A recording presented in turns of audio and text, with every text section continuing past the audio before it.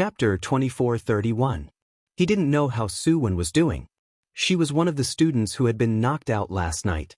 She had a stomachache in the middle of the night and had to go back and forth several times. It wasn't until 3 in the morning that she couldn't take it anymore and went to the military doctor. With He Jing by her side to take care of her, she was more or less at ease. In addition, she was going with the main group and had a military doctor with her. If she really had any problems, she would be able to get treatment immediately. Hopefully, Miss Jiao's temper wouldn't act up again this time. Just bear with it for a while and it'll be over. Also, let the school leaders see how much she had changed. Yi Jian was worried about Su-Wen, but the people in the general tent were all cheering for her battle strategy. You can never have too many students like this. How great would it be to have more than 10 of them at once? Once the false message is released, even if the blue team is suspicious, they will still be baited by the assault camp she arranged. Although the hook is small and the bait on it isn't very heavy, Yi Qian's genius is that the bait on her hook is a good piece of material. The blue team will think it's the real deal and will be able to open up a path for the red team if they kill it. The red team's commander has talent, substance, and guts. The blue team will most likely fall for it. Faced with Yi Qian's strategy, the more the leaders in the general tent analyzed it, the more they felt that the layout was quite ingenious. It was simply interlocking, luring the blue team step by step into the trap. The hook that was thrown out was the route that the red team would take. This was a route that would allow them to overtake the blue team and attack the high ground. Once they passed through, it would be equivalent to leaving the blue team's main group behind. Moreover, the most ingenious part was that they might run into the blue team's main group midway. Not only did they have to overtake the blue team, they also had to think about how to safely escape even if they ran into the blue team's main group.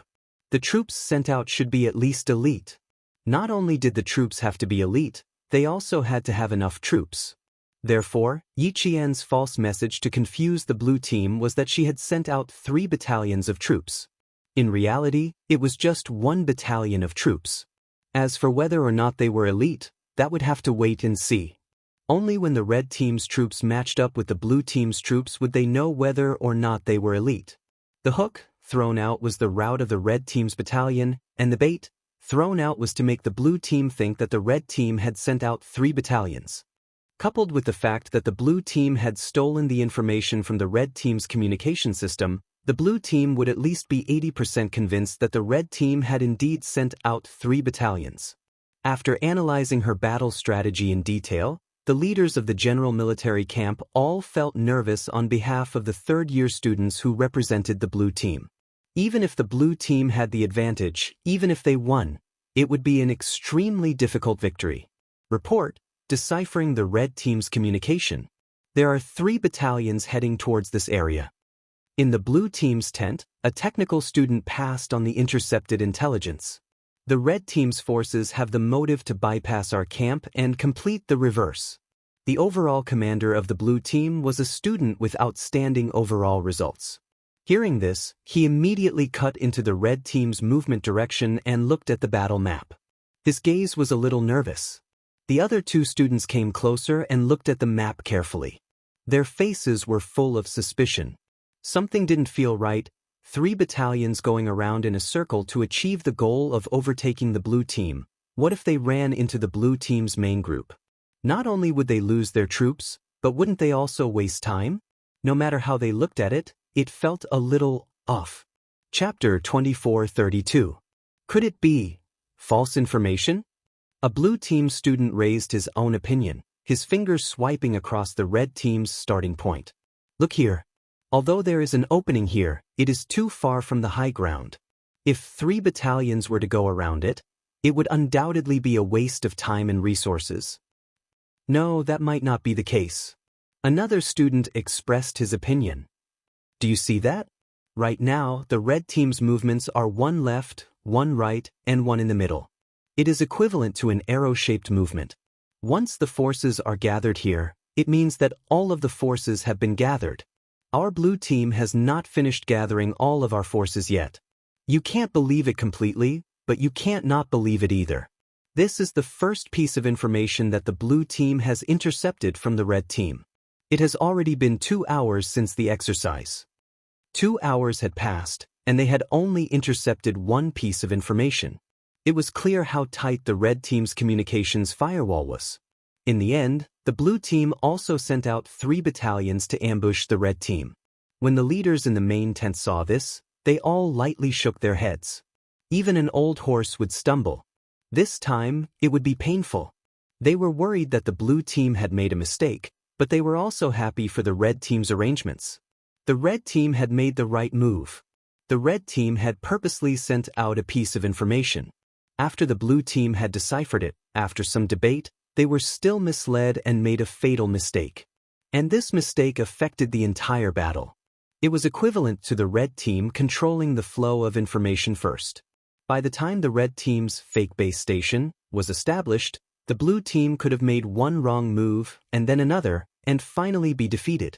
Up until now, the blue team had not discovered that the red team had even changed their main server. Although the server they had stolen was the red team's main server, it was actually bait that the red team had placed for the blue team. They had given the blue team a taste of the sweetness so that the blue team would continue to bite. In reality, the blue team had been biting very tightly. They had not discovered that the main server they had hacked into was only bait. It was not that they were not as skilled as the red team, but that they had not expected the red team to have such a strategy. The leaders in the main tent nodded in approval of Yi Qian's remarkable performance. During the discussion, they cheered for the red team's military deception battle strategy. They also felt sorry for the blue team's error in their analysis of the information. In this way, the red team's first step was correct, while the blue team was misled and took the most important step. The brigade commander couldn't be more satisfied with Yi Jian now. She could weaken the enemy's command and control ability and ensure that her own command and control system wouldn't be destroyed by the enemy. She knew how big the gap between the red team and the blue team was, so she tried her best to be one step ahead and control the whole situation. Following Yi Qian's order, the blue team made a wrong move and the main military tent once again fell into an abyss of heated discussion. One wrong step leads to many wrong steps. It all depends on when blue team realizes that they have fallen into red team's trap. If we don't find it, there is a 40% chance that the red team will win. The probability of winning was only 40%. It was clear how powerful the blue team was. I didn't expect Yi Qian from the red team to be so bold. And I didn't expect. A leader with a serious expression looked at the blue team and sighed. And I didn't expect that she actually wanted to control the entire informationized battlefield. This leader was a senior colonel of a military academy. He was one of the teachers sent by the school this time. He was mainly in charge of the arrangements for the third-year students. Therefore, they couldn't help but worry when they saw the blue team lose. Chapter 24:33. Who would have thought that Yi Qian, who was still in her first year, would be so capable? She made a prompt decision and boldly arranged for the third-year students to face a challenge that was both mentally and mentally stressful. This deployment set off a small tornado in the military tent. Some agreed, some disagreed. The discussion was particularly heated, and it still hadn't ended. Just her deployment of the battle made the leaders in the military tent argue until their faces turned red. Being too bold isn't a good thing. If you're too bold, you'll be called a brave man and lose your wisdom. Since the main server has been rebuilt, we should focus on marching and raiding. Building a fake base station is too risky. It's very likely that all our previous efforts will be wasted. This was the leader who questioned Yi Qian's deployment in the later stages was too dangerous. His words were echoed by another leader. That's right. Since the first step has been a narrow victory and a path has been created, for the sake of stability, we should take advantage of the situation and use the bait we threw out to distract the blue team's forces. The red team's main forces will take the opportunity to complete the raid and seize the high ground. This way, the red team's chances of winning will increase by 5%. Senior Colonel Yu did not agree with his colleague's opinion. He calmly argued, "The two of you are wrong. This is an information warfare. Since the red team has already won one round and knows how to use military deception to complete the next step of deployment, as long as the fake base station is built, the red team's chances of winning will definitely be equal to the blue team's. Political Commissariu, who was still standing and watching and did not jump to conclusions, joined the discussion. We can't say that the red team's chances of winning will be equal to the blue team's. The blue team's strength is right in front of us. The combined strength of all the students is far superior to the first-year red team students. We can only say that Yi Qian's commanding skills are equal to the blue team's. Deployment is important, but the strength of the troops must be able to keep up with her commanding skills. After this leader finished speaking, another leader continued. The fourth-year students standing in the military tent all secretly exchanged glances several times when they heard this. First-year junior Sister Yiqin was really godly. Every time he appeared, he would set off a storm of debate in the general tent. He had completely become the center of discussion among the leaders. A lieutenant colonel with the surname Jia added political commissar Yu's words.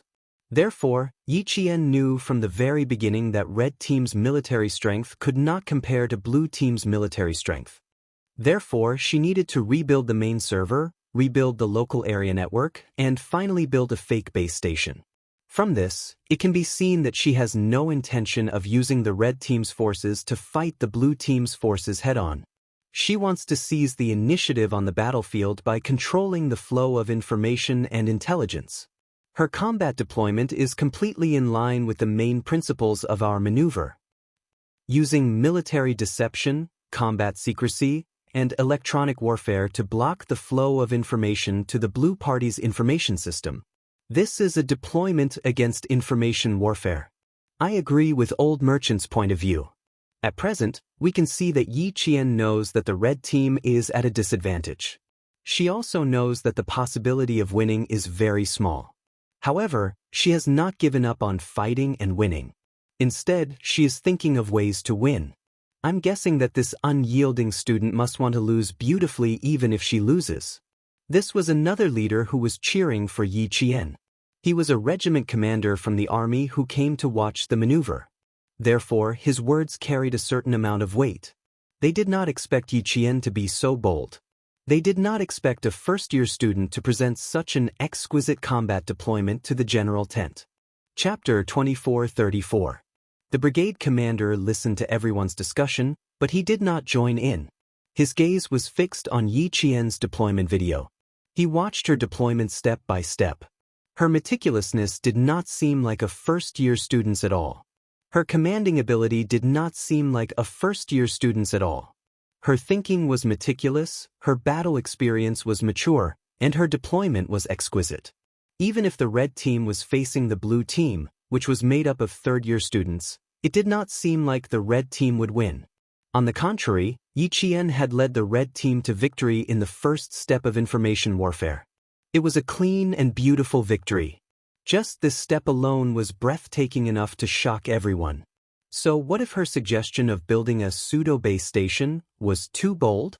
Everyone knew that the future of warfare was developing towards information warfare. Could it be that they were still clinging to the previous head-on combat style, where each person carried a cannon and used their bodies to block the cannon when something happened? Before you could carry the cannon out, the other party would control the powerful weapons from a distance and bombard your entire army with a missile. The brigade commander agreed with Yi Qian's bold strategy. He was not afraid of her being bold, but he was afraid that she would be too timid to even try. The brigade commander moved his gaze away from Yi Qian's deployment video and faced the leaders in the military tent. He raised his hand and gently knocked on the foldable conference table. After a few knocks, the military tent immediately quieted down. No one spoke again. Their gazes fell on the brigade commander sitting at the top. The rain that had stopped began to fall again. The raindrops hit the top of the tent and made rapid pitter-patter sounds. The brigade commander's deep and cold voice came from the quiet tent. What will the future of warfare be like? Electronic information warfare training is necessary to improve and win information warfare. Digitized troops, digitized battlefields, nonlinear warfare, dimensional warfare, three-dimensional space warfare, information warfare, and finally, intelligent warfare. This is the change of the military revolution, and its focus is information warfare. The transformation of a mechanized war into an informationized war is a war without smoke. You can't even see its existence. However, if you make a mistake in your analysis and receive even one wrong piece of information, you will be the one to fall in the end. Just now, the blue team destroyed the red team's information system and was misled by the red team. This is the beginning of the blue team's mistake. When the red team's pseudo-base station is established, the possibility of the blue team walking out of the error circle will be even smaller. Combined with Yi Qian's previous battle deployments, we can see that her focus is on information warfare. It's also not hard to see that she has a deep understanding of information warfare. Just based on this alone, she deserves praise. Although Yi Qian is only a freshman, she's already at the forefront in all aspects. She can think of things that others have never thought of, or even dare to think of, and she can do things that others are still waiting for. Her pseudo-base station will give us a brand new information war. You say that she's brave, that she's in danger? In your eyes, is the drill just a drill to win? It's a drill that exists to win. We don't need such a drill. Although he didn't mention it, everyone knew who the brigade commander was referring to. The atmosphere in the general tent suddenly became solemn and dignified. You should reflect on yourselves. Let's see who's the brave one. Who was the real strategist? Although Yi Qian is only a freshman, her awareness is higher than some of you. Chapter 24:35. Speaking up to this point, it was clear that the brigade commander was angry. A drill that existed to win. It was fine to not have it. It only had form and no substance. There was no real innovation or innovation. These were the brigade commander's unfinished words. With the brigade commander's reprimand, the leaders who did not think highly of Yi Qian's pseudo-base station did not say anything else. Even if they had discussions, they did so in private. It was clear that a few of the leaders did not think highly of Yi Qian's move. They felt that it was impossible to build a pseudo-base station in a short period of time and that they would lose the chance of victory that they had fought so hard for and ultimately fail. But the brigade commander was right. It was fine to not have a drill that existed to win. Yi Qian's courage to challenge was indeed worthy of praise and was something that the students could learn from. Battle videos and battle reports kept coming in from the front. The main military tent was focused on whether the red team's pseudo-base station could be successfully built. Soon, the brigade commander gave the red and blue teams an additional drill mission. Inform the red and blue teams to find their respective military tents and destroy their base stations. After the mission was given, the blue team's military tent let out a sigh of relief.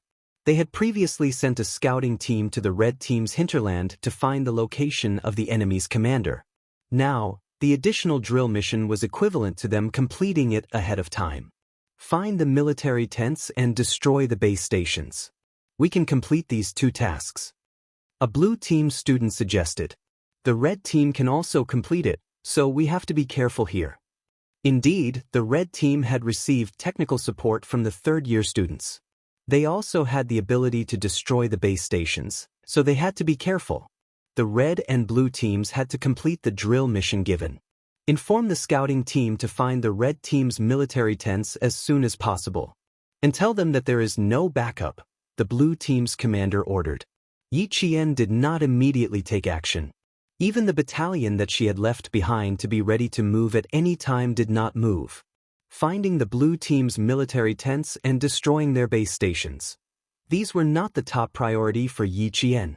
She needed to complete the tasks at hand first. Following the blue team's orders, Yi Qian also received the latest reports from the various battalions and companies at the front. The blue team has increased their speed. We have already split up. Most of our troops will pass through the valley and march vertically towards the highlands. The 5th and 6th battalions were ambushed. The current situation is not optimistic. The comrades of the 2nd Company are on their way to support us. They will arrive in about 10 minutes. The Sharp Knife Battalion has successfully crossed the blue square crouching ground and arrived at the destination. News from the front line came in one after another, some good and some bad. After Yi Qian finished listening, he calmly gave his orders. The Sharp Knife Battalion will head straight for the highlands. set up an ambush along the way. After 2nd Company reinforcements, the 5th and 6th Battalions quickly marched to the destination and complete the march. The main server had been moved, and the communication system had been rebuilt. She was no longer afraid that the blue team would overhear the red team's information. The battalions and companies that received her orders responded with resounding voices. There was nothing to be afraid of. No matter if they won or lost, they would continue to fight. They would not back down just because the blue army was stronger. Time passed bit by bit. Yiqian gently wiped the sweat from her palms. She was also very nervous, several times more nervous than when she was commanding the battle 2 days ago. 2 days ago, the blue team's strength was almost on the same level as the red team. She only needed to arrange the entire battle line, and if there were no accidents midway, she would be able to win. Chapter 2436. But today was different. Today was the third-year students. Based on yesterday's observation, they were all in a technical battle. This was a condition that the first-year students did not possess. It was fatal for the first-year students. If they wanted to win, they had to attack the enemy's information system. They had to know every step the blue team commander took to control the flow of information. This was her idea. Now, it was up to the 10 third-year technical students to complete the task she gave them. Distress points entered. Communications system virus completed. Test completed. Test passed. Point A completed bridging. Point B accepted virus. Roger. Point B accepted virus. Test completed. Test passed. Input successful. Terminal station, please accept point B bridging. Final test completed. Roger, Roger. Logic bomb virus activated. Activating all points. Base station completed. Bridging all points. Following the progress of the red team's pseudo-base station, the leaders in the main tent who had been paying attention could not help but clench their fists. There were still 24 minutes left before Yi Qian's 1.5 hour. Now, the red team's progress was extremely smooth. They had already entered the debugging stage. Once the debugging was successful, then the pseudo-base station would be successfully established. The red team would have completed a challenge that some leaders thought was impossible. Even though the new exercise task had already been issued, the red team remained calm. They did not immediately arrange for people to carry out the new exercise task. All the leaders knew that Yi Qian had placed the focus on the establishment of the pseudo-base station. Once it was successfully established, it would be the red team's counterattack. Looks like there's an 80% to 90% chance of success. They've already entered the debugging stage. Once it's successfully established, even if the red team does not win the exercise, they will lose beautifully. Indeed, it will let us all know that nothing is impossible. It just depends on whether you are willing to try and whether you are willing to fail. The leaders who had not been optimistic about Yi Qian's chances heard the whispers of the leaders. They faked a cough in an unnatural manner. This was really awkward. The brigade commander gave another order. Capture the commanders of both sides alive. He wanted to see if Yi Qian, who had remained motionless even after hearing the news, would do anything about his order. He was deliberately testing Yi Qian's ability to remain calm. On the red team, the pseudo-base station entered the final debugging stage. Yi Qian received an order from the main tent. This time, he was really stunned. Capture the commander alive? Did this mean that Lan Feng was here to capture her alive? After a moment of shock, Yi Qian smirked. That meant that the blue army had sent out to find the red team's tent would also be responsible for capturing her. The commander could not directly join the battle, but since the enemy had already come knocking on her door, she naturally had to fight back. She could also destroy the troops sent by the blue team to capture her alive. The mobile battalion that she had left behind was ready for action. Mobility battalion, you guys are in charge of attacking the blue team's military tent and capturing the blue team's commander alive. Yi Qian, who was staring at the computer screen, gave the command to the mobility battalion, who had been idling all this while. Qian Yanjun, who had been cooped up for a few hours, heard the news and felt energized. His voice came through the rain. Roger that. I promise to complete the mission. Yi Qian nodded encouragingly. Good luck. I look forward to hearing good news from you. This mission was a little difficult, and it was not certain whether or not it could be completed. But he couldn't give up just because he couldn't do it. First, he had to have an attitude. Chapter 2437. Less than 5 minutes after the mobile battalion left, the Red Team's pseudo-base station was finally set up. Base A established. Base B established. Base C established. Correct. Establishment complete. Initiating all procedures. Activating wireless interference and implanting logic bomb virus. Program transfer complete. Base A established receiving program. Base B established receiving program. Base C established receiving program. Reporting, pseudo-base station, and wireless interference tests completed. Successful establishment. Please give your instructions. The third-year student in charge of technical support saluted and reported the latest results to Yi Qian. The Red Team began a complete destruction of the Blue Team's information system. When the leaders in the main military tent saw Yi Qian salute the 10 technical students, applause rang out. It was done. It was done. The Red Team had completed a task that many of the leaders did not think highly of. They had completed the challenge with their strength. Under Yi Qian's command, Yi Qian had opened a new chapter for the future exercises. He made the students participating in the exercise understand that as long as you dared to think and try, the chance of winning was in your hands. Warm applause rang out in the main military tent.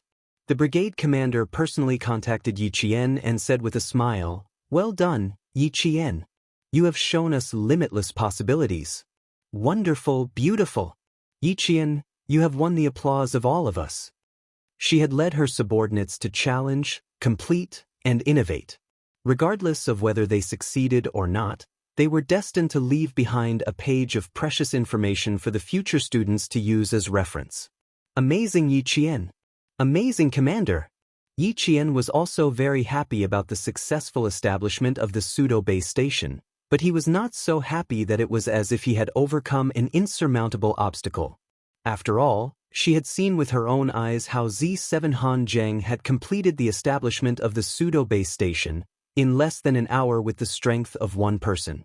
And she had only come up with this move because of Han Zheng's inspiration. Therefore, when everyone was happy, Yi Qian's reaction was quite calm. It's not that I did it well, it's all thanks to the efforts of the 10 seniors from the computer science department.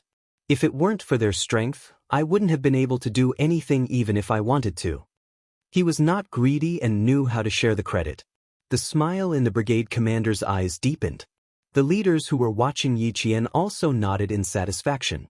The 10 third-year students who were mentioned by her were a little excited. Although they were the founders of the pseudo-base station, it was the commander who made the request and gave the order. When it came to the credit, the commander naturally took the lead. However, Yi Qian had pushed the 10 of them to the front and obtained the greatest merit, while he himself had retreated to the second line and did not fight for it. While the 10 third-year seniors were moved, they also admired Yi Qian even more. It was impolite not to reciprocate. Since Yi Qian was so generous, they naturally had to repay her. Although the few of us did work, if it weren't for the commander-in-chief's instructions, we wouldn't have taken the challenge even if we had the strength.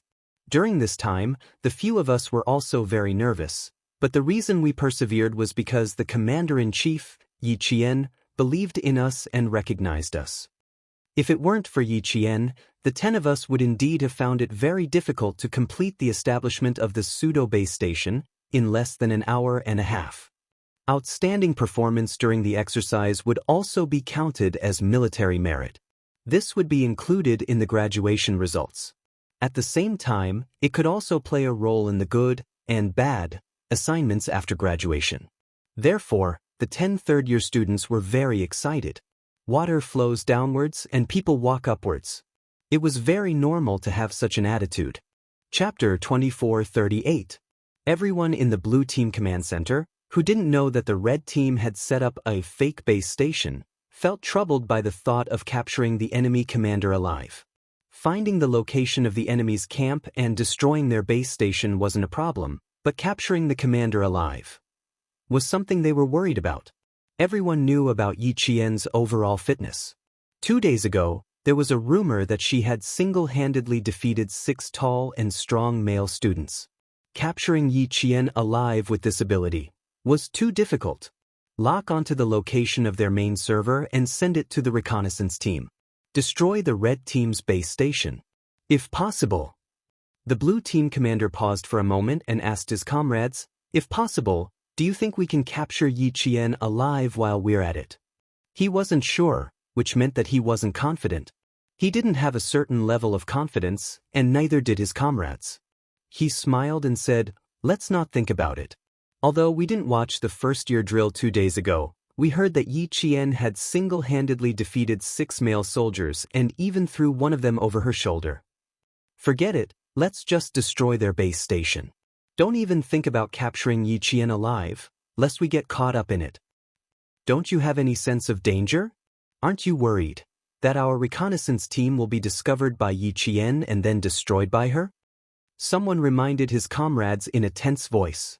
It was as if a deep water bomb had been dropped on a calm surface of water. Everyone in the blue team command center instantly froze. That's right, they were only thinking about how to capture Yi Qian alive. They actually forgot that Yi Qian could also capture their reconnaissance team alive. It shouldn't be that easy for Yi Qian to defeat them. The reconnaissance team led by He Kun isn't to be trifled with either. Moreover, He Kun herself has a certain level of strength. In any case, she has won an award in the physical fitness competition. Let's be a little more optimistic and have some confidence in He Kun. At the mention of He Kun, the expressions of everyone in the blue team command center cleared up. That's right, He Kun was a male student, and her physical fitness wasn't bad either. Against Yi Qian, it was hard to say who would win. After all, none of them had sparred with Yi Qian before. They knew that Yi Qian's strength stemmed from his 2 gene techniques. 1. During the freshman's military training, a rumor spread among the 4th-year students. It's very impressive. Number 2. Last year's final physical fitness test was very impressive. He didn't come to school for a month, but his physical fitness results swept the list and crushed everyone else. Other than that, there seemed to be nothing else. Remind He Kun to be careful. Don't be too careless. Although the blue team's commander also believed that it was unlikely for He Kun to lose, it was still best to be cautious. He Kun has always been cautious. Yesterday, it was because he was more careful that he didn't get tricked by the red team. With him around, the reconnaissance team still has a chance of winning. One of the students laughed and said, "If he really manages to capture Yi Qian alive, then Yi Qian wouldn't be as powerful as the rumors say. He would only be considered average among the first-year students, not to the point of being breathtaking." For the sake of fairness, the third-year students did not watch the first-year drill this time. As a result, the third-year students did not know how powerful Yi Qian really was. The third-year students and the commander in the blue team command center also did not know much. Yi Qian's performance at the beginning was that the red team had been biting the blue team very tightly. But now, a few hours had passed, and the red team did not have much of an impact on the blue team. Instead, their troops were constantly being ambushed by the blue team. At first glance, the red team had suffered several times more casualties than the blue team. Chapter 2439. A battle depended on the level of a commander's endurance. If the commander was fierce in the early stage, it would be useless if he lacked stamina. It was unknown whether Yi Qian was fierce in the early stage but lacked stamina. If so, He Kun's team would have a chance of winning. While the blue team was discussing, the whole situation of the battle had quietly changed. The red team had collected a lot of information about the blue team's battle. At the same time, the logic bomb virus of the red team's pseudo-base station broke through the blue team's first firewall. The blue team's firewall was not easy to break through. When the red team launched an attack, the blue team received the alert immediately and launched a counterattack. The red team is making a move. It's quite big. The blue team's chief technical officer interrupted their discussion. The red team is trying to cut off our communication system. They're quite fierce. They've already broken through our first firewall. Once several firewalls were broken, the blue team's communication system would be controlled by the red team. Track their main server's location and launch a counterattack. Enter the entire communication system and destroy it. The blue team's chief commander frowned. He was under a lot of pressure. It was said that the blue team had the upper hand. However, it seemed that the blue team had been closely followed by the red team and had not suppressed the red team. The blue team had ambushed 2 of the red team's battalions and was later reinforced by the red team's reinforcements. The blue team had no choice but to give up. They had not achieved much in this battle. It had been a few hours since the start of the maneuver. It was time to teach the red team a lesson. The blue team stopped discussing the topic of capturing Yi Qian alive. The atmosphere in the blue team's military tent became extremely solemn. They began to launch an encirclement and annihilation operation. They wanted to teach the red team a lesson. However, they did not expect that the red team had been waiting for the arrival of this lesson. In the red team, the first-year technical officer guarding the Hookfish main server sent the latest news. They're tracking the whereabouts of our main server. Just in time. The third-year technical officer guarding the main server said excitedly, "Track them down and implant our virus into the blue team's information control center. Set the time to destroy the information resource. We lost yesterday. We have to win it back today." At the same time, Yi Qian sent the latest action order to the red team's battalions through the newly established wireless local area. Song Jiqiu sent the latest news that the 3 battalions of the Blue Party had been successfully controlled by him. 1 battalion had controlled 3 battalions of the Blue Party. Yi Qian nodded with satisfaction. "Half an hour. Hold on for another half an hour." A faint smile appeared on Yi Jian's cold face. "This is the most crucial hour." At this time, it was already 1 o'clock in the afternoon. The most crucial hour was when the red team's forces completed their maneuvers. At the same time, the red team destroyed all of the blue team's information systems, causing the various battalions and companies to lose contact with the blue team's command center.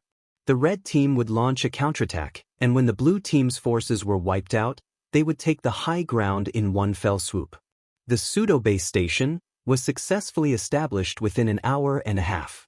As Yi Qian issued one order after another, the applause in the general tent grew even louder. At this moment, the applause was for Yi Qian and the 10 third-year technical officers.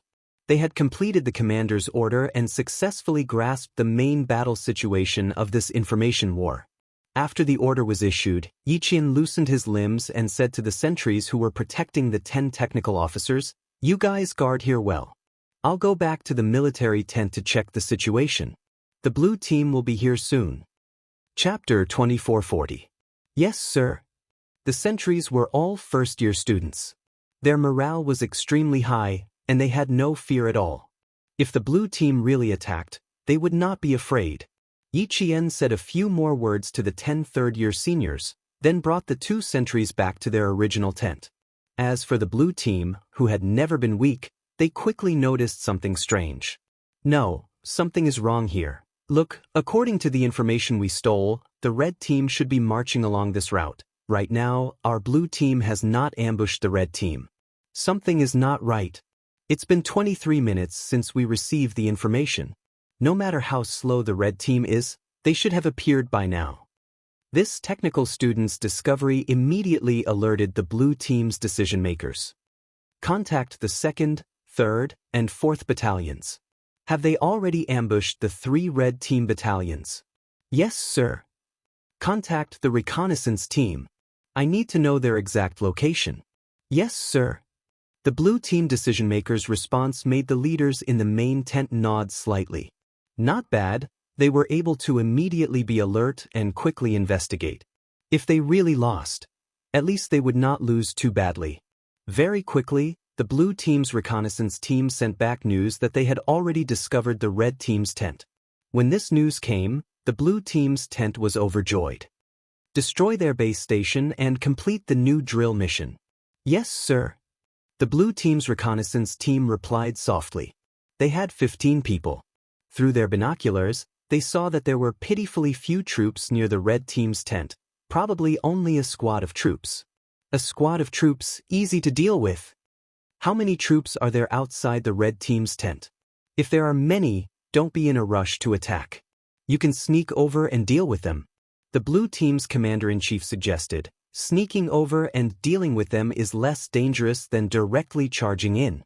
The reconnaissance team's leader, Hikun, laughed and said, pitifully few, only a squad of troops. Looks like our red team's commander, Yi Qian, is really not afraid of trouble. He knew a thing or two about Yi Qian in school.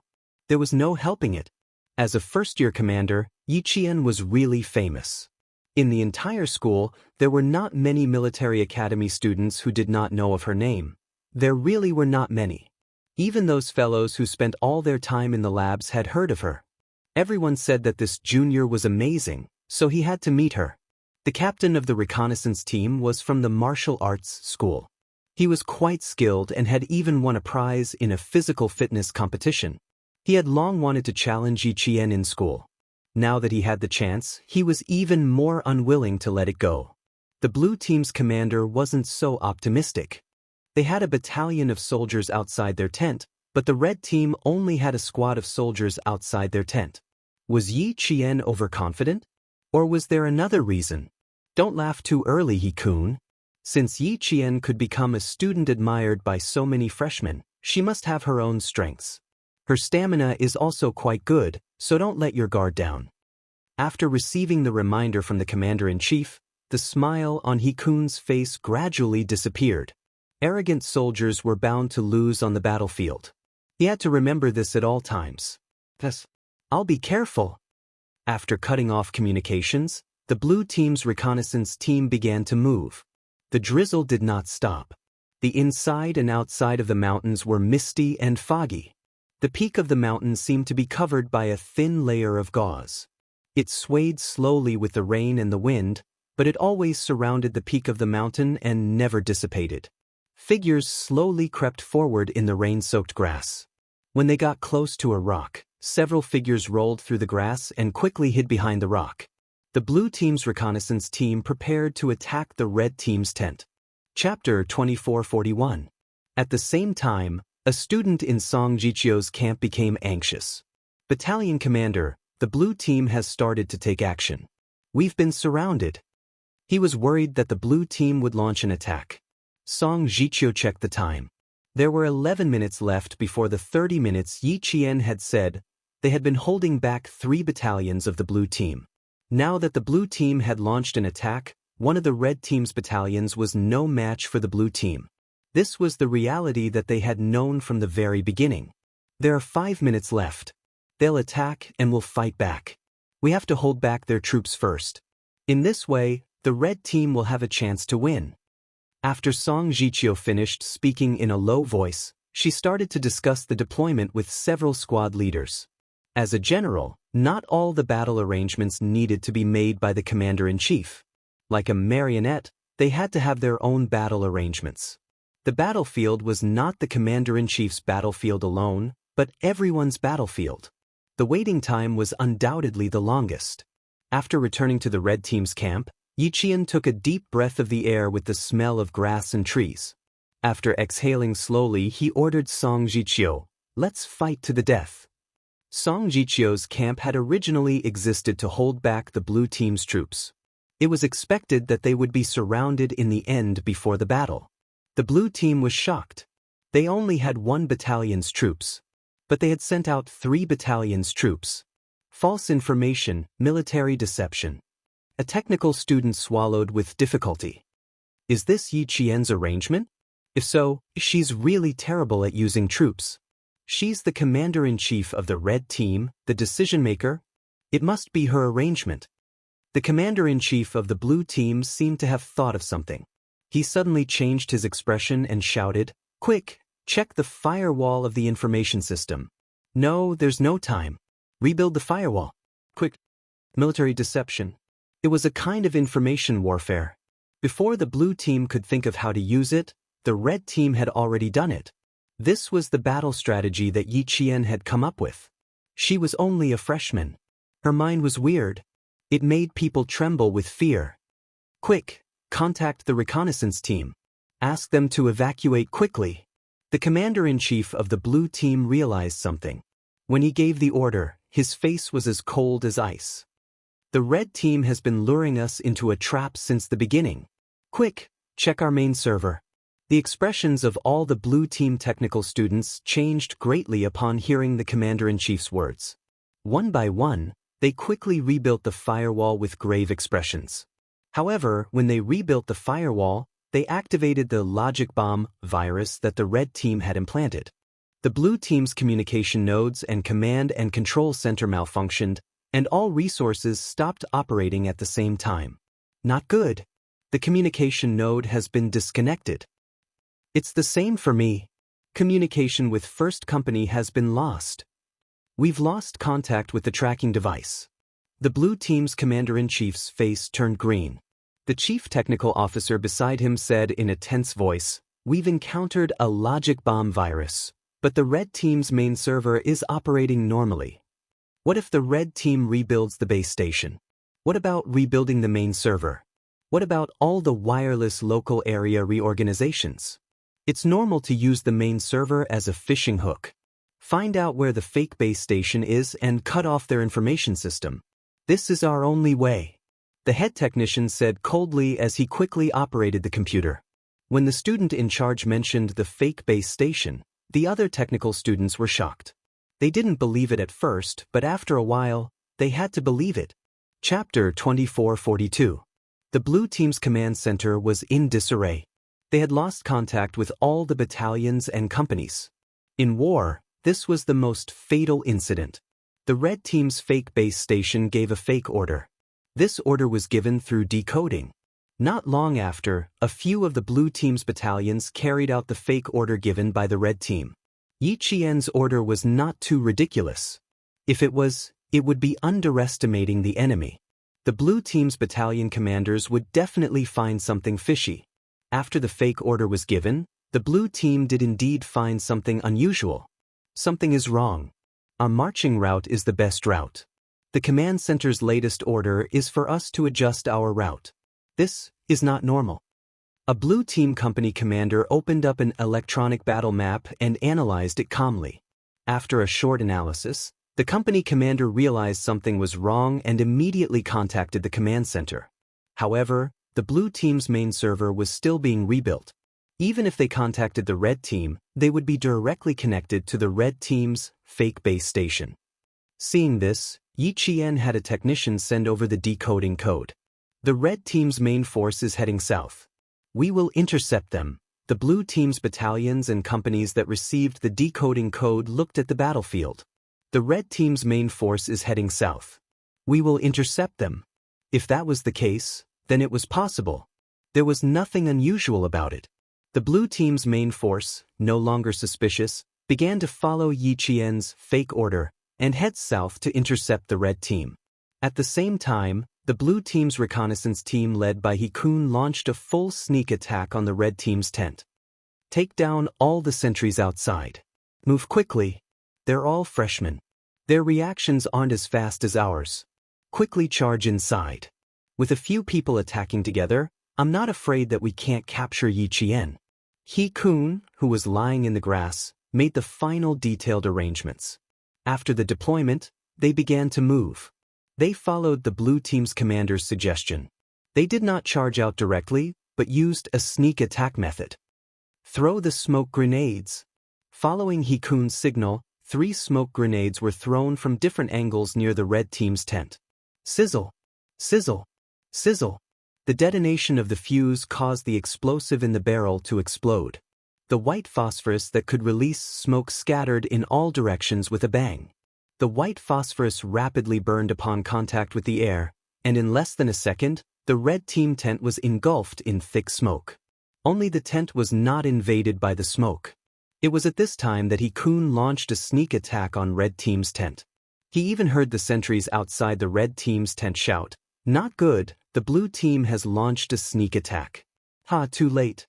He had already brought his comrades to the door. The sentries outside the red team's tent were indeed very easy to deal with.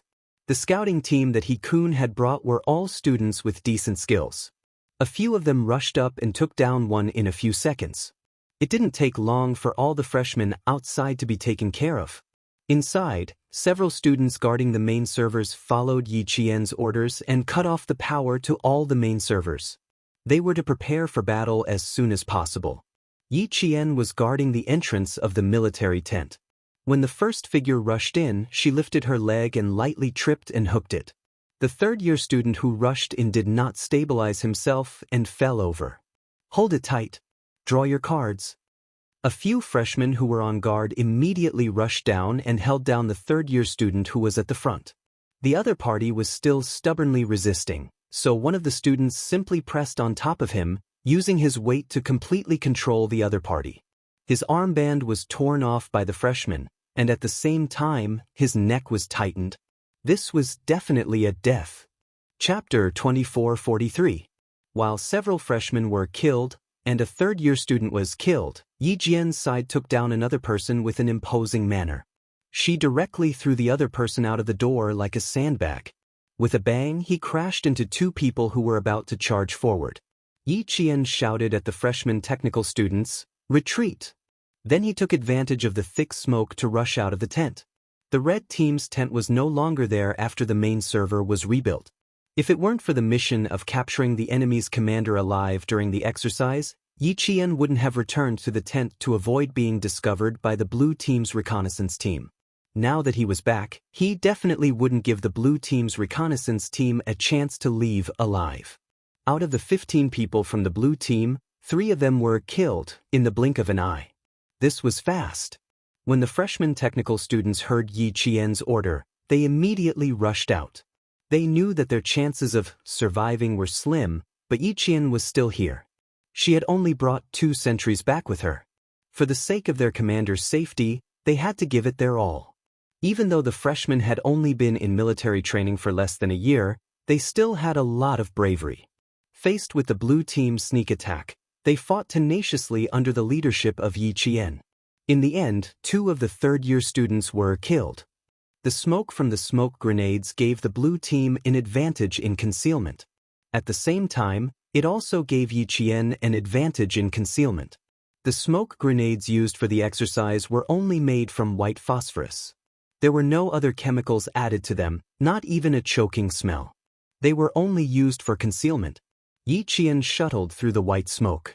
A Special Forces soldier was very decisive and took care of 2 blue team students in an extremely swift and fierce manner. Ikun, who was hiding outside, stared at the white smoke without blinking. When he heard 2 muffled sounds coming from inside the white smoke, his face turned cold. "Don't charge forward. Yi Qian is really not easy to deal with." He stopped his comrades who were preparing to charge forward. "Wait for the smoke to disperse. Maybe continue to hide." It was impossible to save the comrades who were charging forward now. They had already been taken care of by Yi Qian. If the rest of them charged into the smoke, they would just be sending themselves to their deaths. Yi Qian led the 3 students out of the fog and hid in the bushes. Without the cover of the thick fog, Yi Qian got close to them and whispered, "We still don't know how many troops the blue team has sent out. Let's not move for the time being. We have to wait for the blue team to make a move first." "I have a suggestion," a technical student from the red team suggested. Yi Qian's eyes lit up when he heard this. He nodded and said, "Yes, but in the end, the 3 of you died together." They planned to rush back to the tent before the smoke dissipated because the blue team had yet to complete their mission of destroying the red team's base station. If the blue team retreated, then the 3 of them would be fine. If the blue team didn't give up and continued to rush into the red team's tent, then the 3 of them would work together to kill as many as they could. In this way, Yi Qian was also relieved of some of the pressure. A few of the dead red and blue team students waved their hands to disperse the thick smoke in front of them as they rushed out. The blue team students sized up the freshmen. With a glance, they knew that their target was still alive and had not been captured alive. "The person who ambushed me just now should be Yi Qian. He attacked me from behind and directly locked my neck. In that second, I really thought I was going to die." A third-year student stood to the side and said to his comrades with lingering fear, "It was very scary. What a strong murderous aura. It didn't feel like a drill. It felt like a real battle." Chapter 2444. I was in the same situation as you. I also ambushed him from behind and locked him in a necklock. The student exhaled a mouthful of white phosphorus gas and shrugged his shoulders. My shoulder should be bruised from the fall, so I tried to defend against her. Who knew that she would throw me sideways and hit my shoulder on a rock? It hurt so much that my face turned green. These two were the third-year students that Yi Qian had rushed out to take care of.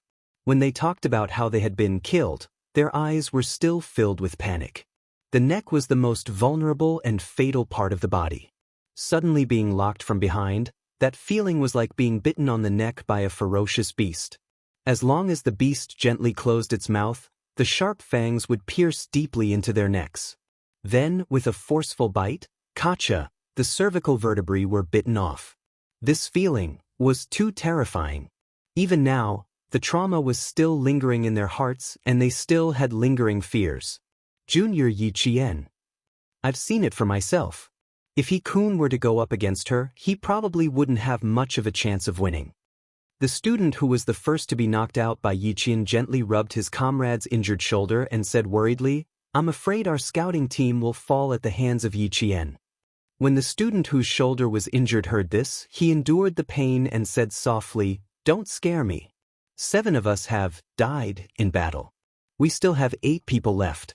Are you saying that 8 of us can't beat Yi Qian? Don't be an alarmist. What's so impossible about it? Look at the 2 of us. How much time did she use to take care of us? Was it even a minute? Not even a minute.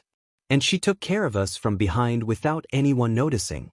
With her strength, it would be too easy for her to take care of the remaining 8. Yi Qian had left a deep psychological trauma in this student's heart. As he spoke, he touched his neck and a trace of lingering fear flashed in his eyes. He said softly, "I can't help but want to look back, to see if she's standing beside us." As soon as he finished speaking, the student whose shoulder was injured reflexively looked behind him and heard his comrade snicker. "Damn, you scared me to death. Let's not talk about it anymore. They're coming over." Seeing the other 4 dead comrades walking over with the dead freshman, the 2 of them stopped talking at the same time. The students who had been killed stood to the side. They maintained the most basic drill rules and did not inform their comrades nearby. They stood to the side and waited quietly. The thick smoke gradually dissipated, and the red team's tent reappeared before everyone's eyes. He-kun looked at the red team's tent, then at the students standing in the distance. Judging from their figures, there were no female soldiers in the tent. This meant that their 7 comrades had not finished off Yi Qian. What should we do? Are we just going to drag things out? The blue team student asked He-kun. Dragging things out isn't a solution. Either we attack or we retreat. We can't retreat. We've already made it this far, but we haven't destroyed their base nor captured Red Team's commander-in-chief, Yi Qian. If we retreat like this, wouldn't our brothers at the front have died for nothing? I don't agree with retreating. They found it hard to accept that 7 of their brothers had been killed in an instant. He-kun looked around and pursed her lips. If we don't retreat, we should at least destroy Red Team's base and capture Yi Qian alive. Leave it to me. You guys go and destroy the base. Sure. Red Team doesn't have many soldiers left. Split into groups of 4. The 4 of us will charge in and destroy the base. The 4 of you will deal with Yi Qian. Chapter 2445. Everyone agreed with his suggestion. If they couldn't retreat or delay, then they had to charge out and fight. Later on, He-kun couldn't figure out how Yi Qian had found their hiding spot. The brothers who had rushed out to destroy the Red Team base station had clearly avoided his hiding spot, but Yi Qian had accurately found his position and attacked him. Yi Qian's attacks had always been fast, accurate, and ruthless. As long as she attacked, she wouldn't leave empty-handed. Out of the 4 blue team scouts, 2 of them had been taken care of by her. Hearing the commotion behind her, He-kun turned her head and saw a scene that made her heart skip a beat. Her body reacted far faster than her brain. With a loud roar, she raised her leg and swept it towards Yi Qian. When Yi Qian saw the wind from the kick, she knew she was up against a powerful third-year student. She grabbed the student's right arm with one hand and locked it behind his back. At the same time, she used one hand to support herself on the student's back and lifted her whole body into the air. She also raised her leg and swept it back with an even fiercer stance. Hand, hand, hand. My hand is broken, my hand is broken. This move of hers was very painful for the student whose right arm was locked behind his back. The huge twist almost dislocated his arm and shoulder. The pain was so intense that he couldn't help but scream out in pain. It was probably not just any pain. Yi Qian kicked away He-kun's attacking left leg. Furthermore, she kicked the other party's calf. When the student who was locked down with one arm screamed out in pain, He-kun's back was covered in cold sweat from the pain. Her calf was trembling from the pain. Her strength wasn't just any normal amount. She wouldn't break his calf, would she? He-kun resisted the urge to bend over and grab his leg to rub it. Her heart was screaming in pain. Only her forehead was tense. She couldn't break her technique. She definitely couldn't break her technique. She had to hold on. Yi Jian, on the other hand, knew how hard she had kicked him. Seeing the corner of his mouth twitching a few times, she let go of the student in her hand and asked, "It hurts, right? Do you want to rub it first?" He-kun would remember this sentence clearly even after a long, long time. He wanted to attack again, but because of her words, he really hugged her leg and rubbed it first. Yi Qian did not expect him to really hug her leg and massage it. She had only mentioned it casually and did not really want him to massage it. The third-year student who had his arm twisted and was screaming in pain was thrown aside by Yi Jian. The dead student quickly ran to the side and was several meters away from Yi Jian. He had to run a few meters away. Yi Qian was already fighting He-kun, using his fists and kicks. When he saw Yi Qian raise his leg high up and chop down like a sword, hitting He-kun's shoulder, he couldn't help but cry out, "Io," for He-kun. Although that kick didn't land on him, he felt pain for He-kun. Even the roots of his teeth were sore. Ouch! The dead student rubbed his shoulder and slowly turned it around. He was also in pain, but fortunately his shoulder was not dislocated. He-kun was forced to kneel on one knee by Yi Qian. He was in so much pain that he was about to cry. How could a woman be so strong? He-kun, who came from a martial arts background, was strong. In a one-on-one fight, he was also an elite soldier. Although he was in so much pain that he was about to cry, the ferocity in his bones was also aroused. When Yi Qian pulled back his leg, he rushed over like a leopard. The dead student couldn't bear to watch the fight. He covered his face with his hands, but he didn't want to miss the excitement, so he stood in a safe area to watch the whole thing. Chapter 2446. He saw He-kun, who had won an award for physical fitness, get beaten up by Yi Qian again and again. The process was brutal, and every move was fatal. He-kun had won an award for physical fitness, but in front of Yi Qian, it was nothing. It gave him the illusion that He-kun was a first-year student. In the end, he saw Yi Jian make a move. She suddenly lifted her foot and stepped on He-kun's foot. Her whole body went around He-kun's back. Plop! He-kun was thrown to the ground by her, while she stood to the side and scathed. Damn. How did she do it? How did she do it? Like this, like that?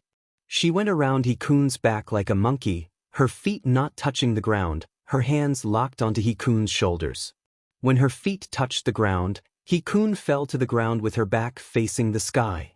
He saw the entire process, but he didn't see it at all. He didn't see how she threw He-kun to the ground. The students closest to her didn't see it clearly, and the students further away didn't see it clearly either. After Yi Qian finished off his opponent, she turned around to look. There wasn't a single student left on the red team. Even the 2 sentinels she brought with her had died in the fight against the other 2 third-year students. Seeing that the third-year student she had thrown to the ground didn't get up, Yi Qian took a step forward, bent down on one knee and said with a smile, "I'm sorry, senior, but time was tight. You were a difficult opponent, so I had to end it quickly." He-kun, whose head was still buried in the grass, waved her hand to indicate that she was fine and just wanted to lie down for a while. Yi Qian looked at the grass that was so thick that it could bury her face, then thought about the sound she made when she threw the third-year student over. She pursed her lips and smiled. Now she understood why he didn't want to raise his head. After Yi Qian left, the third-year student who was watching the fight patted He-kun's shoulder, who was still in the grass, and sighed. "Brother, you didn't lose too badly. Junior Yi Qian is very skilled, we still have to practice a little more." This time, they finally understood why the group of first-year students admired Yi Qian so much. After today, they had no choice but to admire him. They were convinced. He-kun, who had a mouthful of grass in her mouth, silently spat out the mouthful of grass foam. When she raised her head and opened her mouth, the corners of her mouth were stained with green grass paste, and there were also bits of grass stuck between her teeth. Yi Qian heard the sound of laughter.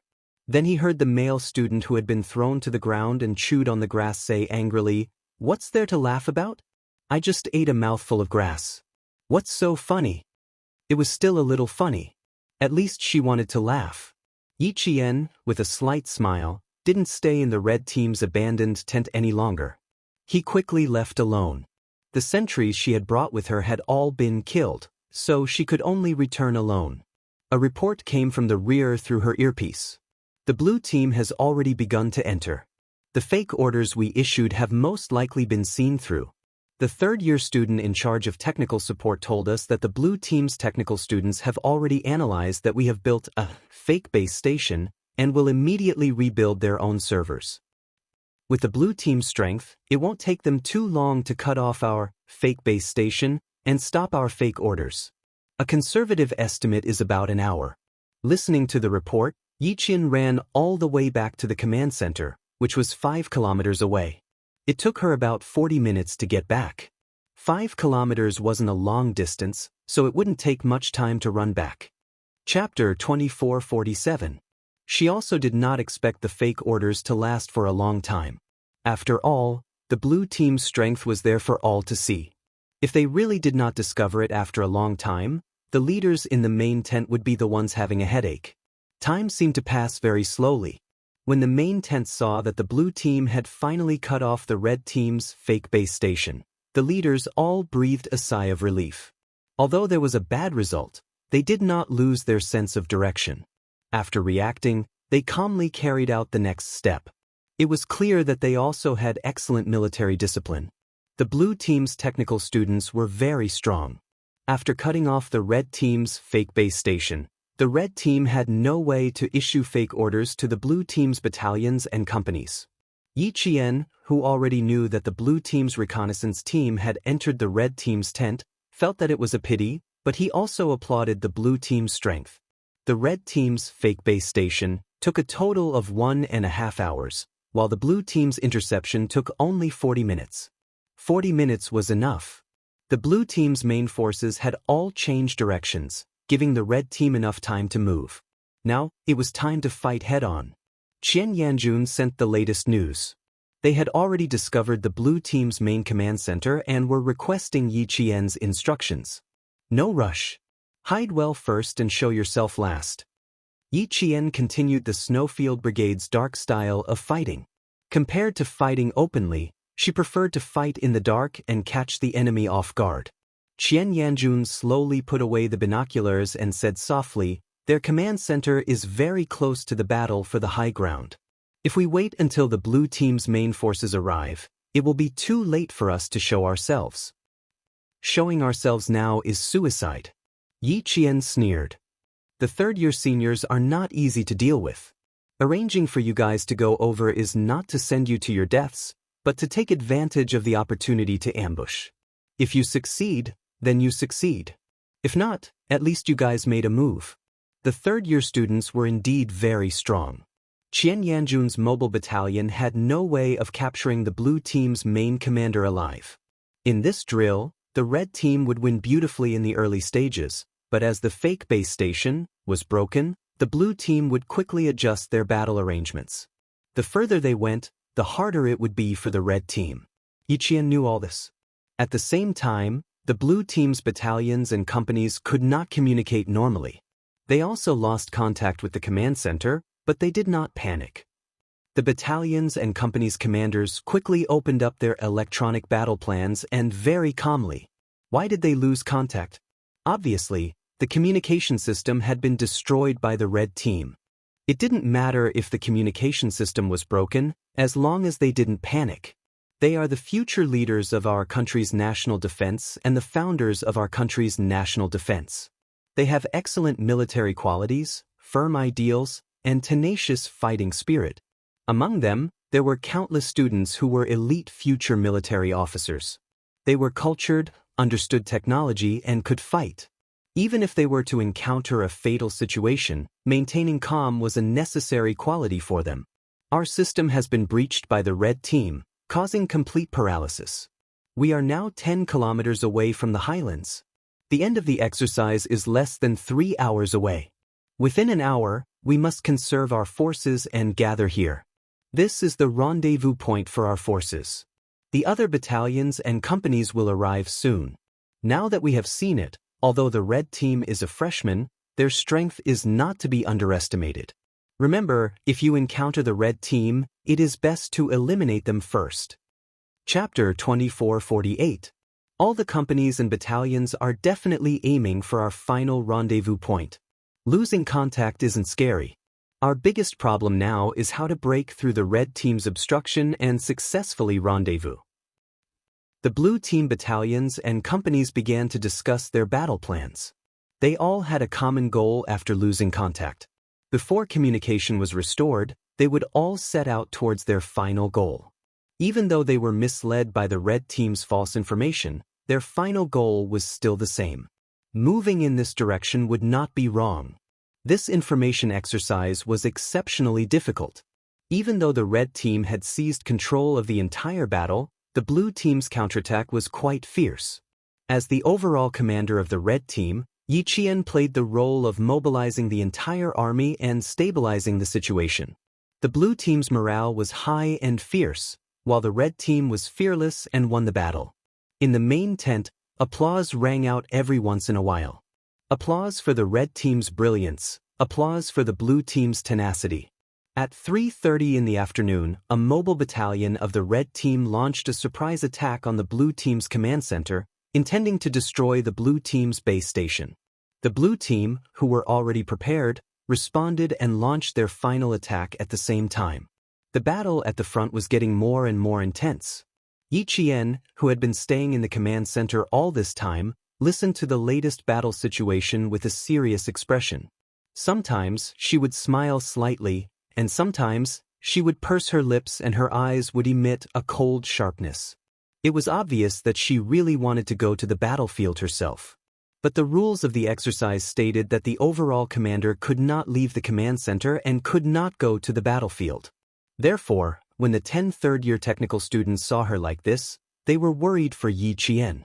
They felt that if Yi Qian personally led the troops, it would be even harder for the Blue Team to win. The rain, which had stopped, began to drizzle again around 4 o'clock in the afternoon. The Red and Blue Teams entered their final battle. The students running in the rain did not stop because of this. They needed to reach the final high ground. That was their final destination. No matter how strong the wind or the rain, they could not stop their footsteps. At 5 o'clock in the afternoon, the exercise ended. Yi Qian and the Blue Team's overall commander shook hands. In the rain, the two of them smiled at each other and together, they placed a bright red flag on the flagpole. In the rain, the color of the red flag was incomparably fresh. It added a touch of light to the gray sky. In the mountains, on the plains, all the students saluted the red flags that faced the wind and rain. In the wind and rain, the students in their battle uniforms stood tall and straight, saluting the red flag solemnly. Standing in the mountains, they seemed to be one with the green mountains and rivers. Even if the rain fell into their eyes were still looking forward without blinking. Where the red flag points, advance courageously. Generations of soldiers took over the red flag and shouldered the heavy responsibility of protecting the country. Even if they died on the battlefield, they had no regrets. The construction of your pseudo-base station surprised all of us. This is a very risky decision. If it fails, the Red Team will be forced into a passive position. In the end, the Blue Team will be able to complete the battle for the high ground without any effort. On the way back to the main tent, Blue Team's commander-in-chief summarized the drill with Yi Qian. He was quite interested in the fact that Yi Qian could come up with a pseudo-base station. Yi Qian smiled and said, A drill itself is an adventure. Discovery, innovation, change, and improvement. These are things that normal training cannot give us, but a drill can. Chapter 2449. At the end of the drill, Yi Qian slowed down his pace. Even the sharpness in his brows disappeared, leaving behind only a faint smile. I have thought of failure, but I have more faith in the technical student's abilities. Since there is the existence of a pseudo-base station, why don't we also give it a try and challenge ourselves? If we fail, it doesn't matter. We can discover the root of the problem from our failure. If we succeed, it will be a change, an improvement, and even a breakthrough. Failure represents discovery, success represents victory. So, whether we fail or not, we are not at a disadvantage. The existence of a drill is for the sake of discovery and victory. The existence of a drill is for the sake of discovery and victory. The blue team's commander-in-chief carefully considered these words. Gradually, the expression on his face became more and more solemn. He realized the difference between himself and Yi Qian. He practiced for the sake of winning or losing a drill, while Yi Qian fought for the sake of discovery and victory. The former defended, while the latter innovated. Information warfare did not require defending, but innovating. Just now, he was relieved that the blue team had won this drill. But now, he deeply understood that he had actually lost, and lost completely. When they reached the main tent, the blue team's commander-in-chief also said, "On the surface, we have indeed won, but in reality, I feel ashamed. We the blue team have lost." When the leaders in the main tent heard this, they could not help but look at Yi Qian. This female student's influence was really extraordinary. She could even make the winning team feel ashamed of their victory. However, this was indeed the case. Although the blue team had won, they had actually lost. They also thought so. With Yi Qian's military deception battle strategy, the blue team's conservative battle strategy had already lost. Just as Yi Qian said, the drill was not a drill for victory or defeat. The drill itself was a risk. Discovery, innovation, change, improvement. This was the meaning of the drill's existence. Failure represented discovery, success represented victory. Yi Qian's words later became a phrase that the National Science University wrote to every freshman. It was written by graduating seniors to the freshmen, and it became a tradition after a long time. Those leaders who didn't think highly of Yi Qian's battle strategy and even thought that she was being too daring felt their faces burn. Even a student could think of a direction, but as the leaders, they were still stubbornly clinging to the goal of winning, not even thinking of innovating or challenging it. Their awareness was even worse than a student's. The 3-day exercise ended quickly. That night, the last-minute train carried the freshman and third-year students back to school. On the bus, the students were still discussing the drill in detail. The third-year students mentioned Yi Qian the most, saying that it was too difficult for them to win. But even if they won, they did not feel very excited about winning. A few of the third-year students who had fought Yi Qian head-on during the drill spoke with the most authority. He Kun told his comrades beside him in a very serious manner, "Yi Qian is quite skilled. I lost to her in less than 3 minutes. She can fight and command. That's what a first-year junior is like." The entire bus fell silent. The only sound that could be heard was the rumbling of the train moving forward. And the 10 seniors who had supported the first-year technical team also had the right to speak, especially when they mentioned that the construction of the pseudo-base station was all proposed by Yi Qian. Later on, when the brigade commander praised her, she even pushed all the credit to them. Such behavior made the third-year students in the bus admire her even more. Chapter 2450. This was military merit. She could have taken all the military merit for herself, but she generously gave it all to someone else. She was so open-minded that it was admirable. Yi Qian was indeed worthy of her reputation. In the train, the brigade commander said to Political Commissar Yu, after returning to school, "Train Yi Qian well. Others are under a lot of pressure, but the academy will give her 12 points. Write an observation report on her at the end of the year." "You are." Political Commissar Yu narrowed his eyes slightly. He thought of a possibility and asked uncertainly, Are you planning to send Yi Qian to a higher place? The brigade commander nodded. Her ambition is to join the field forces. That's good. But with her abilities, the field forces won't give her much room to show off. She should go to the special forces. Yi Qian has a murderous aura about her. I think she will like to join the special forces. The main thing was that it would be a pity if a student like her didn't join the special forces. Yi Qian is indeed more suitable to join the special forces. However, our country doesn't have a female special forces unit. Which special forces unit should we send her to? Also, we have to ask for her personal opinion. Political Commissar Yu thought deeper. His voice became a little tense. It's quite cruel to send a female student to the special forces. It was indeed a little cruel, but the country really needed female special forces soldiers like her. The brigade commander was silent for a while. He sighed and said, if she goes to the field forces, she won't be able to show off her strengths. Let's wait and see. Write an observation report on her first. I will send it to the military when the time comes. Talents can't be buried. They have to be used properly. Political Commissar Yu lowered his voice even more. The military should have seen Yi Qian. 2 months ago, the leader of the academy brought Yi Qian to Beijing. Later, the leader went back to the military academy first, and Yi Qian came back later. You mean? The brigade commander had a serious look on his face. He leaned slightly towards the political commissar, who was sitting on the opposite bunk. The military has already noticed Yi Qian a long time ago? Did that mean that the military had discovered Yi Qian's abilities earlier than the military academy? Political commissar Yu nodded lightly. I guess so. So, please don't recommend anyone for the time being, in case they don't fit in with the military's arrangements and end up doing bad things with good intentions. If I really want to train her, I'll send her to the army with the juniors and seniors during the holidays. She'll have to endure more hardships and experience the atmosphere in the army. I think the military will be happy to see that happen. After a long time, the brigade commander nodded slightly. That's fine, but we still have to write her observation report. This female student is tough and a little indifferent. She's a student without much ambition. Since she's a top student from the military academy, the academy should take care of her a little. The premise was that in the future, Yi Qian would be able to stand on his own and be able to stand on his own 2 feet.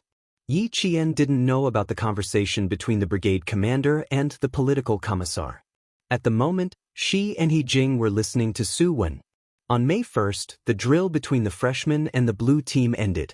Su Wen was called by the instructor for a lecture and didn't come back until 9:00 p.m. In the next 2 days, Su Wen had changed. At least, she didn't deal with it casually. During the drill with the juniors, Yi Qian had specially arranged for Su Wen to be in Song Jiqiu's battalion. 1 battalion was against the 3 battalions of the blue team. During the final siege, Su Wen was so scared that her face turned pale when she heard what Song Jiqiu said.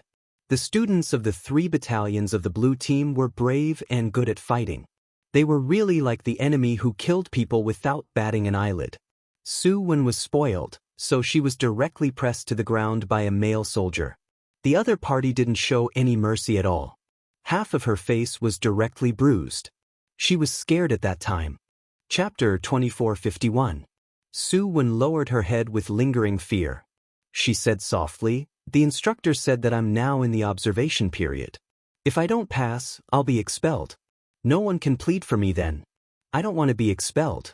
If my dad knew that I was expelled, he'd probably want to shoot me. I thought that after entering the military academy and going through the initial military training, I just needed to make sure I didn't rank last and graduate with a military rank. Now that I think about it, I was too naive. There's no time for me to muddle along. In the end, I'll cut off my own path. I signed a military pledge. If I don't improve this semester, I won't be in the dorm next semester.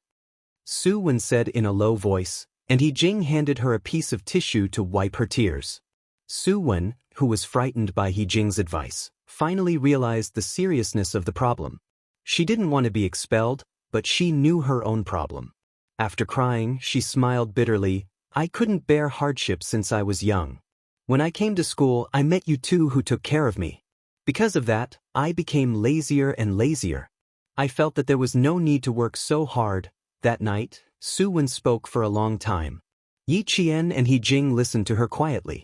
Halfway through, the two didn't express their opinions. They only said a few words of encouragement. Other than that, they didn't say anything else. What Su Wen needed now wasn't encouragement, but change. She needed to change herself and not rely on others to encourage her. Only by changing herself seriously could she be truly independent. She probably knows her mistake. Let's see how it goes in the future. He Jing waited until Su Wen fell asleep before whispering to Yi Qian. She didn't smile like before and act like nothing happened. I think she's really reflecting on her mistakes. She also didn't want her roommate and comrade in arms to be expelled, but Yi Qian was right. They couldn't take care of Su Wen like before. They had to let go. Problems can't be developed in a day or two. Even though she's reflecting now, she still needs to change. Yi Qian already knew what he should do to help Su Wen. Naturally, he hoped that He Jing would do the same and help Su Wen. In the wee hours of the morning, Yi Qian leaned his head against the train window frame, closed his eyes, and slowly fell asleep. A 7-day holiday was equivalent to no holiday for them. After the 3-day exercise, the next 4 days were mainly for work related to the exercise. Commendation and self-criticism would be carried out simultaneously. The morning sun pierced through the clouds, bringing light to the city that had been raining for 3 days.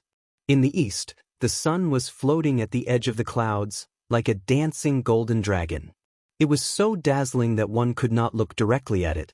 Yi Qian walked out of the campus of the National University of Science and Technology with her luggage. She arrived at the school at 4 in the morning and left at 6 in the morning. Yi Qian thought that she would spend the next 4 days at school. However, the Southern Province Public Security Bureau called her on the 1st of May and told her that she needed to rush back to Southern Province. Not for anything else, but for the matter of Yi Jifan's family. She needed to show up. As for why she needed to show up, the Southern Province Public Security Bureau did not explain in detail. She had to go back to find out. After walking out of the school, Yi Qian called Ho Zi. The Southern Province Public Security Bureau and Ho Zi called the school. At 6:00 in the morning, the faint sunlight of Southern Province was already shining. Ho Zi, who woke up early, took the phone from the nanny. When she heard a clear, "Brother Z" from the phone, Ho Zi smiled and said, "You're the same as old 6. It's too hard to find you. I was worried that you wouldn't be able to rush back to Southern Province on the 1st of May. Ho Zi had been paying attention to Yi Qian's situation. Chapter 2452. With Ho Zi's explanation, Yi Qian found out that Yi Jifan had already been taken away by the disciplinary committee, and that the ones who reported him for violating the law were none other than Sun Dongqing and Sun Ing. In such a short period of time, so many things had happened in the southern province. What was even more unexpected was that the ones who sent Yi Jifan to jail were actually Sun Dongqing and Sun Ing, mother and daughter. On the way to the airport, Ho Zi picked out the main points of Yi Jifan's case to Yi Qian over the phone. After being here for 2 months, we haven't been able to find out anything. It's all thanks to Sun Dongqing's letter of complaint that your sister didn't manage to find out the contents of the letter. But now that he's been locked up for so long and still hasn't been released, it's clear that the report is no small matter. Yi Jifan himself probably didn't expect that even though he tried so hard to guard against everything, he didn't manage to guard against the person who slept next to him. Alright, there's also his daughter. She's changed her surname to Sunday. She's also a ruthless character.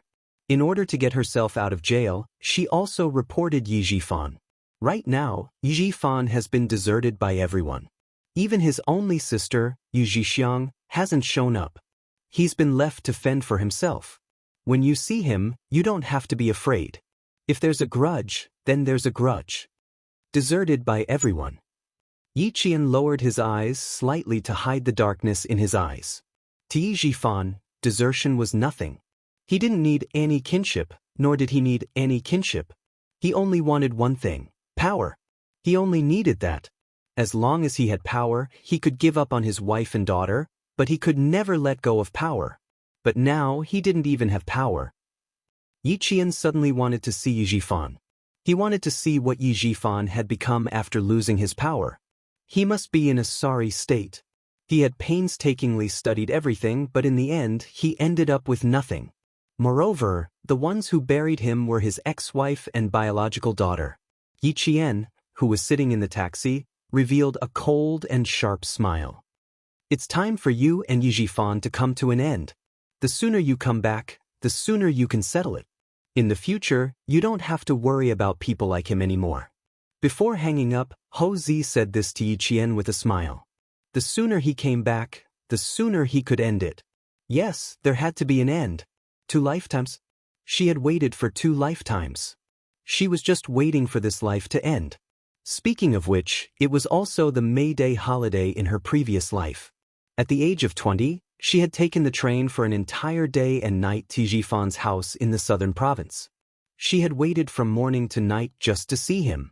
Once again, she begged him to give her the household register so that she could apply for an identity card. What did Jifan say? Huh? He sat on the sofa and looked down at her with a cold expression. So what if you have an identity card? If I don't want to do something, even if you have an identity card, you can't do it. At that time, Yi Jifan had just entered the provincial party committee. He was at the peak of his career and was full of mettle. The heavens were clear, and retribution was not pleasant.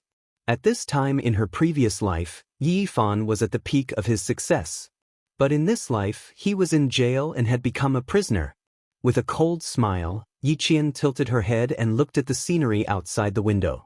She had returned to the southern province because she wanted to see if Yi Jifan, who was now a prisoner, was still as arrogant as he was in her previous life. The plane landed in the southern province airport. As she walked out, she saw the powerful Ho Zi standing at the front. In his arms was the pregnant Xia Yiwei. Chapter 2453. Yi Qian smiled deeply when he saw the two of them. Xia Yiwei also saw Yi Qian. She wanted to wave and greet him, but Ho Zi quickly pressed her hand down.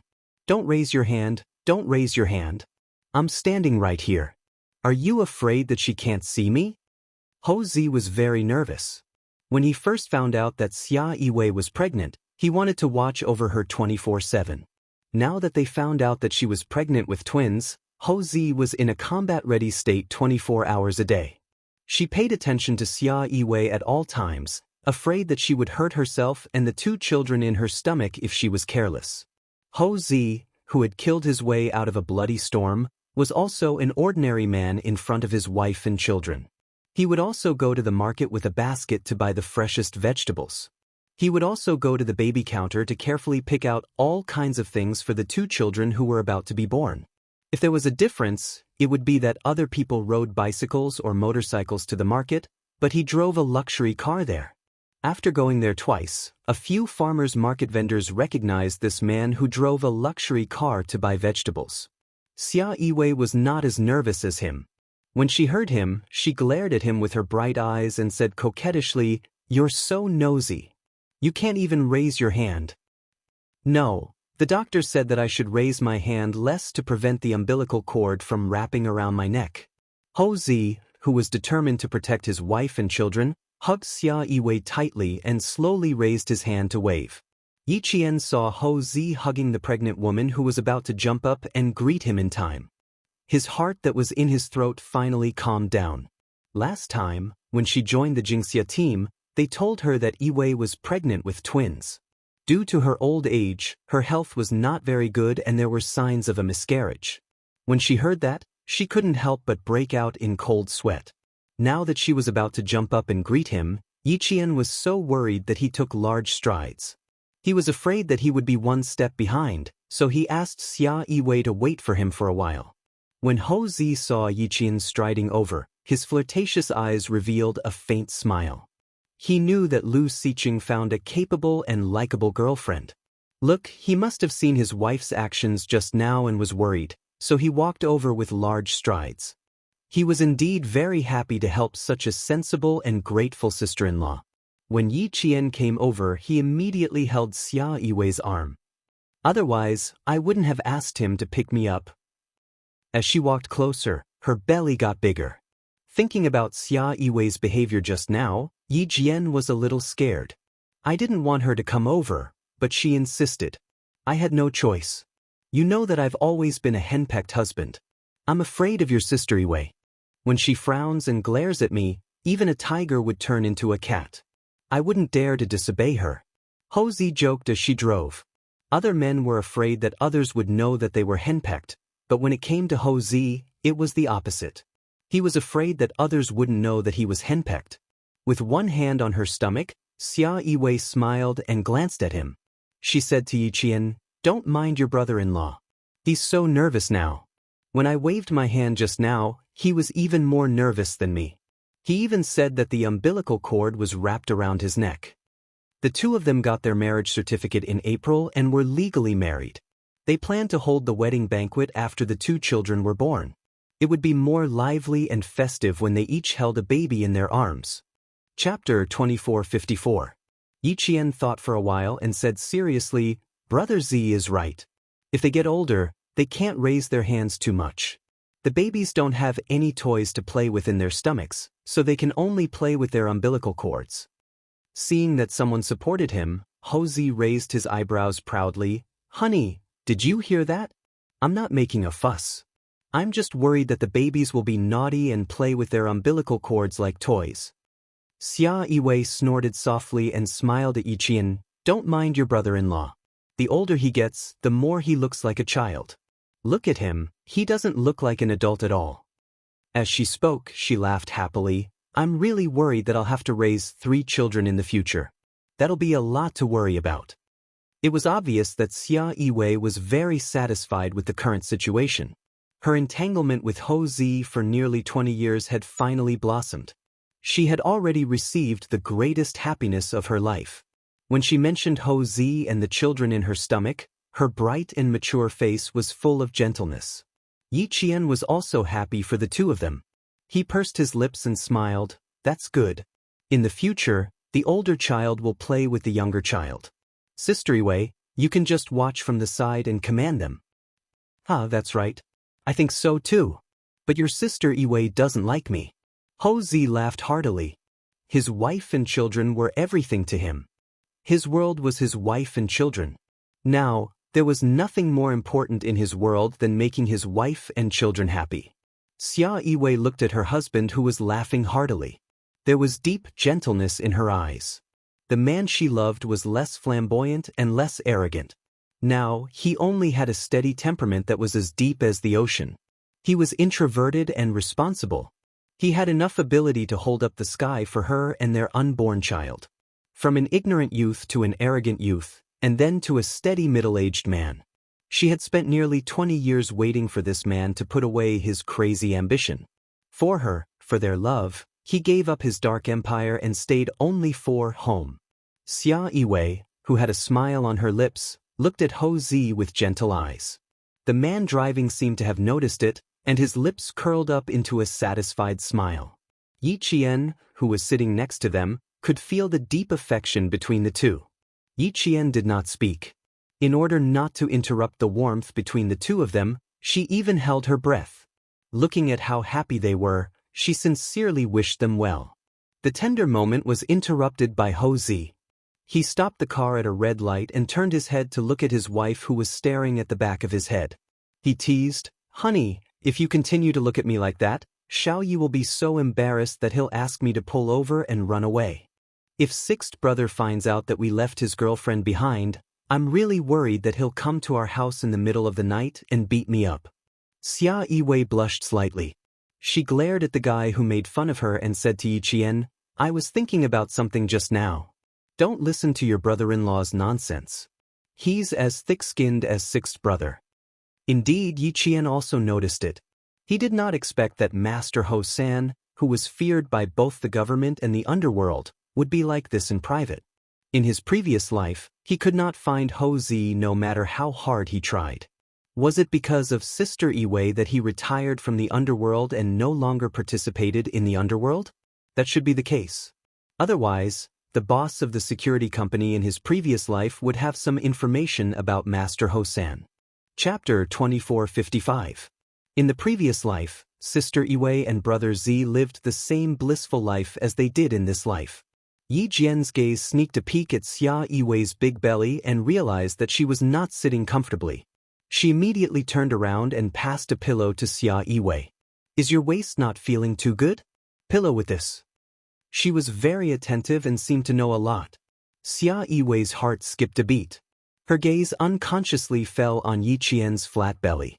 Old Six, this devil didn't bully Xiao Yi, right? Yi Qian understood her gaze and instantly felt awkward. She and Captain Xia were still innocent. There was nothing going on between them. Xia Yiwei saw her expression and knew that she had misunderstood. Her red lips curved into a smile and said, Old Six is really lucky to find you. If he dares to bully you in the future, give me a call and I'll teach him a lesson. Houzi didn't know whether to laugh or cry when she heard that. She said, if you teach Old Six a lesson, I'm really afraid that he will teach me a lesson in the future. You shouldn't teach him a lesson. You should at least care for your husband. She was reminding Xia Yiwei not to meddle too much. Both of them had their own opinions. Plus, it was not appropriate for others to interfere because of their profession. Xia Yiwei naturally understood her meaning. She raised her hand and patted Yi Qian's hand gently. She gave her a warm smile. Old Six was indeed her younger brother, but Yi Qian was a girl that she admired. Moreover, she was an introverted girl. She was indeed afraid that Yi Qian would suffer alone if she was wronged. She could see that Yi Qian was deeply in love with Old Six. If Old Six did something unscrupulous, Yi Qian was a girl with no one to rely on. If she was wronged, no one would stand up for her. Because of her background as a woman, she should take care of her. Although Xia Yiwei was cold and arrogant, she was kind-hearted and had a simple nature. Otherwise, she would not have been pestered by Houzi. Her kindness turned into a warm current that slowly flowed into Yi Qian's heart. It made Yi Qian believe that Xia Yiwei in her previous life must have been as happy and fulfilled as she was now. Houzi didn't notice Xia Yiwei's little movements. He drove the car on the highway and was no longer distracted. He concentrated on driving to the downtown area of Southern Province. After driving for about 20 minutes, Yi Qian said softly from behind, Brother Z, Sister Yiwei is asleep. You can send Sister Yiwei home, I'll go alone. I can't let you go alone. She's afraid that you'll be at a disadvantage. Houzi lowered the temperature of the air conditioner in the car by 2 degrees. Pregnant women were hot and covered with a thin blanket, so lowering the temperature by 2 degrees would ensure comfort. Yi Jifan wants to see you, so she's even more afraid that you'll be at a disadvantage. I'm also a little worried. One of them is an old fox in the bureaucracy, and the other is still a student. Although she's good, she's not as experienced as an old fox. Everyone will be at ease if she goes with you. Sixth brother will also be at ease. Houzi didn't think that he was a person who was passionate about other people's matters. However, regarding Yi Qian's matter, even if sixth brother wasn't involved, he would still help. He had no choice. When he first met Yi Qian, he saw the shadow of himself when he was young and ruthless in her. That was the kind of ruthlessness that never bowed down to fate and never admitted defeat. Even if her body was covered in scars, she would still hold her chin high and not lose her pride. This time, Yi Qian insisted on her own opinion. She smiled and said, Brother Z, I really don't need you and Sister Yiwei to accompany me. Now that Yi Jifan is in jail, I don't know if he will say anything unpleasant. I'm afraid that Sister Yiwei will feel sorry for me and get angry, which will affect her mood. Chapter 2456. When it came to his wife, Houzi was naturally 100% cautious. He thought about it, and nodded in agreement, but he was still worried. We'll wait outside. If there's anything, you can call me immediately. Yiwei really liked Old Six as a girlfriend. When she was resting at home, other than meeting a few good friends, she would only walk around the neighborhood for the sake of the 2 children in her belly. Other than that, she would not easily leave the house. Ever since she found out that Yi Jifan was taken away by the Discipline Inspection Commission, she kept an eye on him. When she found out that the Southern Province Public Security Bureau notified Yi Qian that he was coming back, she immediately asked him to book a plane ticket. She even instructed him to personally pick him up at the airport. She said righteously, Your subordinates are all rough people who fight and kill. Don't scare my sister-in-law. He was a little jealous that she was so protective of him. Scare little Yi? When he dealt with Sun Yaozu, his trusted subordinates came back to report. From the beginning to the end, they were terrifyingly calm. They did not seem like newbies at all. He had no choice. His wife was so protective of Yi Qian, so he had to be more careful. Moreover, he also admired Yi Qian's way of doing things. After giving his instructions, Hou Zi did not say anything else. He more or less knew some of Yi Qian's private matters. When he saw the faint hostility between her eyebrows, he was relieved. She did not look like she would be at a disadvantage. If there was a grudge, then there was a grudge. If there was a grudge, then there was a grudge.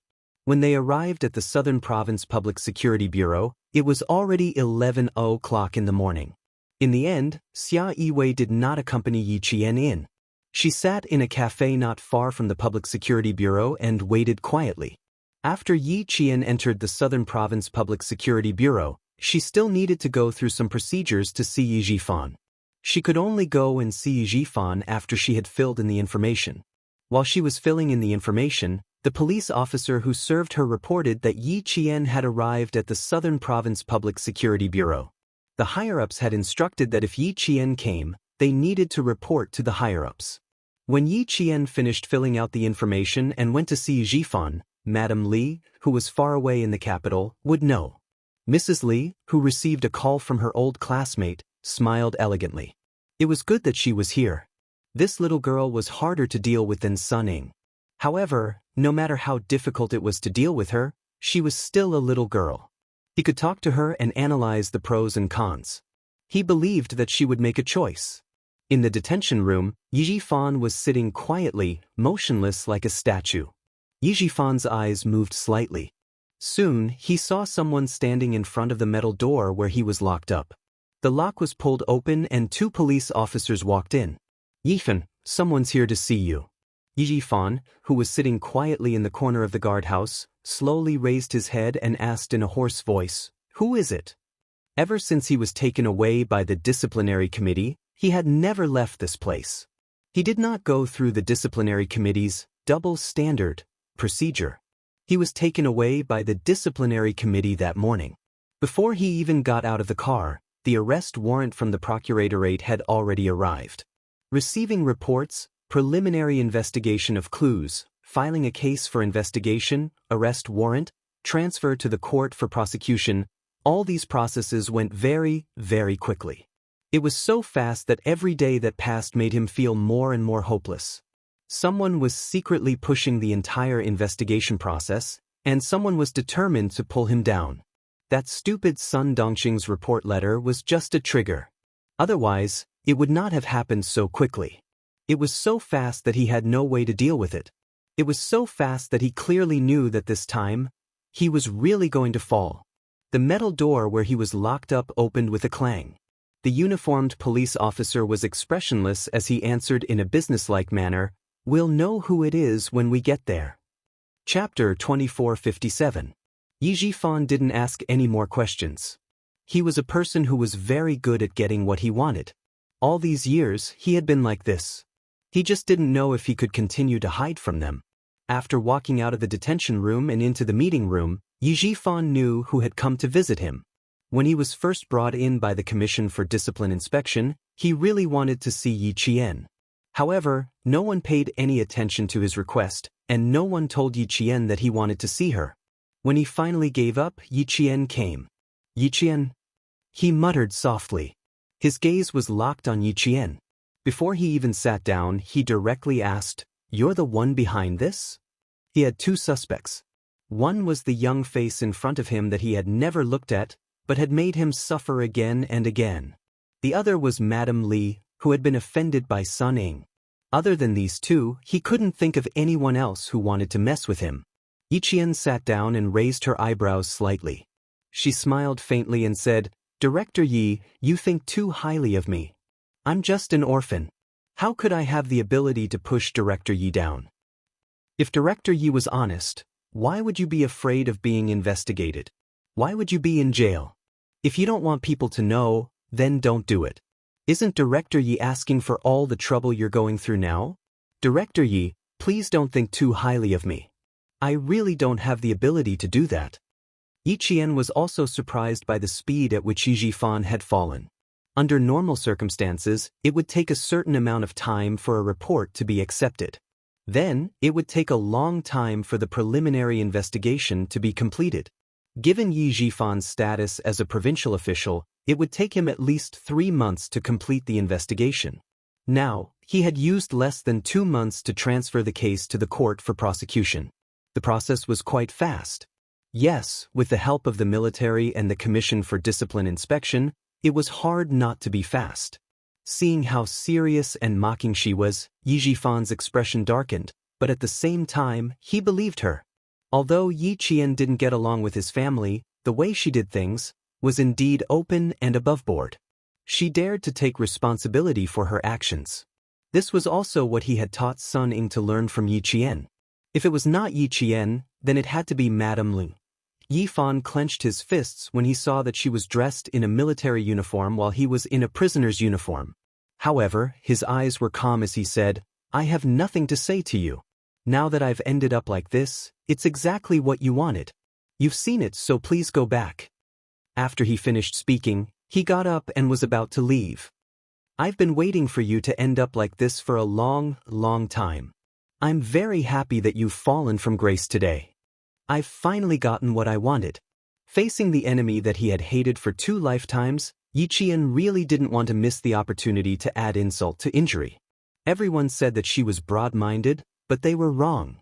Facing someone she hated, she really couldn't be broad-minded. She couldn't do it, and she didn't want to do it. She didn't want to make things difficult for herself just to gain a good reputation. Hearing her slightly smiling voice, Yi Jifan, who was getting up, felt a little sluggish. This niece of his wasn't a descendant of the Yi family. She didn't have the dark secrets of the Yi family. Even if she was ruthless, she was open and aboveboard. She wasn't afraid of you finding out. "Sun Ying, oh Sun Ying, what right do you have to compete with Yi Jian?" Yi Jian thought. "Sun Ying, how can you compete with Yi Jian? You want to betray your own father in exchange for your own safety. You've lost from here on out." Thinking of all the things that his own daughter had done, Yi Jifan's heart was filled with anger. Chapter 2458. It was true that he did not try to get her out of the police station, but that was all he did. He secretly made connections, asked people he knew to take care of her, and not make things too difficult for Sun Ying. He did all these little things that could not be seen. With his ability, this was all he could do. Did he dare to go any further? With Madame Li and the power behind her, would he dare to get Sun Ying out? He did not dare. He did not dare and did not have the ability. But what about the end? Who knew what he had done? Did Sun Ying know? She knew nothing. Did Sun Dongxing know? If that stupid woman knew, she would not have written a report. Both of them hoped that he would not have a good time. Both of them thought that he was black-hearted and hard-hearted. That was because they had not seen him black-hearted and hard-hearted. Since they wanted to see him so much, then he would let them see him. This family had long fallen apart. He did not climb up and was pushed down by his own wife and daughter. Then he really thought that he was all alone. Seeing him slowly sit back down, Yi Qian could not help but raise his eyebrows. He did not ask anything. His bright black eyes held a faint smile as he looked at him calmly. He also saw the coldness that flashed across his face. "Yi Qian, you got what you wanted when I came in, but what about Sun Dongxing and Sun Ying? If we were to talk about harming you, those 2 mother and daughter are the ones who have harmed you the most." Yi Fan, who had sat back down, spoke very calmly. He had been an official for decades, but he still looked calm on the surface. "When I first came here, I did want you to come, but later I felt that there was not much point. But now I have changed my mind. There are some things that I still need to tell you." In the past, he wanted Yi Qian to come over and say something that would benefit him. He also wanted to secretly make a deal with Yi Qian so that he could escape. However, as the Commission for Discipline Inspection investigated further, some things gradually surfaced, especially Sun Xueqing's sacrifice. 2 days ago, 2 officers came directly to interrogate him. At this point, he knew that he could not make a comeback. Even if the person behind the jade pendant could not help him, he did not hope that the person behind the jade pendant could help him. Jade pendant? That's right, There was still the matter of the jade pendant. Thinking of the jade pendant, Yijifan chuckled. You really don't want that priceless jade pendant? This is what your mother left for you. Don't tell me you don't even want what your mother left for you? Sitting down again, Yijifan faced Yiqian, who was calm and composed, as if nothing could affect her. He slowly began to talk about some things. This piece of jade is a good thing. It pushed me step by step from my position as a village cadre to the position of the chief of the Urban Construction Bureau. I went from a village official to a small official.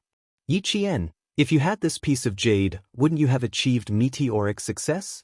Now that the jade pendant is in Sun Ying's hands, do you want to see Sun Ying soar in power and then come back to settle the score with you? Would you like to? Sun Ying had been bullied since she was young, and it was not easy for her to make a comeback. He did not believe that Yiqian would let Sun Ying off so easily. Those videotapes, I thought about it, it should be your doing. Since you want to destroy Sun Ying's path to the Li family, you probably don't want to see her live a luxurious life.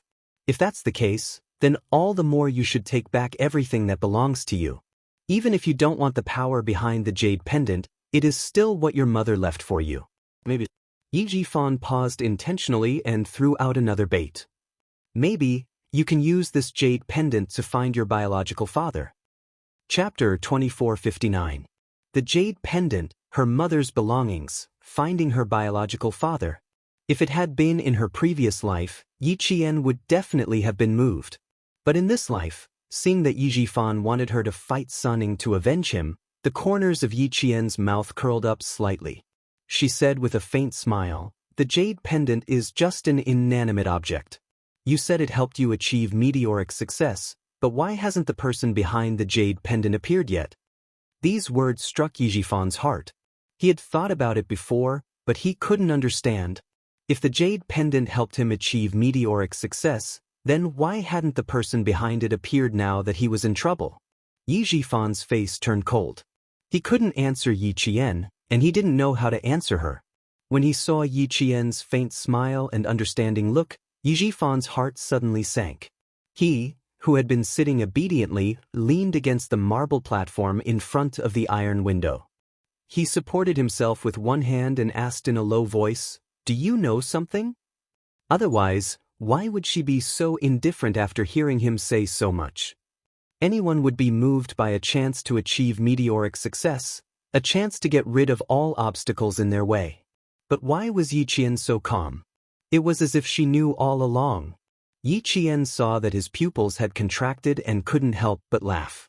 What do I know? I know that Director Yi achieved meteoric success because of the person behind the jade pendant. I know that Director Yi is where he is today because of Sun Dongqing and Sun Ying. I know all of this. I've heard about it outside, and Director Yi told me personally. How could I not know? He wanted to ask her if she knew about the power behind the jade pendant. She wouldn't tell him. She would let him think and guess on his own. The more he wanted to know, the more she wouldn't tell him. She was deliberately torturing him like this. In her previous life, she had gone through too many days like this.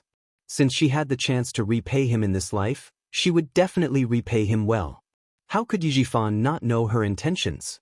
But what could he say? For a moment, he clenched his teeth. The fire in his heart burned brighter and brighter. In the end, it burned until his eyes turned red and his expression was especially gloomy. Yiqian, I don't believe you won't be moved. The jade pendant was left to you by your mother. It's very likely that your biological father gave it to your mother. I don't believe you won't be moved. He gritted his teeth as he spoke, pausing between each word, as if he was trying to increase his bargaining chip. This is such a good opportunity, an opportunity that can prevent Sun Ying and Sun Dongqing from ever leaving prison. I don't believe that you won't be tempted. It had to be said that Yi Jifan was really good at manipulating people's hearts. But to Yi Jian, what he said really didn't appeal to her. She was still smiling faintly. She looked at Yi Jifan as if he was a clown on stage. Her eyes were full of mockery. It's true that the jade pendant was left behind by my mother. I will definitely take it back, but not now. As for who my biological father is, you don't have to worry about it, Director Yi. Who was her biological father? She already knew who her biological father was. Why should she care so much about the jade pendant? The jade pendant couldn't be touched. After Yi Jifan's downfall, the military and the military commission were secretly investigating the truth behind her mother's death. She didn't believe that the person behind the jade pendant could remain calm.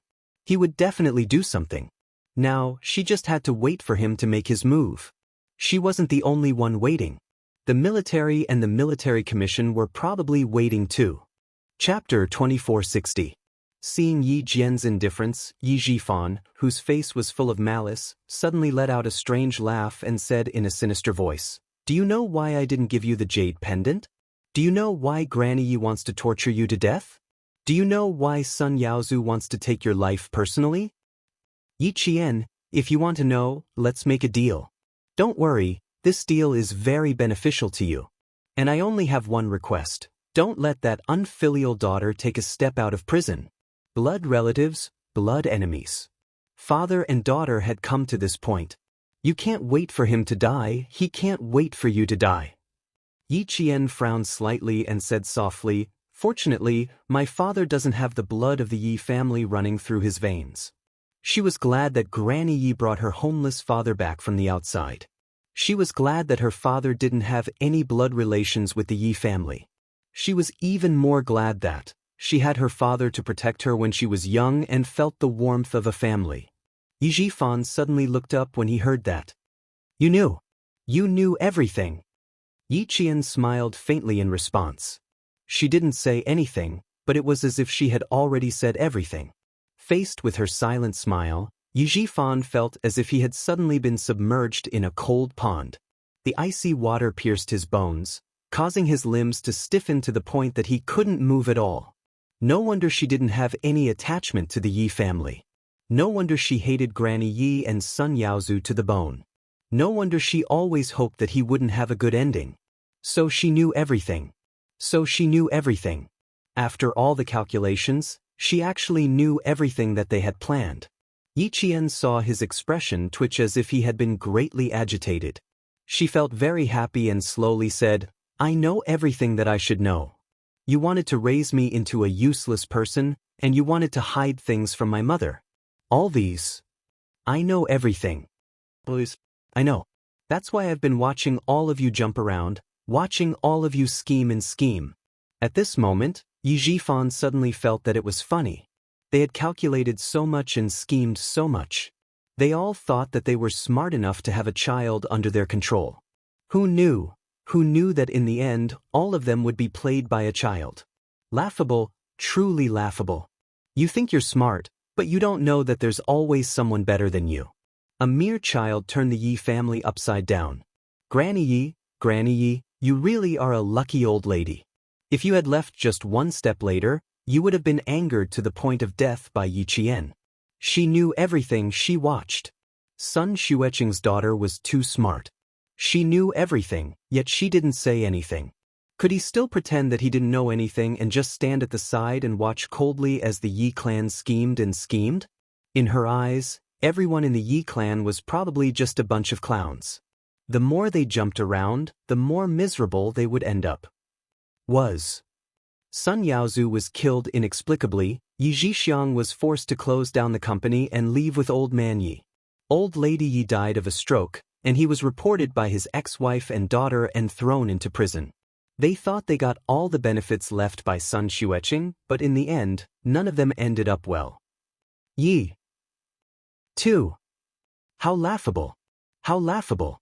Everyone hoped that Yi Qian would accomplish nothing and become a useless person. Then, they would be able to do whatever they wanted. In the end, they became useless people. Yi Qian would be able to do whatever he wanted. How ironic. They thought so well, but the reality was so ironic. Chapter 2461. He couldn't get out now either. Everything that had happened was brought up one by one, making him realize that someone was purposely messing with him to make him fall from grace and be locked up in prison. Since he couldn't get out, he couldn't let the people outside have an easy time either. Yi Jifan stared at Yi Qian with his hazy eyes. The voice that came out of his mouth was cold and gloomy. Yi Qian, you are indeed very smart, so smart that even I am afraid of you. No wonder. A strange smile appeared on his face, making him lose his scholarly aura. No wonder that idiot Sun Ing couldn't win against you. Even I'm no match for you. How can an arrogant idiot like her win against you? That's why he wanted to use her hand to make sure that unfilial daughter, Sun Ing, never leaves prison. She didn't even care about their father-daughter relationship. He really didn't expect her to come and see him after she got out. He could still remember the proud expression on her face the last time they met. Father, my good father, you still want to have a son? Heh, don't even think about having a son in this lifetime. You want to kick me away so that you can rise up the ranks? Dream on. I've been waiting day and night in prison for you to come and save me, but you want to have a son with a slut?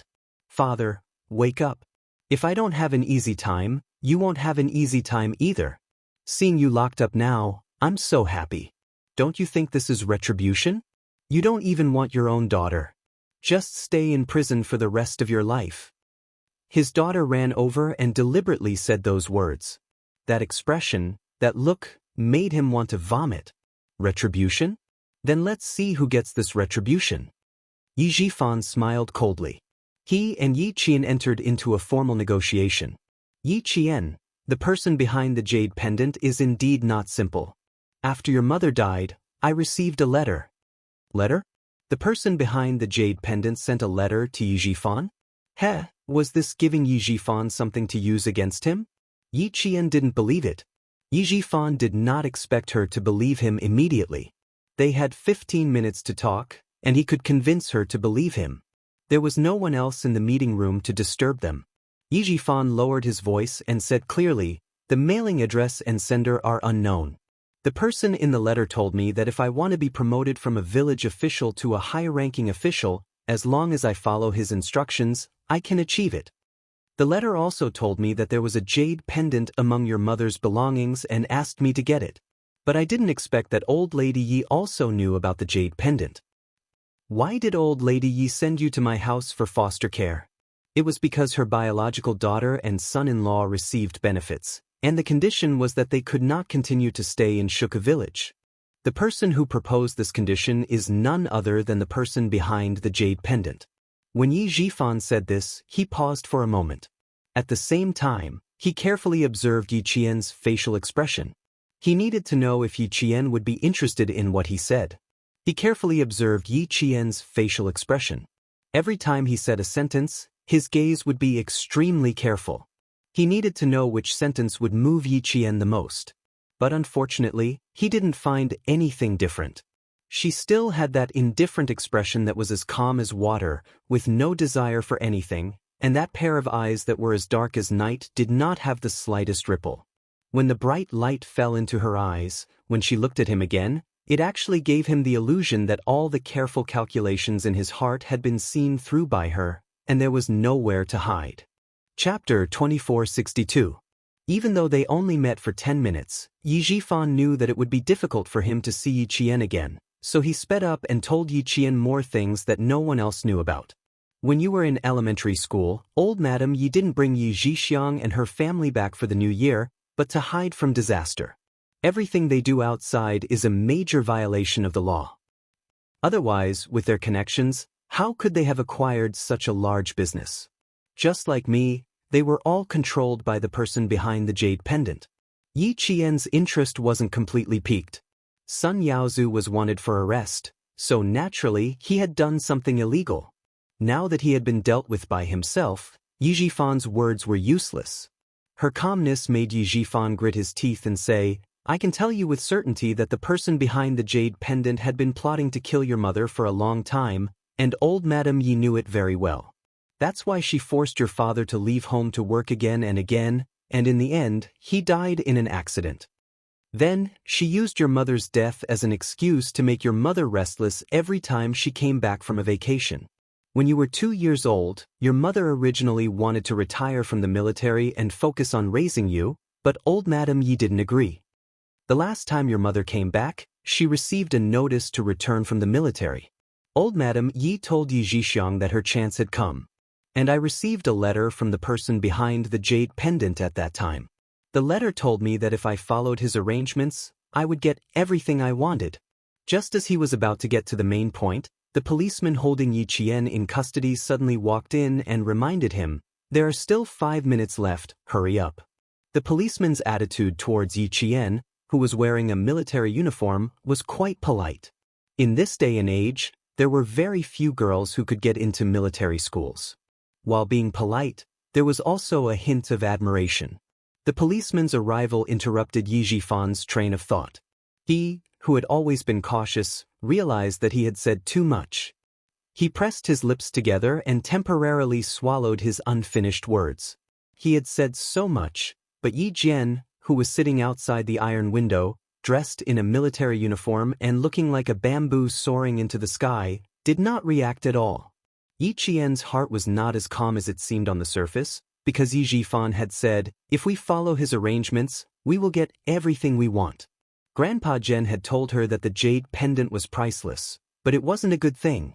Before she had enough power, it would be a disaster. Grandpa Jen knew that his mother's sacrifice was not simple. He also guessed that his mother's sacrifice had something to do with the Yi family. But why didn't Grandpa Jen investigate? Was it because the relationship between the old lady and her mother was not good enough? No, definitely not. The reason why her mother was able to join the military was because of Grandpa Jen's recommendation. Therefore, during the era when it was difficult for female soldiers to join the military, her mother became a soldier and became one of the first female special forces soldiers in our country. Yi Qian's mind was not calm at all. As she listened to Yi Jifan's words, she thought quickly. Soon she thought of what Captain Xia had said. She thought about how her mother's life had been erased. After a flash of inspiration, Yi Qian understood Grandpa Jen's concerns. At the end of the day, it was because the other party held a high position and was not someone ordinary people could shake.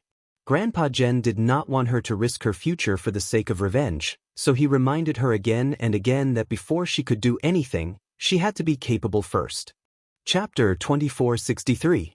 With her abilities, she could walk into the eyes of the higher-ups in the military and occupy a position that no one dared to touch. Then, she would face less resistance when she tried to find out the truth behind her mother's death. That was indeed the case.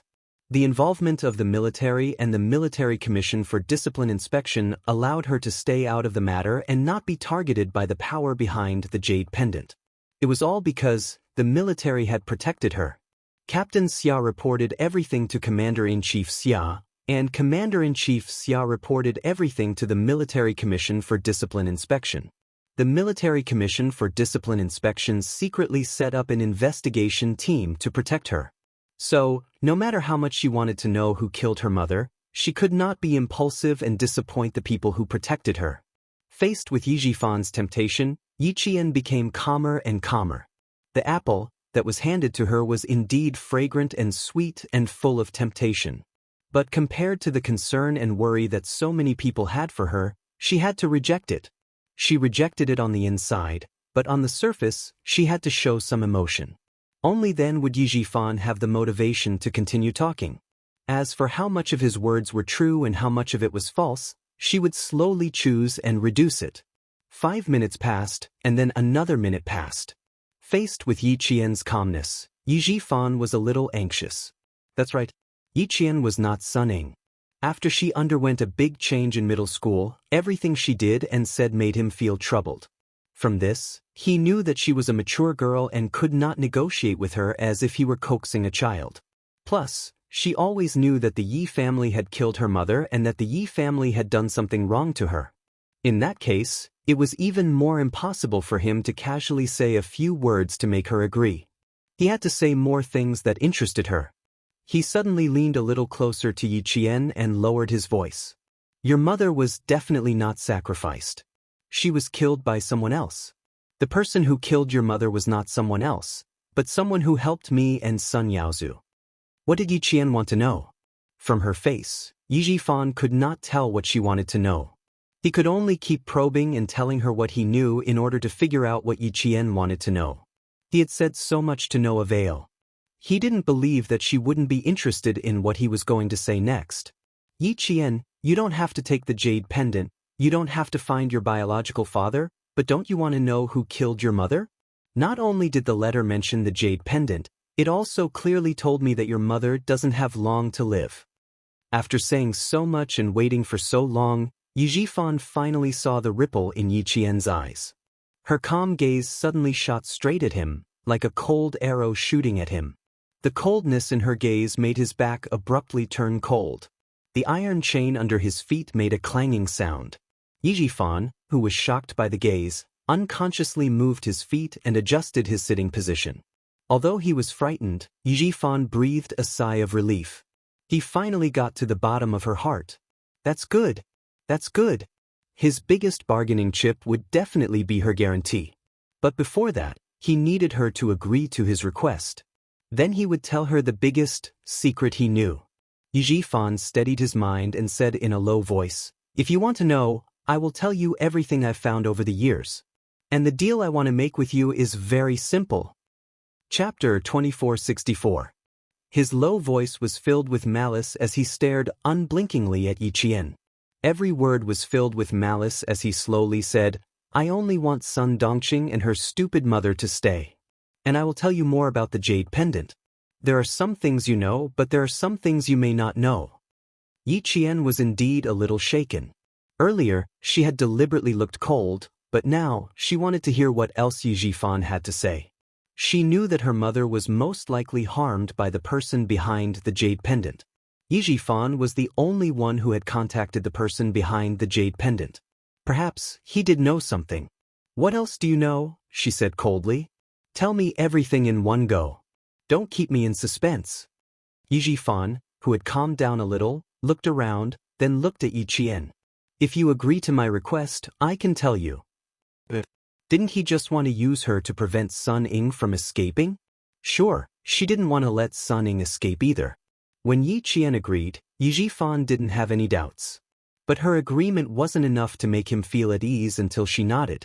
Yijifan, who had chains on his hands, crossed his fingers and said his last bargaining chip, "The letter mentioned the jade pendant and your mother's death." These words finally caused great waves to surge in Yi Qian's heart. The shocking waves surged and fiercely slapped her heart, causing the tips of her fingers to tremble slightly. The letter mentioned the jade pendant and your mother's death. This sentence was even more evidence that her mother was harmed. This was evidence. When she heard Yijifan mention the letter again, Yi Qian knew that the letter did exist and that Yijifan might have kept it. She needed the letter in Yijifan's hands. "Deal, but I need the original letter in your hands." Yi Qian emphasized the word original. "That's exactly what I was thinking." It was only then that Yijifan truly believed Yi Qian. "I've kept this letter in the bank. You can go and get it when you get out later. Be careful when you read it. I've kept it for nearly 20 years, so the paper is very fragile." It was ironic that in the end, the person he believed was Yi Qian, whom he had persecuted. After looking at Yi Qian for a few seconds, Yijifan retracted his gaze to hide the coldness that was about to disappear from the depths of his eyes.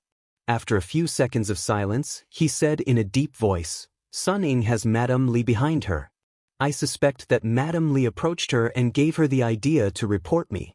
Sun Ying is my daughter. I know her. Madame Li made a promise, so she dared to attack me, her father. Yi Qian, what I want Sun Ying to know is that it's better to rely on yourself than on others. If you agree, you'll be going against Madame Li. Do you dare?" If it wasn't for the matter with Sun Xueqing, the jade pendant, and his meteoric rise, he would have admired Yi Qian very much. Even if she had someone behind her, everyone could see how hard she worked. That was why he reminded Sun Ying again and again that if she wanted to surpass Yi Qian, she had to work hard and have the ability to compete with Yi Qian. But Sun Ying was too ambitious. She only wanted to use others to deal with Yi Qian. Even if she still did that as her father, he didn't mind teaching her another life lesson. Yi Qian was a little surprised. She didn't expect Yijifan to remind her. Chapter 2465. Don't be surprised. Putting aside all that, you are indeed a child that I admire very much. You don't have the selfish blood of the Yi family in you, and you are stronger than your mother. I'm afraid you take after your father. Yijifan spoke lightly. His voice was filled with loneliness. Neither of old Madame Ye's children are her biological children. The only real child is Yi Zhixiang. So, why does she fight for Yi Zhixiang and make things difficult for me and your father? It's because we are not her biological children. Yi Qian couldn't help but look up when he suddenly heard an old secret that he didn't even know about for 2 lifetimes. He really didn't expect that. Yi Zhifan wasn't old Madame Ye's biological son. Now, many things could be explained. No wonder old Madame Yi treated Yi Zhixiang's family so well. She had 2 sons and 1 daughter, and only the daughter was her biological child. Now, he could see Yi Zhifan's sincerity in negotiating. Sun Ying made Madame Li a joke in Beijing. Even if she had a deal with Sun Ying, she wouldn't let Sun Ying go. Madame Li has power and influence, but Director Yi, don't forget that it wasn't Madame Li who sent Sun Ying back to Nan Province, but the military. So, even if Madame Li wants to make a move, she has to consider the military.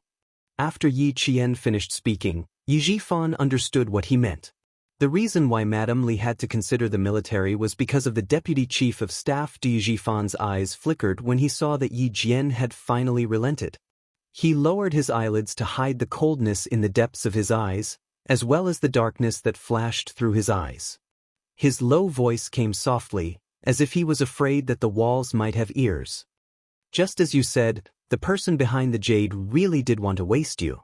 Also, he didn't want your mother's comrades to know about your existence. The reason why I gave the jade to Sun Ying was because he told me to raise Sun Ying well. From this, I could tell that he wanted Sun Ying to replace you. In the past 20 years, I've only contacted him 4 times, and each time, I did as he told me to.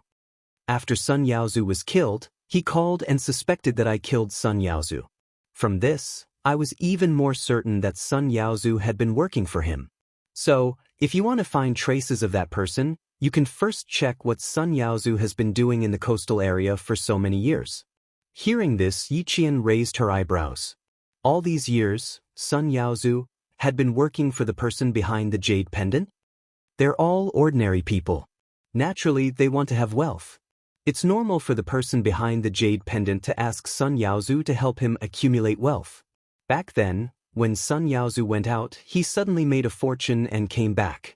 The price was that one of his eyes was blinded by your mother. I believe you know about this. Sun Yaozu, whose eyes were injured, left the village.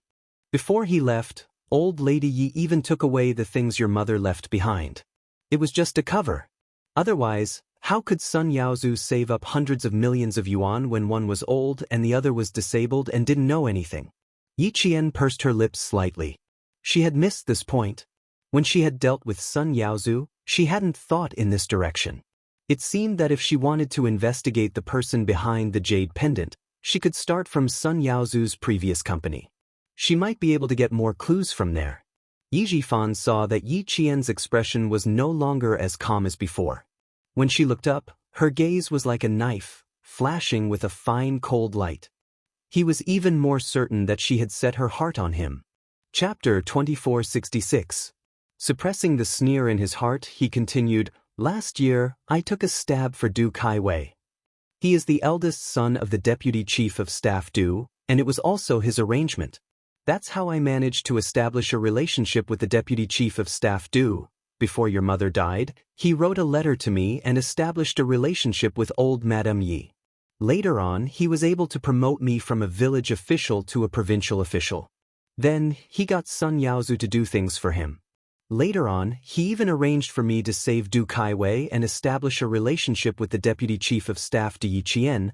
The person who caused your mother's death is someone from the military, and he has a lot of power. It won't be easy for you to find him. Even if you find him, how are you going to take revenge? He's not like me. I don't have a strong foundation, and once something happens, everyone will push me down. But he's not like me. He had such power 20 years ago, and 20 years later, he's still the same. He can even deceive an important deputy chief of staff. Yi Qian, your enemy is not simple. I have a suggestion. You can hold on for the time being and see if you can find your biological father first." Yi Zhifan was a scheming person. Now that he knew it would be difficult for him to get out, he didn't mind giving Yi Qian some pointers. Of course, he didn't want to rely on Yi Qian to get him out of here. What he was doing now was just to make Yi Qian believe in his sincerity.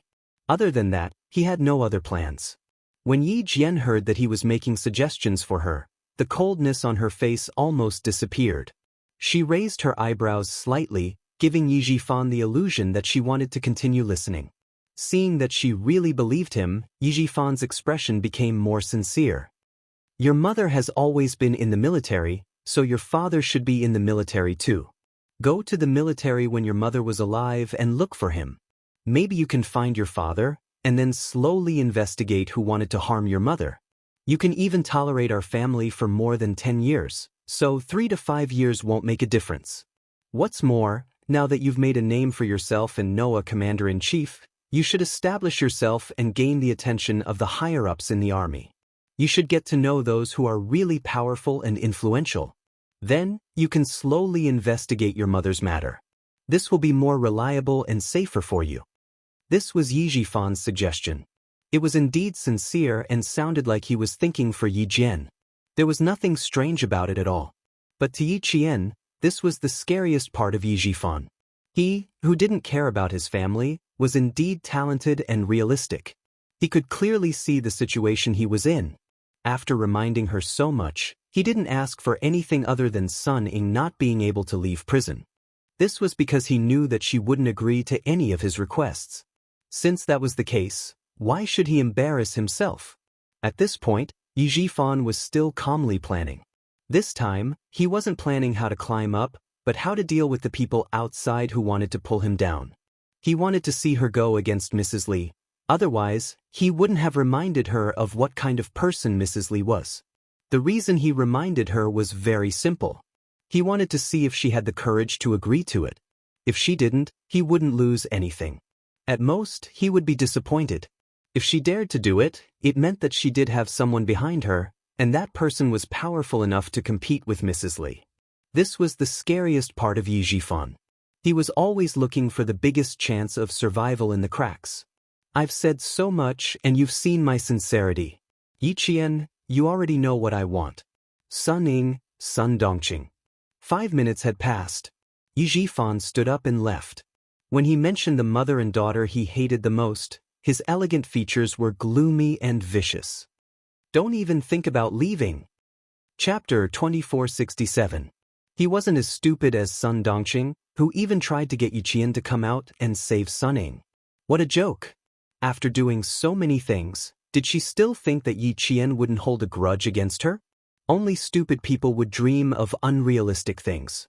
A truly smart person would use everything to their advantage to protect their own interests. As for him, he didn't want to protect his own interests. What he wanted was to let the people outside do the dirty work.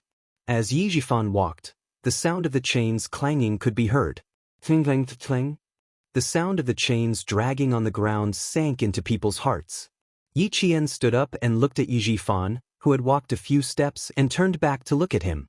When their eyes met, Yi Qian chuckled. There seemed to be another meaning in that chuckle. It was clear, indifferent, and a little sharp. Yi Jifan suddenly regretted turning back to look at her. He shouldn't have turned back just now. He should have kept walking forward. When he turned back, her chuckle told him that she knew everything.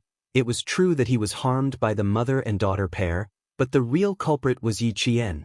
If she hadn't sent the videotape to Madame Li, this wouldn't have happened. The battle between him and Yi Qian wasn't over yet. He didn't want to let the mother and daughter pair go, but Yi Qian, he never wanted to let her live a good life. He never wanted to. Yi Qian was one of the reasons why he ended up in this state. They had been fighting for more than 10 years. Then let's continue fighting. What reconciliation? Let bygones be bygones? He didn't believe in that nonsense. Yi Qian wouldn't forgive him, Yi Jifan. She definitely wouldn't let him go. Whether it was Sun Ying or Sun Dongqing, she would settle her debts one by one and settle them one by one. She wanted to settle the score, but Madame Li still wanted to use Sun Ying. One wanted to settle the score and the other wanted to use her. Then let the two of them fight.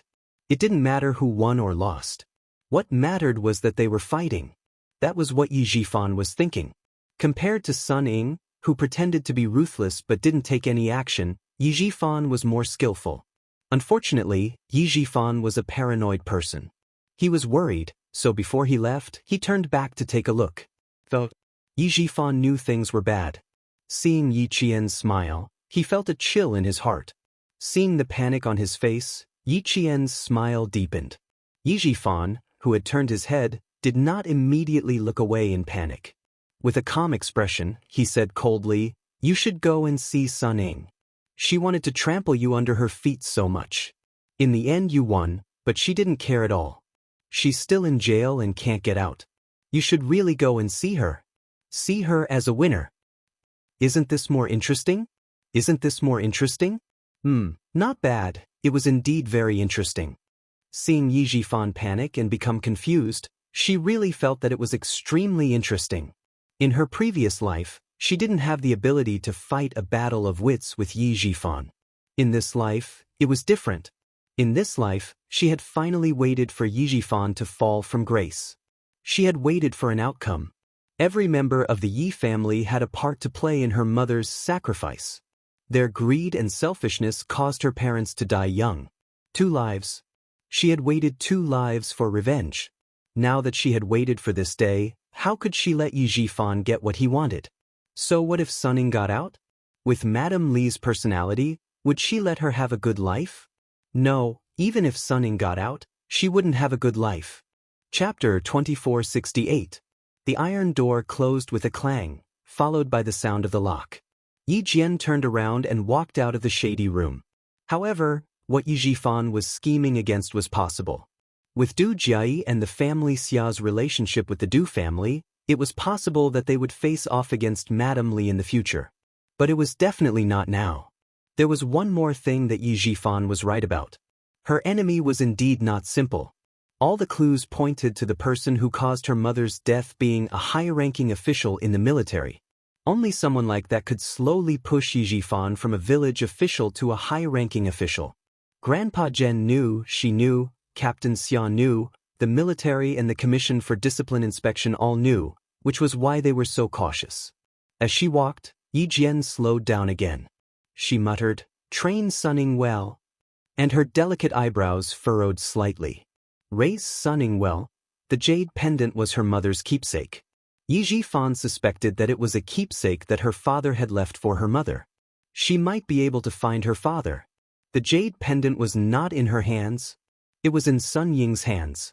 The person who knew the origin of the jade pendant even asked Yi Jifan to raise Sun Ying well and at the same time, to raise her to a useless state and not let anyone find out.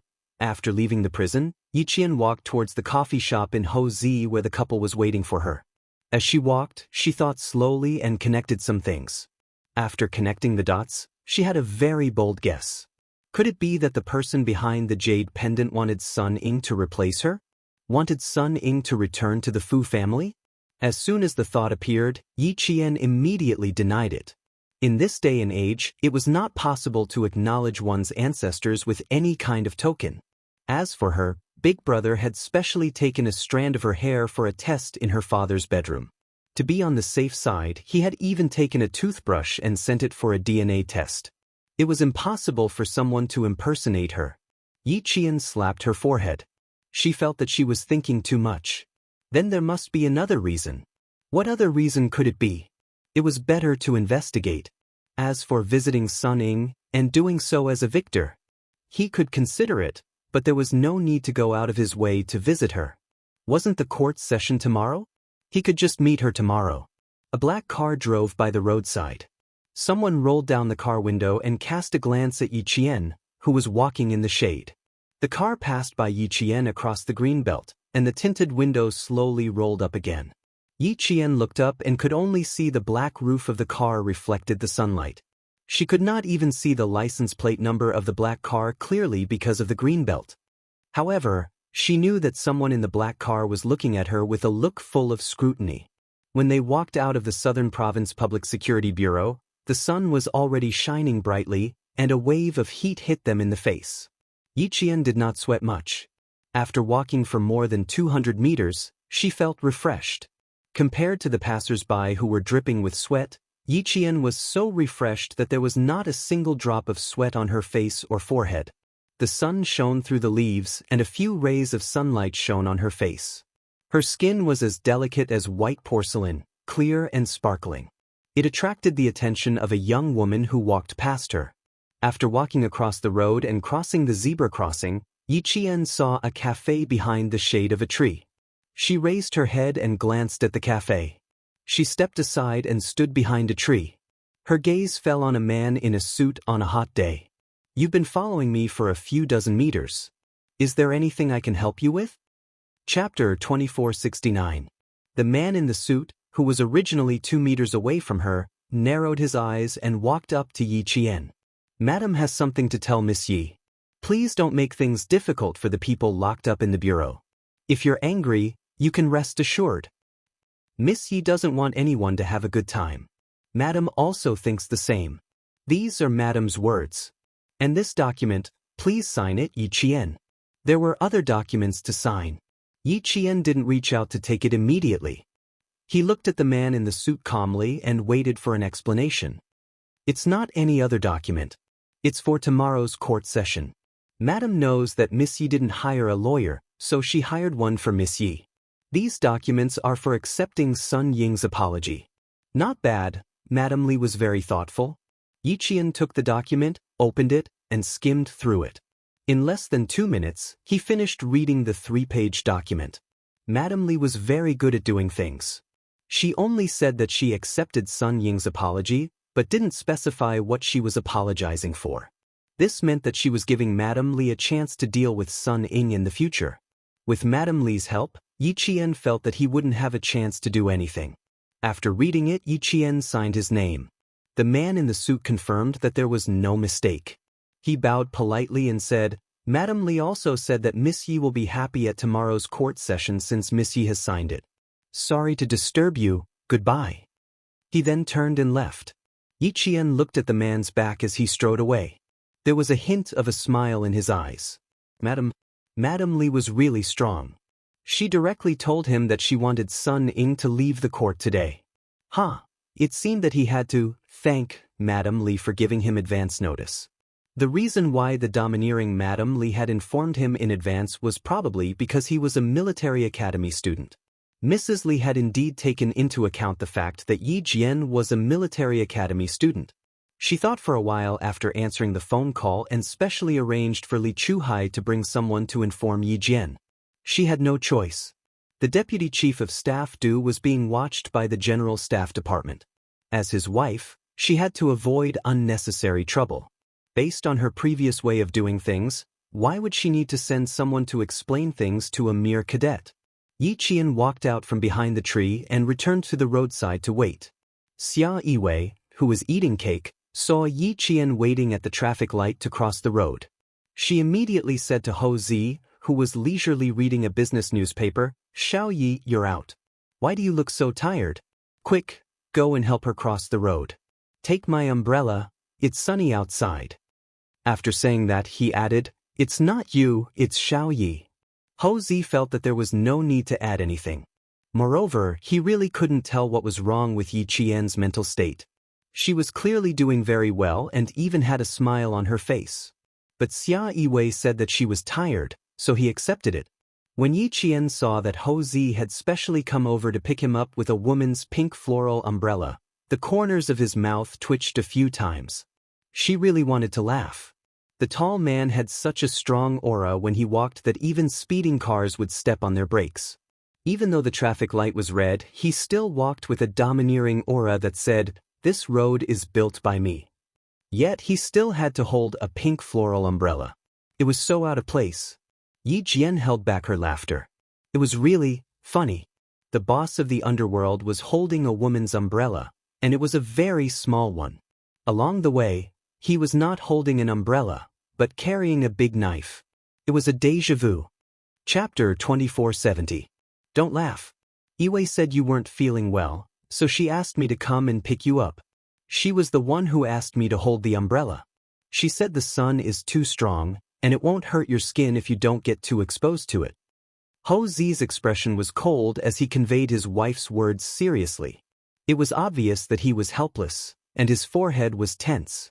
I know you want to laugh, but don't laugh. I've lived for decades, and this is the first time I'm holding an umbrella under the sun. Ho Zi passed the umbrella over and looked at Yi Qian again. You soldiers are afraid of the sun? What's there to be afraid of? He was the boss of the underworld, but now he was taught a lesson by Xia Yiwei. He would never dare to go east. Xia Yiwei couldn't stop laughing. It was also the first time she saw Ho Zi holding a woman's umbrella. You're still laughing? I've lost all my face. Ho Zi poured a glass of lemonade for her. Seeing that his wife was smiling to the point of tears in her eyes, his tensed Jun Yen also relaxed. There was only endless indulgence. You drink some water? Xia Yiwei took the glass and lectured her husband. You, Xiao Yi knows to look at the light when crossing the road. What about you? It was clearly a red light, but you still rushed forward. Fortunately, it's noon and there aren't many cars. The driver could see you from afar and could step on the brakes. If you don't follow the traffic rules, our children will learn from you in the future. Aren't you worried? Ho Zi wanted to say, who dares to hit him? But when he heard the last sentence, he immediately realized his mistake. He nodded seriously and replied, that's true. There are so many cars nowadays. It's not impossible for someone to hit us. I have to take the lead. With Xia Yiwei around, Ho Zi didn't look like the boss of the underworld at all. He was full of life and was extremely handsome. Although he was 40 years old, he exuded the mature aura of a successful person. The young women at the next table glanced at him from time to time. Yi Qian had already noticed them. When he saw a young woman wearing tight red clothes with a low V-neck, revealing half of her fair and round breasts, Yi Qian's face darkened slightly. In an instant, his eyes were as sharp as a sword as he glanced at her. She was wearing a military uniform. Even though it was a student's uniform, she still exuded the aura of a soldier. The young woman was holding a cup of coffee and throwing flirtatious glances at Ho Zi. Unexpectedly, Ho Zi shot a murderous look at her. The young woman was so frightened that she let out an The brown coffee spilled out of the cup and splashed onto her half-exposed breasts. The coffee spilled all over her chest and she looked extremely embarrassed. The young woman put the cup of coffee on the marble table and glared at Yi Qian. If the woman in the black dress hadn't stopped her in time, she probably would have rushed up. Ho Zi finally moved. He turned his head and glanced at the young woman indifferently. The young woman's arrogance instantly disappeared. She lowered her head in panic and took a tissue from her companion to dry the coffee on her chest. All right, take a break. Who do you think you are? A woman in her late 20s wearing a tight black dress with an exquisite figure scolded her girlfriend. She then apologized to Yi Qian. I'm sorry. My sister didn't do it on purpose. Sorry for offending you. Compared to Yi Qian, the woman in the black dress was more afraid of Ho Zi. They were all from the brothel and had a good eye for people. Although the woman in the military uniform looked at her coldly, it was only a warning. Chapter 2471. His temperament was extraordinary. With one look, one could tell that he was a man with a lot of money. He was not someone to be trifled with. His eyes swept over, cold and full of killing intent. That kind of high and mighty gaze swept over. The lives of these people were just ants in his eyes. He could easily kill them with a raise of his hand. She was apologizing, but Ho Zi didn't even look at her. He looked away indifferently and saw that Xia Yiwei had started eating dessert again. His cold expression changed drastically, and he instantly turned into a filial husband. Baby, the doctor said that you can't eat too much dessert. Be careful of gestational diabetes. You need to control your sugar intake. It can't be too high. You just ate a portion, so you can't eat more today. He coaxed and forced Xia Yiwei to take the dessert away.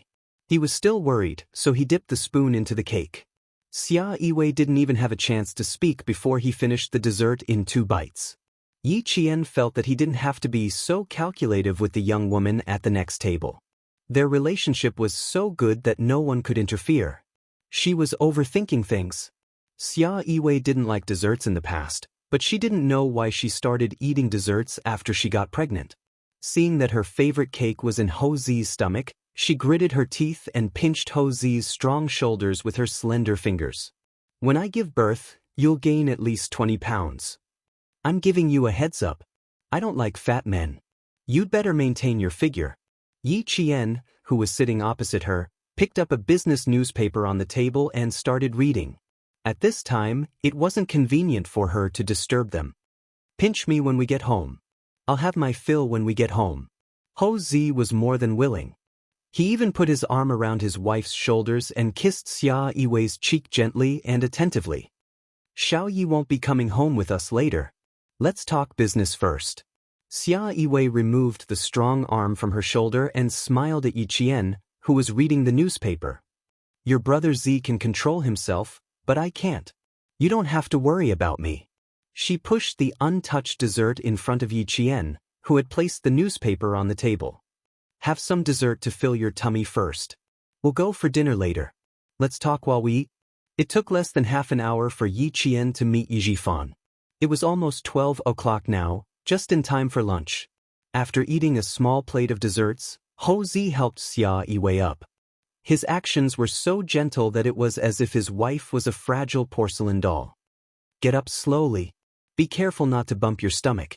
The floor is a little slippery. Next time, if I don't accompany you, you're not allowed to come here alone. His domineering tone left no room for doubt, but it was comfortable to listen to. Did you see that? He treasures his wife so much. You never learn from your mistakes. Do you think that every man will stare at your breasts and climb into your bed? When they reached the door, Yi Qian heard the woman in the black dress lecturing the woman in the red dress. Out of the 4 people at the table, the woman in the red dress was the most unruly. She was also the prettiest, but she was also the most impudent. Who knew that he wouldn't know how to behave? He's so blind. Shut up. Don't get yourself killed without even knowing it. The door to the coffee shop closed, cutting off the woman in the black dress voice. Yi Qian didn't know if Ho Zi heard it, but seeing that the couple didn't take it to heart, she forgot about it. When they reached the private room of the restaurant and Ho Zi left, Xia Yiwei smiled at Yi Qian. What happened at the coffee shop used to happen a lot. Ho Zi also knows how to behave, but now he knows how to restrain himself. He's scared. He also knows that I can still survive without him, so he doesn't dare to do it anymore. Chapter 2472. Yi Qian was pouring water when she heard that. Her hands paused and the water stopped flowing. He probably went out to reflect on himself. When the dishes are served, don't call him. We'll eat on our own, Xia Yiwei said calmly. There was no haze between her eyebrows, only tenderness. A prodigal son was more precious than gold. Sister Yiwei had waited for her lover to come back. Although those things in the past hurt her, she still had a long life ahead of her. 20 years of feelings could not be let go so easily. The man she loved still loved her deeply. Let bygones be bygones. Yi Qian could more or less understand Xia Yiwei's thoughts, but when it came to her, she smirked and filled a glass with water. When she passed it to her, she replied softly, I can't do it. Some things hurt and can't be forgiven. Yes, I know your personality. So now that you're in a relationship with sixth brother, no matter how much he flirts with you, you have to protect yourself. Don't let him get to you so easily. Men are all the same. They don't know how to cherish the moment they get what they want too early. Xia Yiwei said gently. She was like a big sister telling Yi Qian intimate words. Yi Qian had never been taught these words in her 2 lifetimes. Hearing that, she nodded. Thank you, Sister Yiwei. I'll remember it. Don't tell sixth brother. Xia Yiwei winked playfully. She had the maturity of a woman and the playfulness of a young girl. Her bright and beautiful face glowed with happiness. She saw Yi Qian's stubbornness, so she wanted to remind her. She believed in sixth brother's character, but there were too many uncertainties in life. Some things were clearly within your control, but there were bound to be some deviations. Yi Jian was a good girl with an unyielding character. However, such a girl happened to have a fatal flaw, which was that she would never nod her head easily. If sixth brother really did something wrong to her, she would not choose to forgive him. She would definitely leave and not give sixth brother a chance to start over. The more determined she was, the greater the pain in her heart. She did not wish for this to happen. Men with family Xia were very loyal before and after marriage. Everyone in their family was in a high position. None of them were involved in any scandals. Sixth brother was a little reckless, so it was better to play it safe. When Xia Jinyuan found out later, he was so angry that he almost vomited blood. Not only did he have a father who was a burden, but he also had a sister who was a burden. Houzi came back after about 10 minutes. There was still a faint smell of cigarettes on his body. There were some things that his lover did not care about, but he felt extremely guilty every time he thought about it. With a private room, no one would disturb them. Yi Jian told Houzi about some of Yi Jifan's affairs. Houzi couldn't help with other things, but she could ask someone to keep an eye on Madame Li and see what she would do. There's no point in specially visiting a defeated opponent in prison. He wants you to see Sunning because he wants to make the conflict between you and Sunning worse, so that he can achieve his goal. I won't go. The court will be held tomorrow afternoon. I'll just listen. Madame Li made a big move in the southern province 2 months ago. After she came back to the capital, she did not do anything. Now, her brother, Li Chuhai, is in charge of the southern province. He's a ruthless businessman who doesn't like to share the profits with others. Chapter 2473. When Houzi talked about the Li family, she added, I heard that Li Chuhai used to be a soldier. I've met him twice, and I can see that he still has the demeanor of a soldier. His posture is different from others, and it's a little similar to you and sixth brother. When he and Yi Qian talked about serious matters, Xia Yiwei would occasionally add, Madame Li probably won't come to the court session tomorrow. Not necessarily. It's also unknown whether the court session will go smoothly tomorrow. Houzi smiled and shook his head. Xiao Yi just said that Sunning reported Yi Jifan because she had a deal with Madame Li. Yi Qian took a sip of his new tea and smiled. She won't come. I met someone sent by Madame Li at the coffee shop. He told me very politely about what Madame Li wanted to do next. After he told the couple what the man in the suit said, he sighed, I didn't think that Madame Li would be so polite to a little military academy student like me. Xia Yiwei's face turned cold when she heard this, then she mocked. Madame Li has always been domineering in the capital. Not many families are worthy of her attention. Even if she sent someone over, it must be because she had no choice. Who knows, maybe he's still angry. It was unknown whether she was angry or not, but Yi Qian knew that Madame Li remembered him. Not wanting to affect Xia Yiwei's mood, Yi Qian smiled and said, At least she gave me a heads up. It made me feel better. Xiao Yi is right. At least she gave me a heads up. Sun Ying wanted Madame Li to make a deal with Xiao Yi and not let Sun Ying be sentenced. Houzi looked at Yi Qian and said slowly, Since Madame Li said that she doesn't want Sun Ying to have an easy time, then you can let her handle Sun Ying. You can let her handle it. Yi Qian smiled and nodded. I've always thought so. The southern province notified me so late and said that the court session would start tomorrow. I didn't even have the chance to hire a lawyer. If something so illegal happened to me, it's clear that Madame Li and the southern province have already arranged for me to lose. Now that she's informed me, let's do as she wishes. Madame Li, I don't want to face her for the time being. Let's wait and see. Yi Qian had thought things through, so she was not worried at all when Madame Li wanted to bail Sun Ying out. After talking so much with Yi Jifan, the only thing he was interested in was the letter that the person behind the jade pendant had written to Yi Jifan. Her indifference made Houzi secretly nod his head. When they returned home, he sighed to Xia Yiwei. Xiao Yi, when I was her age, I really didn't have her temperament or her temperament. The surface of the water is calm, but the depths of the water are unfathomable. Sometimes, I have to think twice before I speak to her. Xia Yiwei laughed for a long time. She lay in his arms and said lazily, That's why I have to watch over little Yi for sixth brother. We can't let sixth brother ruin such a good girl. She was ruined by sixth brother? Houzi changed the topic. There was no way he could continue the conversation. To him, sixth brother was more than enough for Yi Qian. He was talented, good-looking, responsible, and had a rare EQ. How could he ruin Yi Qian? She didn't want to say it at first, but seeing that they were both men, Houzi said, You're sixth brother's sister after all, and he has a good relationship with you. Don't drag him down, okay? Chapter 2474. Sixth brother told me that for such an outstanding girl like Yi Qian to join the masculine army, it would be like falling into a wolf's den, surrounded by hungry wolves. For the sake of his lifelong happiness, he's always thinking about how to take Yi Qian in. He's your younger brother, and you're his older sister. Since you want the two of you to be happy, then don't get involved, understand? With that, Ho Zi hugged his wife a little tighter, lowered his head, and kissed his wife's forehead. Sixth brother is different from me. Even though he's young, he's much more mature than I was when I was 27. He's very responsible, and he won't do anything to hurt little Yi. Don't put old Sixth in the circle of people like us. He's a soldier, and he's born different from hooligans like me.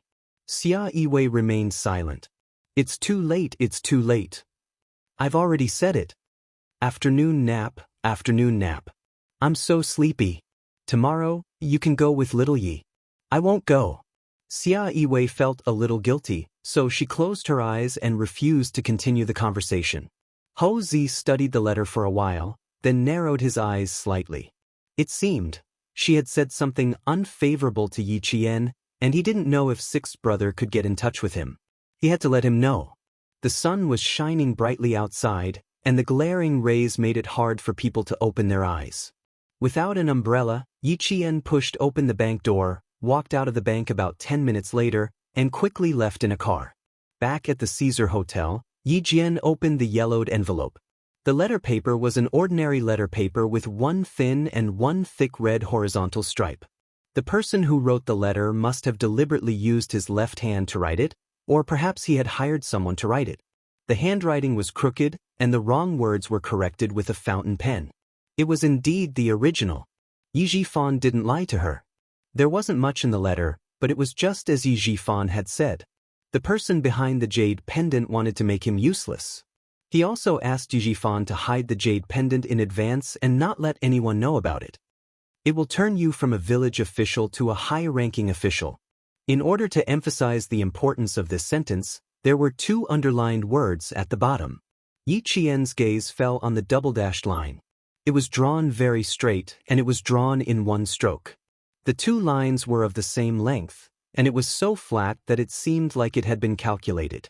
From this, it could be seen that the person who wrote this letter had a certain degree of obsessive-compulsive disorder.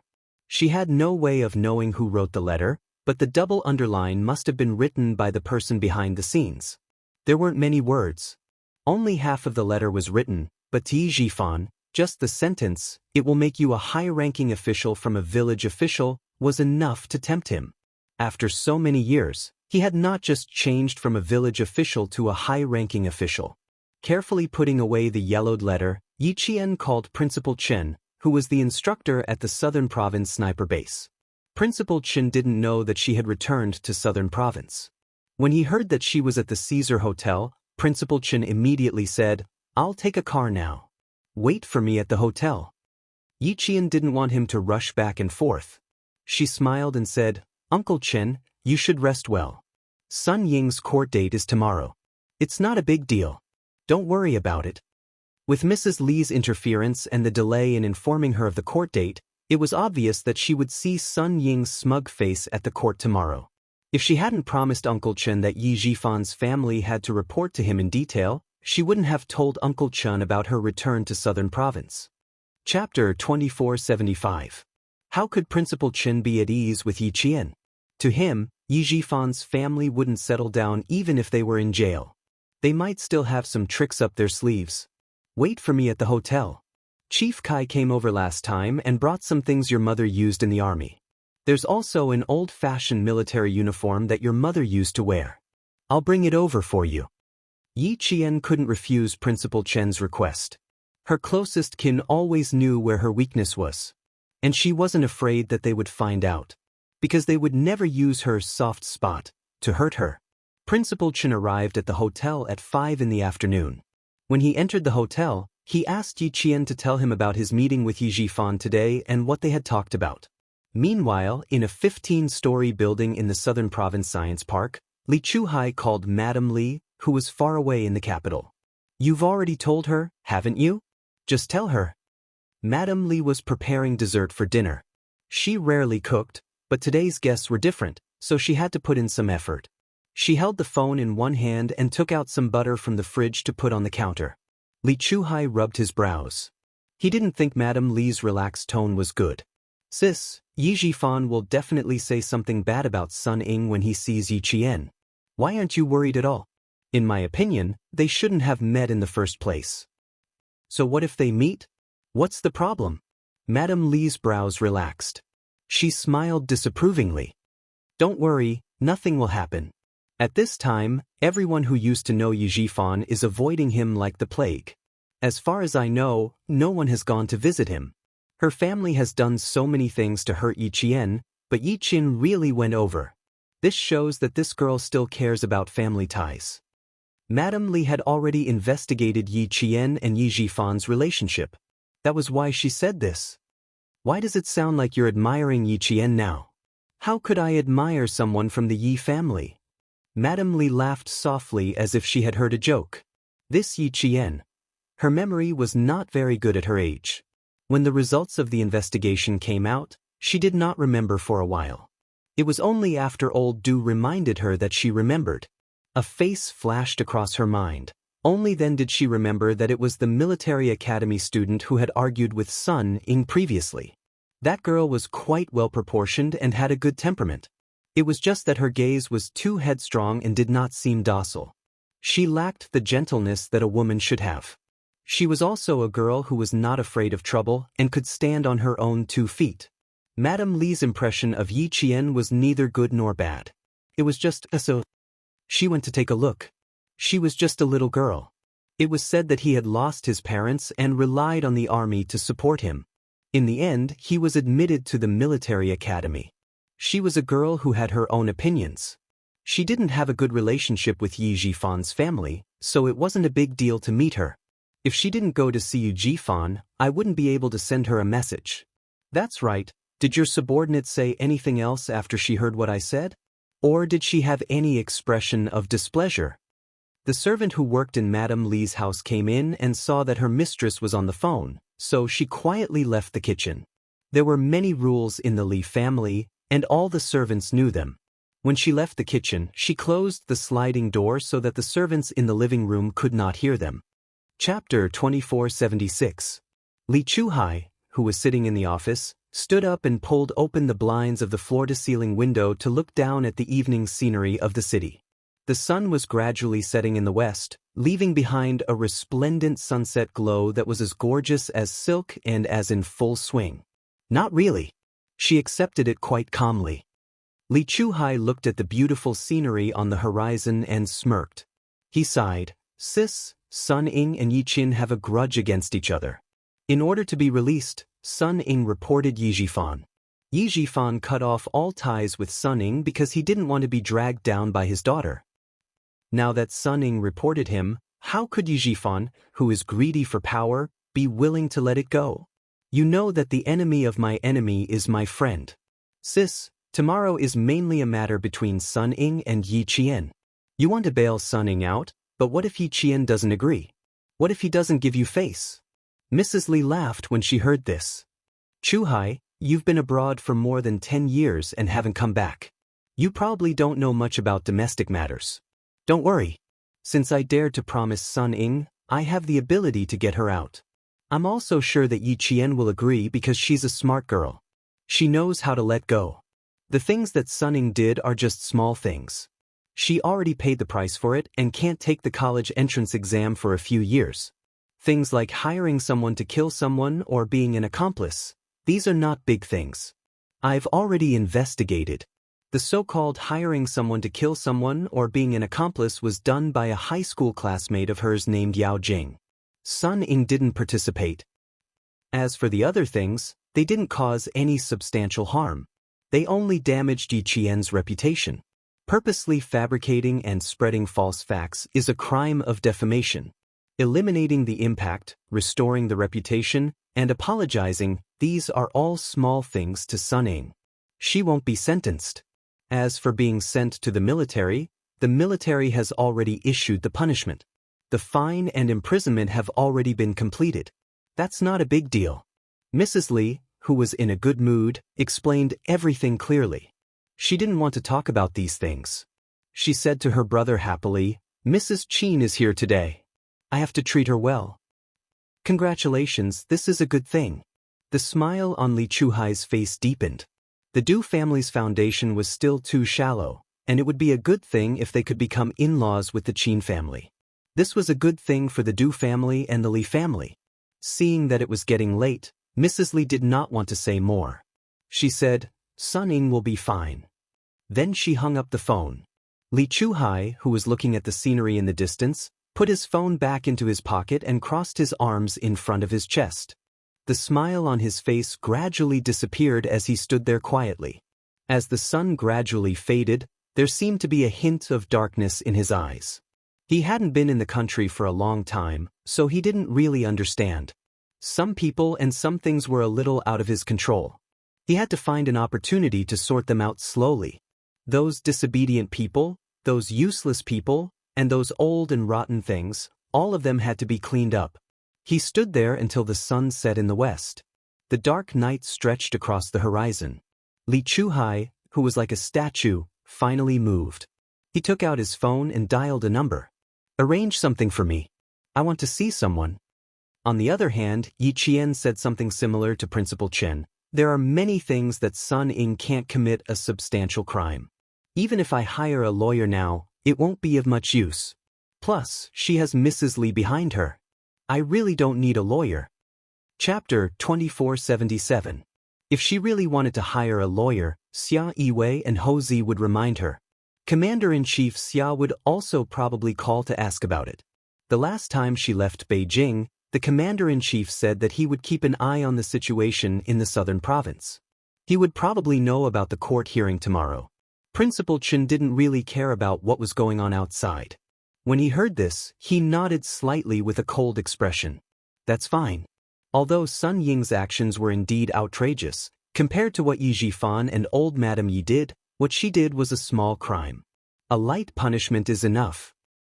She's so young, but she's so vicious. You didn't take the initiative to harm her, but she still chased after you to harm you. If you weren't vigilant, how could you have avoided her dirty tricks? Teach her a lesson so that she won't run amok in the future. After all, Principal Chen used to be a principal and had high moral standards. No matter how vicious Sun Ying was, to him, she was still a student. A student who needed to be disciplined and taught a lesson. Now that she had been locked up in jail for a few months, Principal Chen felt that this was the punishment that Sun Ying deserved. As for making Sun Ying beg for death, Principal Chen never thought about it. He didn't know that Yi Qian was killed by Sun Ying in his previous life. Naturally, he didn't know how much Yi Qian hated her. If a girl didn't take the right path, it was mostly because of her family. In the end, the responsibility of an adult was still greater. In the past, when Sun Dongqing caused trouble at school, when was it not unreasonable?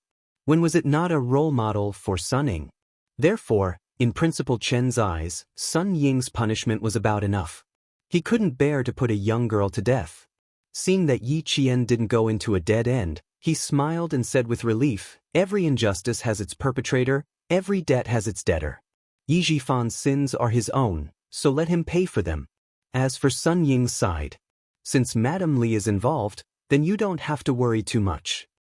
Besides, Principal Chen thought of what Yi Qian had just said. He shook his head in pity. She made the wife of a deputy chief of staff lose so much face. And you said that Madame Li is not a magnanimous lady. Even if Sun Ying is released, I'm afraid her life will not be easy. Unfortunately, Sun Ying was a very good student in junior high. Her grades were good, and she was good at singing and dancing. Why did she become worse as she grew older? At such a young age, she already knew how to scheme against Yi Qian. Sigh, what a pity that such a good child was ruined just like that. Being dismissed by the army was a stain on her record. Her life was over. Yi Qian had always thought the same as Principal Chen. Sun Ying had offended Madame Li and was sent back to her hometown by the army. Her life was indeed ruined. She wanted to marry into a noble family like she had in her previous life and become a real golden phoenix. She could forget about it in this life. She originally wanted to settle the score with Sun Ying, then slowly wait for the military and the disciplinary committee to settle the score with Yi Jifan. Who knew that the plot would take a turn and settle the score with Yi Jifan first? Either way, it was the result she wanted to see. The next day, the court session was held at 2 in the afternoon. Yi Jifan and Sun Dongqing were both escorted to the court by the bailiffs. As Sun Ying's parents, they were allowed to attend the court session. However, they were both prisoners. Even if they were there, they could only wear prisoners' uniforms and enter the court with handcuffs. Sun Ying, who was locked up in the detention room, felt that the day passed by exceptionally slowly. She didn't know how many times she paced back and forth in the small, smelly room, but it wasn't even 2 in the afternoon. Chapter 2478. Every day here felt like a year to her. Every minute and every second here was torture, but today, Madame Li said she could leave. She had been looking forward to it, and this day had finally arrived. The more anxious she was, the slower time passed. Tired from walking, Sun Ying sat down against the cold wall and stared blankly at it. She had waited for too long, and it had exhausted her vitality and her patience. But she couldn't make any noise, or the consequences would be even worse. 2 o'clock. Everything would be fine after 2 o'clock. After 2 o'clock, she would be free. She had to wait patiently. At 12 o'clock, someone finally arrived. It was the police who were escorting Sun Ying to the court. Sun Ying. A cold and serious voice rang out, announcing Sun Ying's name, place of birth, and ID number. The court and the police exchanged documents, and all the procedures were completed. The metal door opened with a clang, and Sun Ying walked out of the narrow room that had almost driven her crazy. When she finally walked out into the sunlight, she couldn't help but laugh. It was a low, soft, and particularly gloomy laugh. The staff escorting her to the court didn't find it strange. They had seen it many times and were used to it. However, Sun Ying didn't know that what awaited her was not a good thing. Even if she could regain her freedom today, Madame Li's arrangement was enough to make her a villain that everyone hated. At around 1:40, Yi Qian walked into the court accompanied by Hou Zi and Principal Chen. Walking past the second courtroom, Yi Qian saw dozens of people sitting in the audience. She understood what the man in the suit meant when he said, "Madam will make Miss Yi happy tomorrow." There were a lot of people. There were at least 30 people. Sitting in the audience were not just anyone. Many of her classmates from middle school and high school, and there were also villagers from Shuka village. Among them, the famous gossipy Aunt Yu and Aunt Chiu were all there. Everyone in the audience turned their heads, and their eyes fell on Yi Qian, who pushed the door open. These students were all junior high school students. After graduating from high school, they had never seen Yi Qian again, especially junior high school students.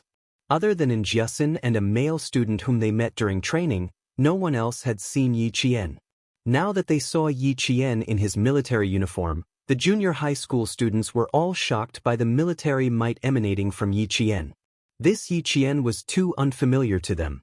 Some of the students could not believe that the cadet walking over was Yi Qian. "Oh my God, is this Yi Qian? This, he doesn't seem like it at all. Really, so handsome, so energetic. She had changed. She was no longer like Yi Jian. Oh my God, why did he change so much?" In their memories, Yi Jian was a skinny, small, soft-spoken, slow-walking Yi Qian. He did everything half-heartedly and walked with his head lowered all year round. Although he suddenly changed in the second half of the second year of junior high school, he left a deep impression on them. So much so that after 4 years of not seeing him, the one they remembered the most was still Yi Qian, who was subservient to Sun Ying. In most people's memories, Yi Qian was still the same. That's right, it's Yi Qian. Look at her face and her eyes.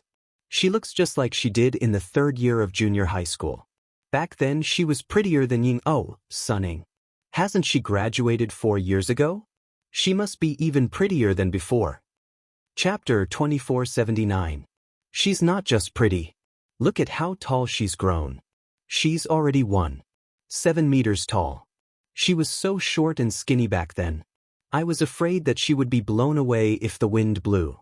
Look at Yi Qian now. Yi Qian has changed the most in our class. Usually, when I walk on the street, even if I recognize him, I don't dare to go up and greet him. She felt a little awkward, a little embarrassed, and a little afraid. After all, other than a few students with good grades who didn't really bully Yi Qian back then, the other students who liked to play and quarrel had more or less bullied him.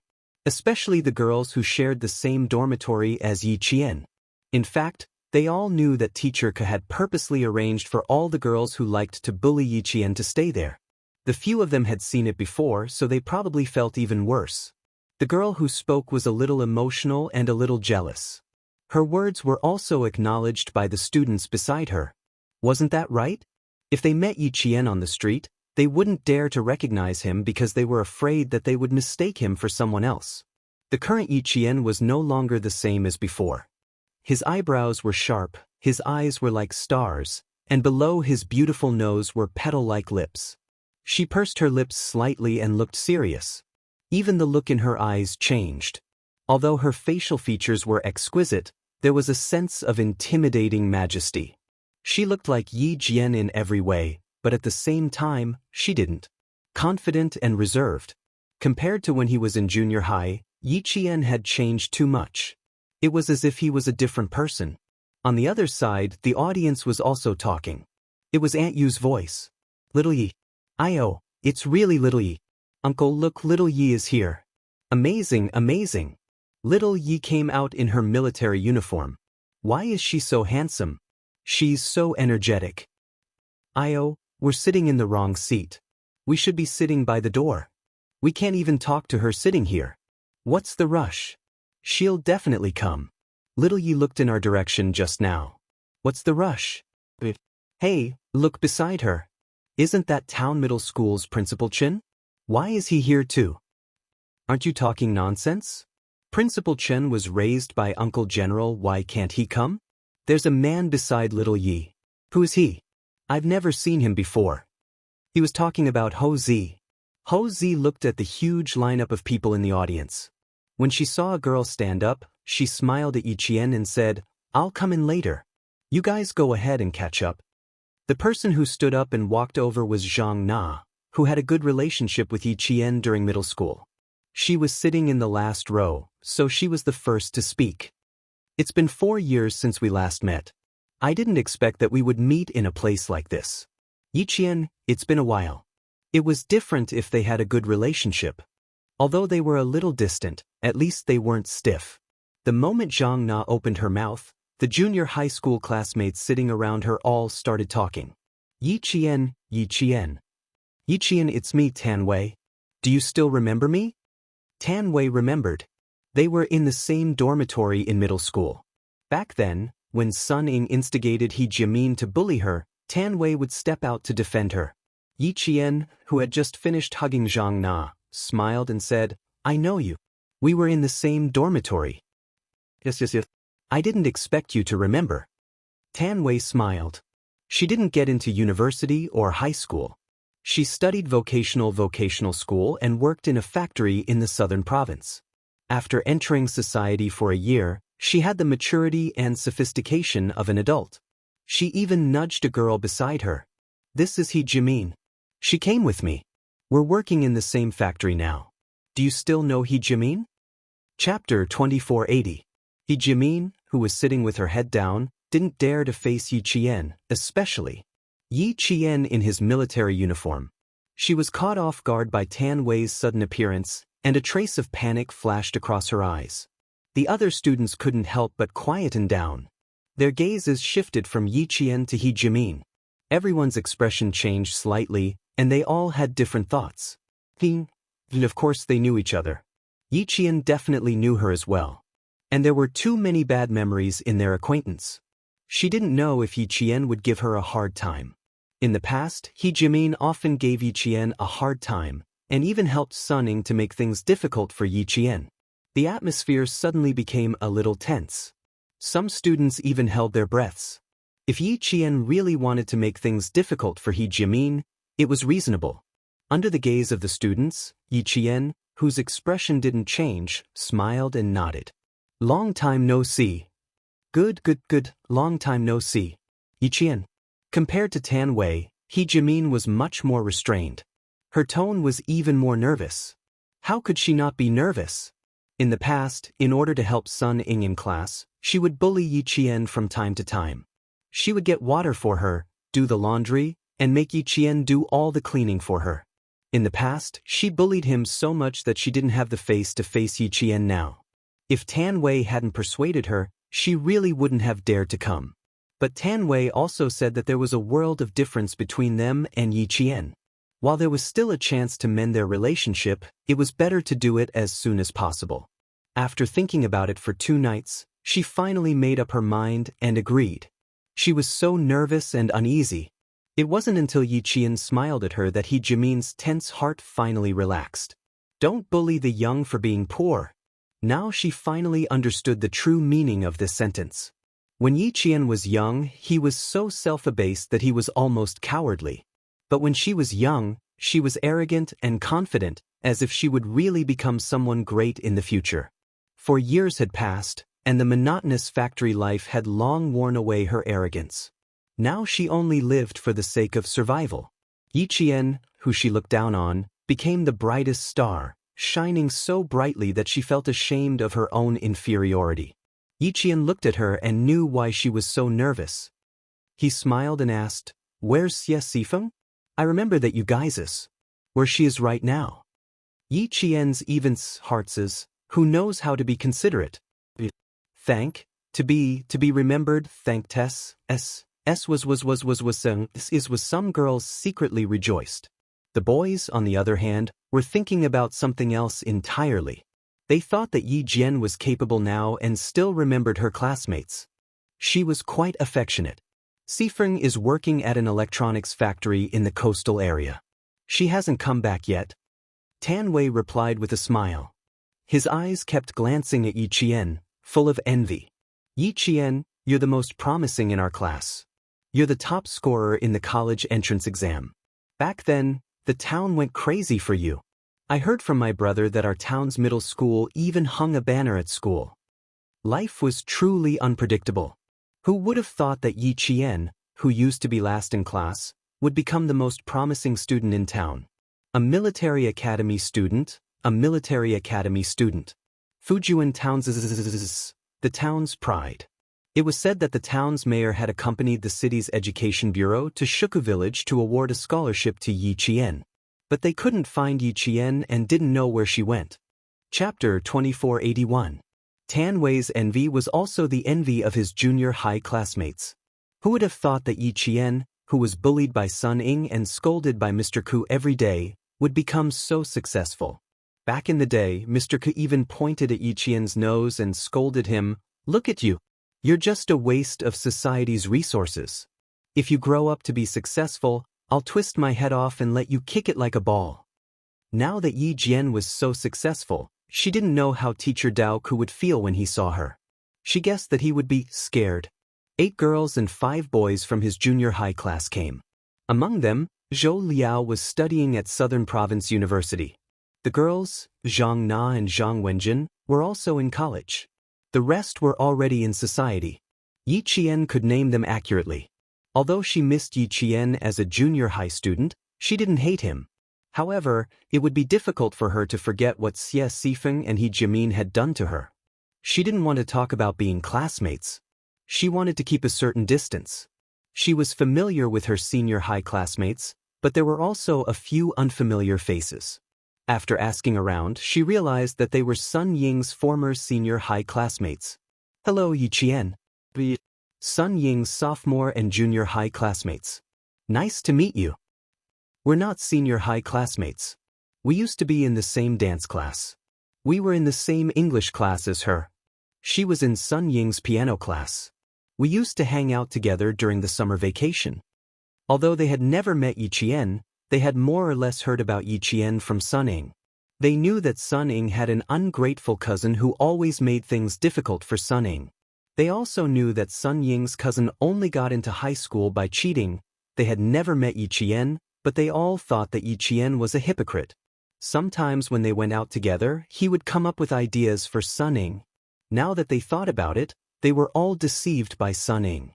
If someone hadn't asked them to come over, they wouldn't have known that they were so stupid. After listening to their introductions and looking at the lineup, Yi Qian was even more certain that Madame Li was worried that she would mention today's incident to the military and make things difficult for the deputy chief of staff. Therefore, He tried his best to handle things as perfectly as possible so that she would feel better.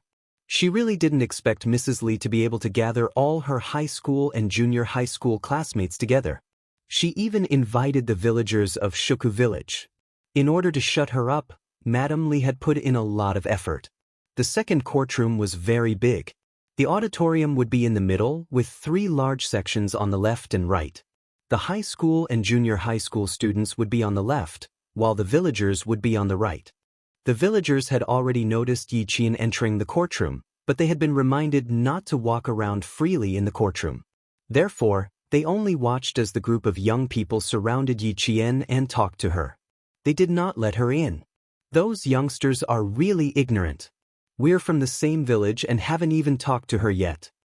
That's enough, big mouth you. Stop talking. Village Chief Zhang Difu said in a low voice. The few people from the village had been brought over in a car. They said that the court had asked the village to choose a few representatives to attend Yi Jifan's court hearing. They had specially chosen Big Mouth Yu and Big Mouth Chiu. The rest would be chosen by him as the village chief. Yi Jifan was a high-ranking official from the village. Now that his wife and daughter had reported him as a prisoner, he had become the joke of the entire Fujian town. When he saw that the court had specially sent a car over, he didn't think much of it and entered the provincial capital together. Chapter 2482. Zhang Difu didn't feel too good about the current situation. They were from the same village and they were uncle and nephew. In the end, they became enemies that couldn't be untied. The Yi family was disbanded. The village chief's face darkened. Aunt Yu didn't say anything more. She pursed her lips and turned her head away angrily.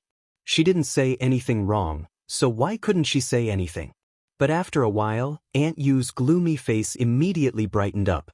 She heard Yi Qian's voice. It was refreshing, as if she had eaten a slice of iced watermelon on a hot day. Her whole body felt comfortable. Yi Qian was greeting the village chief, Zhang Difu. He was polite and familiar with the villagers. Zhang Difu was very pleased to hear this. It's not that hard. It's just that I'm getting old and riding the car is too torturous. Zhang Difu looked at Yi Qian.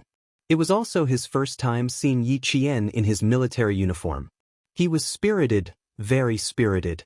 He wanted to raise his hand to pat her on the shoulder, but he retracted it after reaching out his hand. The Yi girl in front of him wasn't the Yi girl of the past. How could he casually pat her on the shoulder? You're very good like this. You've won glory for our village. Good, very good. Life was a little bitter, but after the bitterness came the sweetness.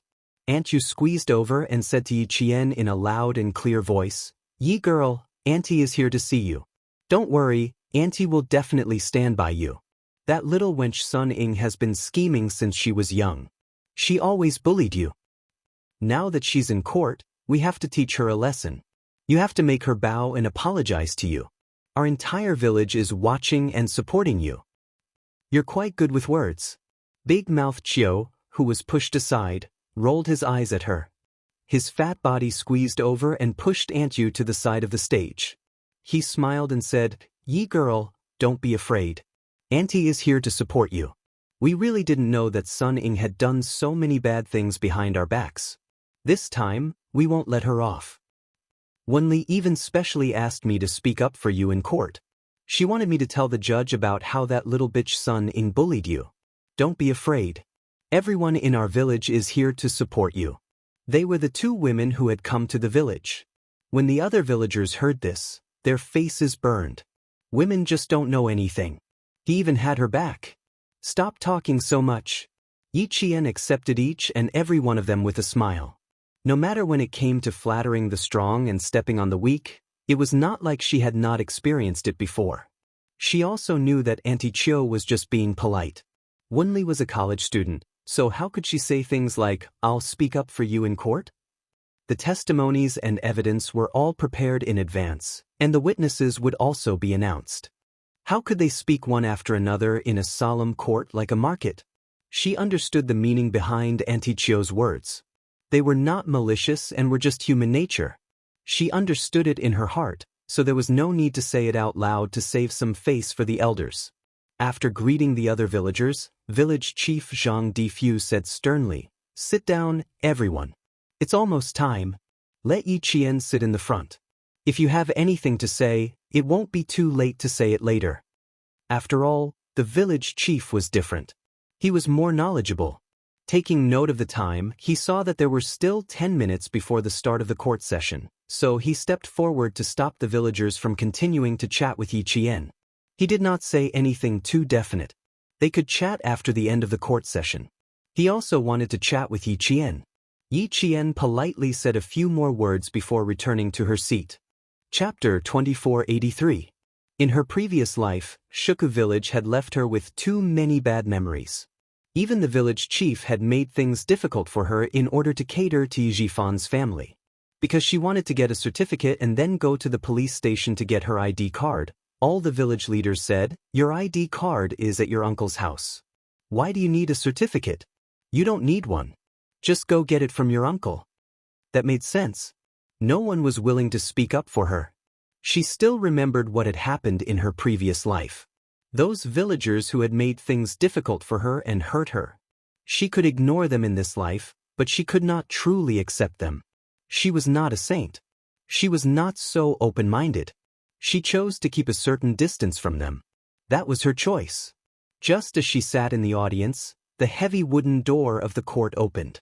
Yi Jifan was escorted out by 2 bailiffs. There was a wave of sighs from the audience, as well as a buzz of discussion. Yi Jifan, who had walked out, did not expect the scene to be so big. When his gaze swept across the audience, Yi Jifan was so embarrassed that he wanted to bang his head against the wall. It was better than walking in front of everyone and being humiliated by their gazes. I know him. He's Sun Ying's father. When Sun Ying came to school, her father would often drive a small car to school to pick her up. Yes. I've seen him before. He was so impressive back then. Even the teachers in our training class had to bow down to him. Isn't that so? Sun Ying was also impressive back then. She looked down on others just because her father was an official. The first to speak were Sun Ying's former classmates. They did not spend much time with Sun Ying, so they did not have much camaraderie with her. It was inevitable that their words would be much harsher. The high school and middle school students had mixed feelings, especially the middle school students. The mayor, that was the highest-ranking official in Fujian town. Back then, because Sun Ying had a mayor as her father, the teachers in school treated her exceptionally well. Teacher Ku, her homeroom teacher, was even more so. Whenever something good happened in school or class, Sun Ying's name would always appear in her name list. Many of her classmates were secretly envious and wished that they could have a mayor as their father. What is this called? Life is full of ups and downs. I never thought that the highest-ranking official I've ever met would become a prisoner. The middle school students whispered among themselves. Sun Ying and her mother were the ones who wrote the complaint letter for revenge. They said that they couldn't find anything. That's so scary. She reported her own father. Why did I hear that Sun Ying was the one who reported her father to the police in order to free herself? How do you know? I've never heard of this. It should be true. I didn't expect Sun Ying to be so ruthless. She even dared to kill her own father in order to get me out. Thank God I didn't offend Sun to offend me to my back. One of the girls patted her chest lightly. There was obvious fear on her face. She then turned to He Jimin and asked, "You used to be so close to Sun Ying. Didn't you notice that there was something wrong with her character?" He Jimin did not want to have anything to do with Sun Ying at all. Her face turned cold as she replied stiffly, "Why are you asking so many questions? Can't you see for yourself?" Chapter 2484. In front of Yi Qian she felt guilty, but in front of her former classmates, He Jimin still had the same temper. They were all the same. There was no need for her to be afraid. Tan Wei was a smooth talker. He smiled and said, "For years ago, we were all girls in our teens. How could we know so much? We didn't think so much. It's different now. We haven't kept in touch with Sun Ying since we graduated from middle school. Like you guys, we didn't expect her to be so ruthless." That's true. The girl who asked the question didn't say anything else. When she looked away, she rolled her eyes at He Jimin and snorted to express her disdain. He Jimin's heart was stifled. "Why are you so angry? I'm here today to help you repair your relationship with Yi Jian, not to have conflicts with other students. Tan Wei frowned and tried to persuade him. If you continue like this, you'll suffer a bigger loss sooner or later. Tan Wei's eyes suddenly widened. Then his expression changed. He tightened his grip on He Jimin's hand and said, "Are you still not convinced? Jimin, are you crazy? You were upset about Yi Qian in high school. Have you forgotten? It's already generous of her not to hold a grudge against you. You still dare to be unconvinced." During the military training in the second year of high school, Yao Jing and Luo Ran tried to embarrass Yi Qian. Sun Ying and He Jimin also tried to do the same. Later, when He Jimin found out that Yi Qian performed well in the military training, she was scared and wrote a letter to Tan Wei to mention it. When Tan Wei found out, he wrote a letter to scold He Jimin and told her to stay away from Sun Ying. Now, looking at He Jimin's expression, Tan Wei couldn't help but shudder. "Jimin, if you continue to be like this, I won't treat you as a friend anymore." Tan Wei didn't try to persuade her anymore. He let go of her wrist and shook his head in disappointment. "What makes you think you're better than Yi Qian? Look at you. You're just an ordinary factory worker who didn't even graduate from high school. And Yi Qian, he's a military student. Don't even think about wearing that military uniform for the rest of your life. Do you understand? This is the difference between you and Yi Qian. Look carefully. Even his future path will be different from yours." He Jimin didn't say a word as she stubbornly pursed her lips. Of course, she knew the difference between her and Yi Qian. It was because she knew it that she couldn't accept it. Just now when she was talking to Yi Qian, even her fingers were trembling. She was afraid that Yi Qian would make things difficult for her. In the past, she was the only one who could make things difficult for Yi Qian. Before she saw Yi Qian, she didn't feel much. Now that she saw her, she was shocked. When she came over to talk to her, she was so scared that even her fingers were trembling. At that time, he didn't think too much about it. Now that he had calmed down and thought about it, his heart was filled with resentment. A person who had been bullied by her in the past had actually become the biggest winner and made her tremble in fear. The huge difference made her feel uneasy. The more she thought about it, the more ashamed and angry she felt. Tan Wei immediately distanced himself from He Jimin and severed ties with her. He didn't want a classmate like her. Wave after wave of discussions from the audience reached Ji Jifan's ears. They were like the sharpest arrows, instantly piercing him into a bloody mess. What was this? What was this? This was humiliating him. He clearly knew, but what could he do? It was impossible for him to protest. The audience seats were meant to accompany the audience. Could he say loudly, "He doesn't want to see any of this, ask them to leave," or something like that? What right did he have to say that? Chapter 2485. Facing the piercing gazes and hearing the insulting comments, Yi Jifan, who had handcuffs on his hands and ankles on his feet, walked to the front of the audience on the left with a loud clang. He was attending the trial of his daughter, Sun Ying, as a prisoner. On the left side of the courtroom were Yi Qian and Sun Ying's classmates. The right side of the courtroom was reserved for Sun Dongqing. Yi Jifan stood still as Sun Dongqing, who was wearing a female prisoner's uniform, was escorted out by the police. The moment the door opened, Sun Dongqing looked up. Her expression was the same as Yi Jifan's. Why were there so many people?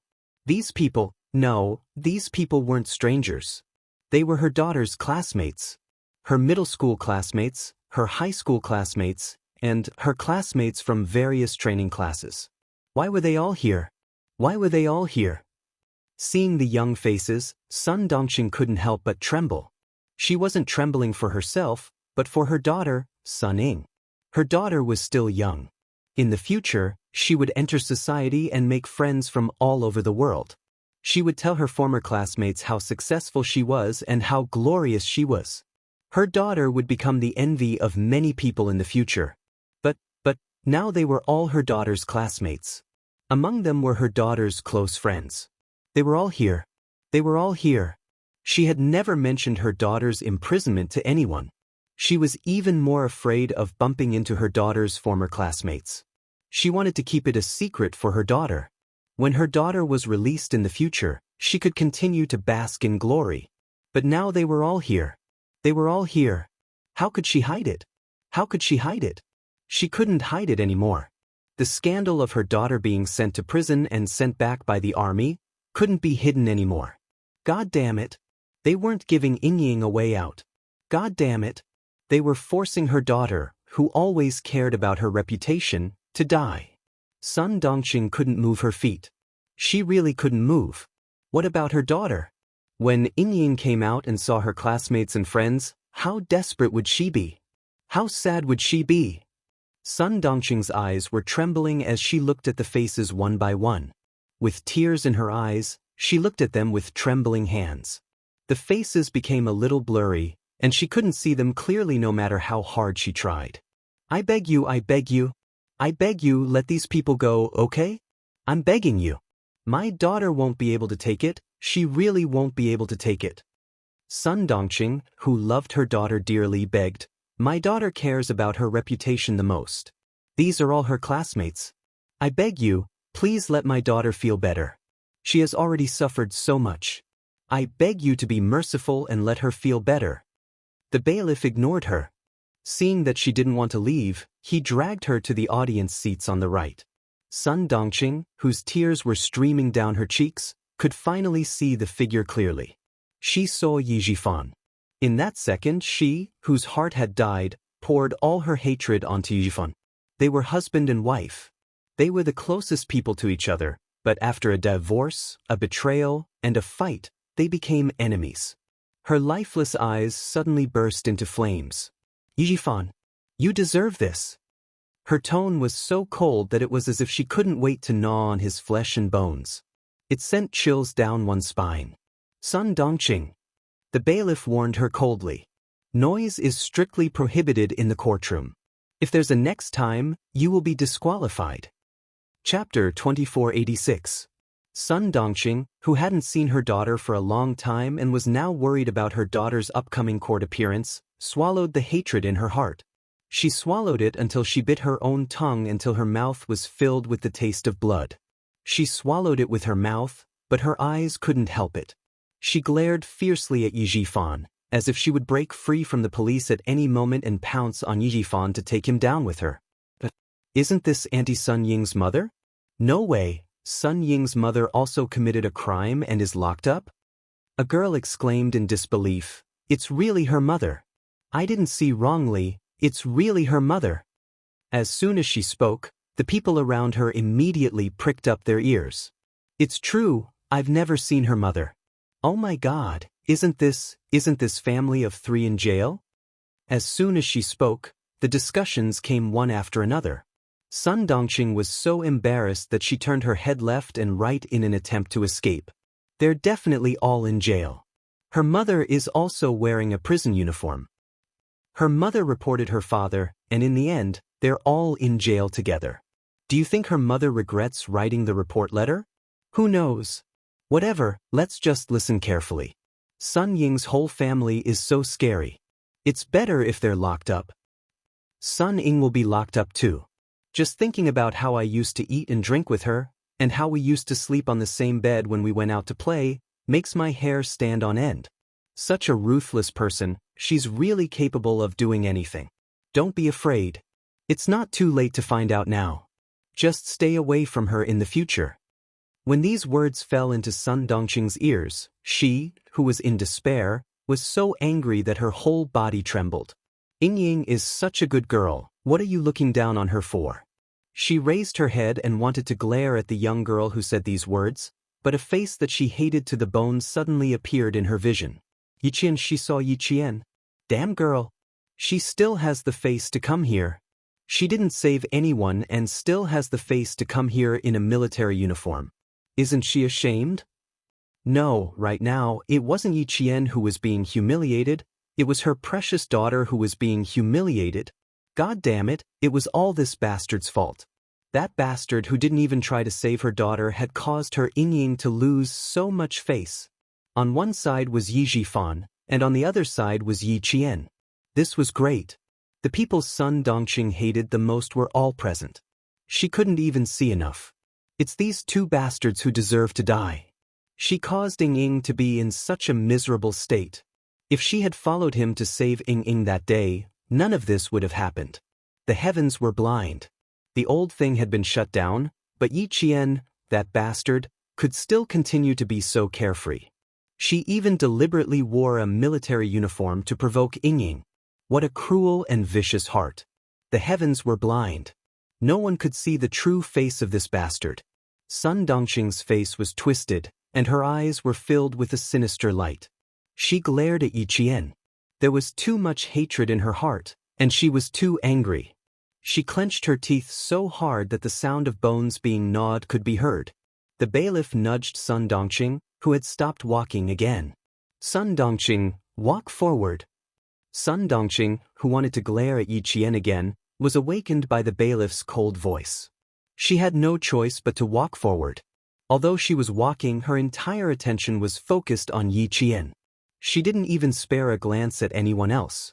Until the villagers of Shuku village. Sun Dongqing hadn't seen them yet. From tilting her head to turning her head, she kept staring at Yi Qian. She walked around the audience seats and arrived at the audience seats where the villagers of Shuku village were seated. Sun Dongqing, I didn't expect you to have such a day. Chapter 2487. A voice filled with schadenfreude came from behind. Sun Dongqing, who had yet to sit down, suddenly froze. The resentful expression on her face froze for a moment. Why did she hear the voice of the famous gossipy woman in the village? What's wrong? You don't even dare to look at your neighbors? That's right. You've done something wrong and are waiting to be sentenced. How would you dare to be arrogant like before, looking down on us barefoot commoners with your nose in the air? A familiar ear-piercing voice rang out clearly. Sun Dongqing turned her head and saw several villagers from Shuku village. She was stunned. Even the villagers knew about Ying's situation. Then, how would Ying return to the village in the future? Why was her Ying's life so miserable? All she met were a bunch of people who kicked her when she was down. None of them stood up to help her. They were all a bunch of despicable people. Sun Dongqing's heart was filled with anger. Her mouth was so bitter that it felt like a handful of Chinese gold thread was stuffed into it. Life in prison wasn't too good. Look, you've lost a lot of weight. You used to be as fat as a pig. When you walked, your chest swayed like a sack. Now that you've slimmed down, you're not as annoying as before. The person who spoke was you, Big Mouth, who used to flatter her. In the past, she used to have a laughable face to please her. But this bitch even dared to step on her face. Hearing these despicable words, the furious Sun Dongqing's chest rose and fell rapidly. Her face was green, white, and purple. It was extremely interesting. She glared fiercely. Just as her cracked mouth opened and closed a little, the curses rushed to her throat. The bailiff's cold voice came. Sun Dongqing, sit down. The cold and serious voice reminded Sun Dongqing. Once again, she had no choice but to shut her mouth. Retribution, Sun Dongqing. You also have a day like this. It's really retribution, haha. You, Big Mouth said in a low voice and laughed softly. Her words were filled with the taste of watching a show. This made Sun Dongqing secretly clench her fists. Sun Dongqing, who didn't dare to curse out loud, could only curse in her heart. She sat down. Two bailiffs stood beside her, one on the left and one on the right, to prevent her from disrupting the judicial order. Too hateful. Too hateful. These people were too hateful. Her poor daughter, what about her? When she came out and saw these people, she would go crazy. She would really go crazy. Yudazui still wanted to vent her anger and get back at Sun Dongqing for the whole day. When the bailiff gave her a warning, Yudazui was shocked and immediately shut her mouth. If you don't want to say it, then don't say it. What's there to warn me about? Who are you trying to scare? She muttered softly. In the end, she did not dare to say anything more. Sun Dongqing, who finally has some peace and quiet, slowly loosens her clenched fists. Although there are villagers with their backs facing the Shuka village, sitting in front of her feels like a thorn in her back. They were all people he knew. Even if he went out in the future, he would be pointed at and talked about wherever he went. She was already old, so it didn't matter. However, Ying was different. She was still at the age of a flower bud. Today, all these people were here. How was she going to face the criticism of others in the future? How was her poor daughter going to live in the future? As soon as Sun Dongxing thought about Sun Ying's appearance, her heart ached for her daughter. Yi Jifan was so embarrassed that his face turned red. He didn't have the face to face the audience. Sun Dongxing was really thinking for Sun Ying. As a mother, she was undoubtedly qualified to be Sun Ying's mother. Chapter 2488. Sun Dongxing, whose heart was in a mess, couldn't sit still. She urgently needed to find an outlet to vent her anger. She once again looked at Yi Jian with resentment. Only by glaring fiercely like this could she feel a little more comfortable and reconciled. Sun Dongxing was cursing in her heart, and when she saw that young face again, her heart rate became unstable. Her daughter was going to go crazy. She was definitely going to go crazy.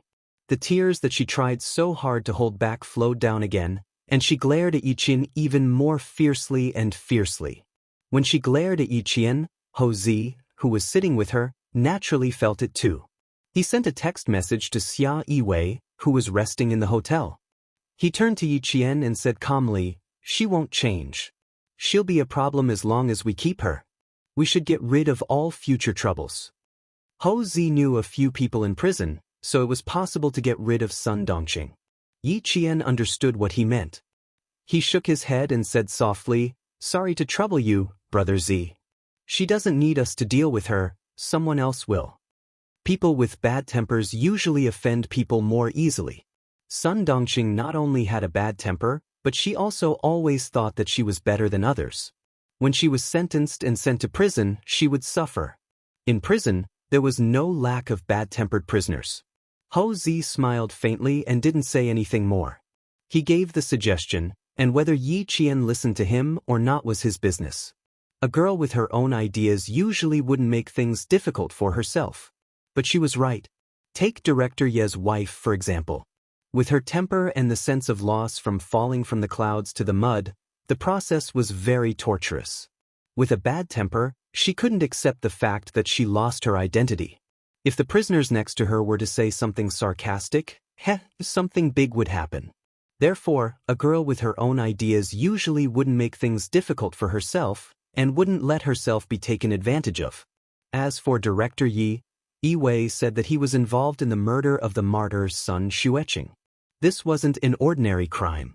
In addition, he helped Sun Yaozu with a few land bids, so it was enough for him to stay here for the rest of his life. 2 minutes to 2 o'clock, a clerk in court uniform walked out. He finished explaining the court rules, and the presiding judge and the judge sat down. Ho Zi also stood up, and his gaze fell on the solemn national emblem hanging in the middle of the courtroom. He covered his mouth and coughed softly. He suddenly remembered that it was the first time he had come to the court as a gangster, and he was even listening in as a spectator. When he saw the solemn national emblem, he instantly felt a little strange. After the presiding judges, the court. It was time for the trial to begin. The presiding judge informed the bailiff to bring Sun Ying to court. Sun Yaozu, wearing a female's prison uniform, with handcuffs on her hands handcuffs. After a few months of prison life, Sun Yaozu was as thin as a piece of paper.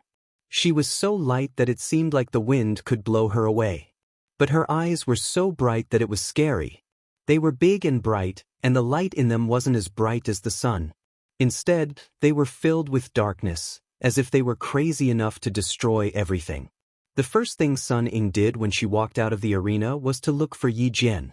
Perhaps she was tired of seeing him, but before she could walk out of the arena, she saw Yi Jian in his military uniform among the audience.